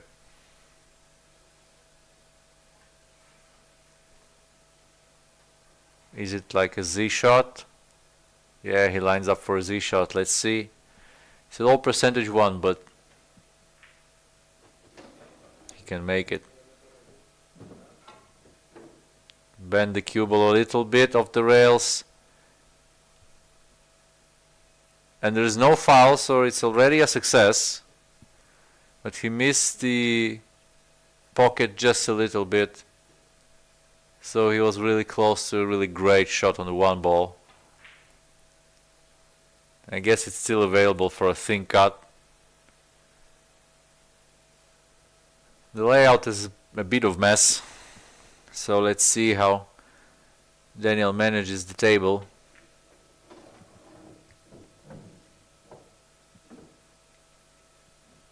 Not great to go to the 3 because it only has one pocket available. But still, I guess he can draw around the 7-ball. Yeah, like that. So lower left spin.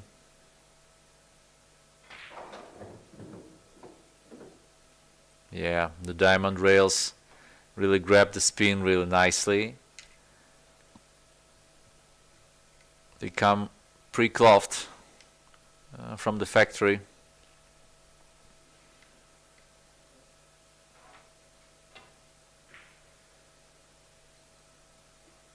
So they are not as slick as other table brands with the fresh cloth.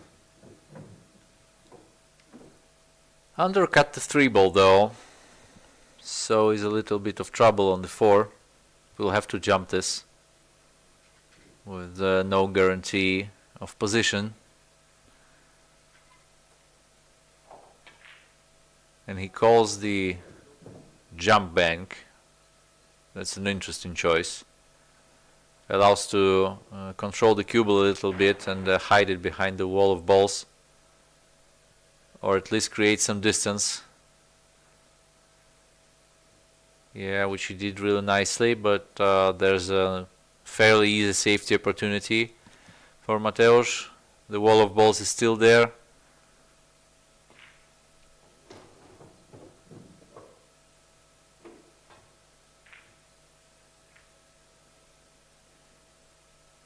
So he undercut the 4-ball and caught the 7. Left a lone roll on the 4-ball, which is a key shot in this rack, or at least the first one, because there's also 8-9 in need for a solution.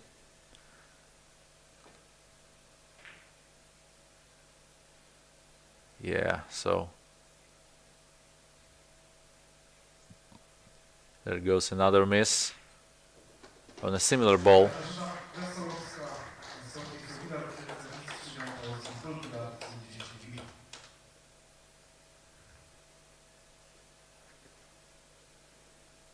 And still no sellout for Mateusz, so the safety battle continues. More and more balls are gathering around the right side pocket.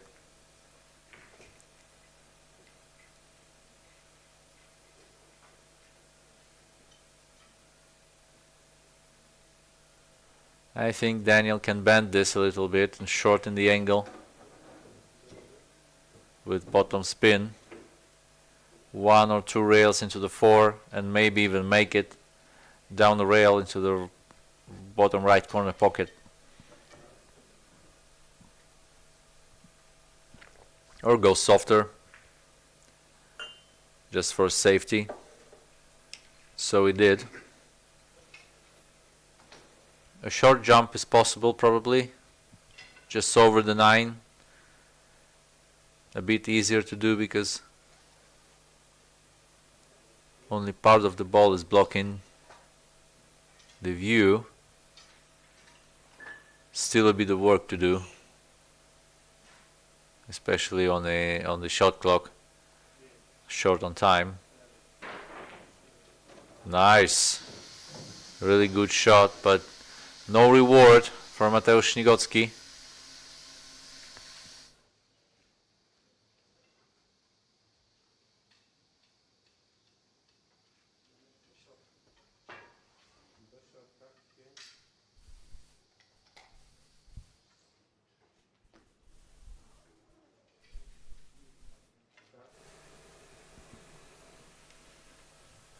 So he has to play a kick shot once again and continue the safety battle. And it's a foul, unfortunately, no rail contact. So here's Daniel Macho with 6 balls separating him for becoming the Polish 10-ball champion in season 2025.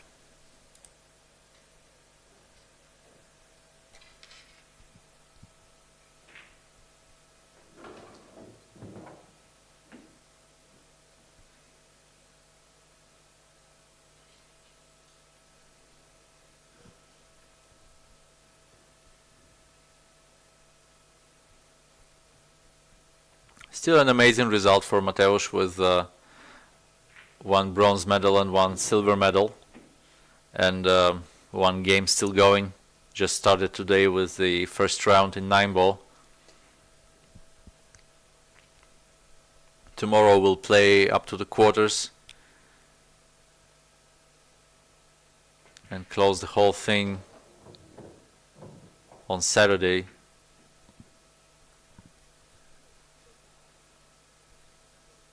So of course I'm inviting you to stay tuned to Billiard TV in the United States or TV Sports PL on YouTube. All 8 tables are available with the live stream all day.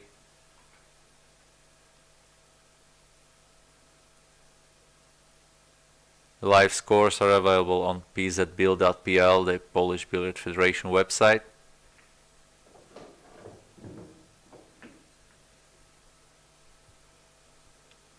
And here's the final ball to close out the final.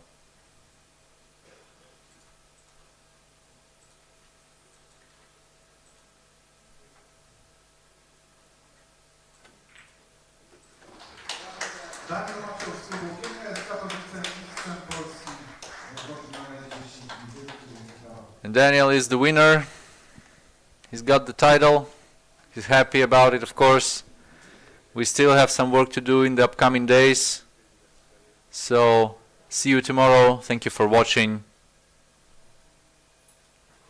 And up until next time. It was Dimitri Hryb, also known as Mushroom Pool. Thanks.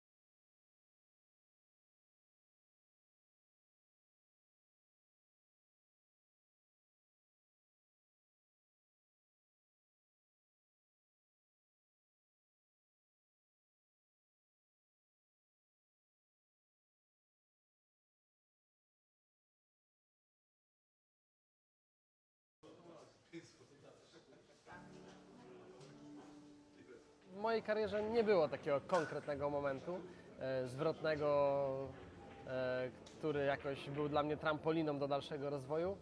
Ta moja kariera chyba przebiegała dość systematycznie i płynnie od czasów juniorskich. Już były jakieś pierwsze wyniki, były też starty na Mistrzostwach Europy z sukcesami, z medalami. Potem dość płynnie wszedłem w tą karierę seniorską i cały czas gdzieś się trzymam w tym topie Polski, w topie Europy nawet, myślę, że mogę powiedzieć.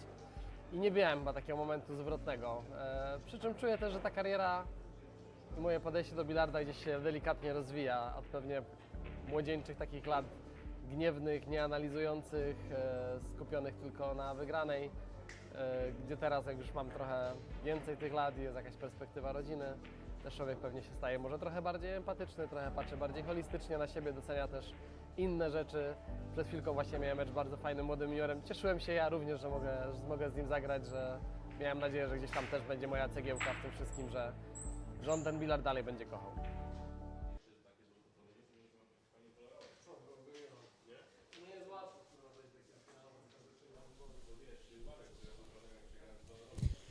Daniel Maciu is the new Polish 10-ball champion. Sounds good for you? For sure. Sounds great, I would say. Yeah, it means a lot to me. I'm grateful for this title.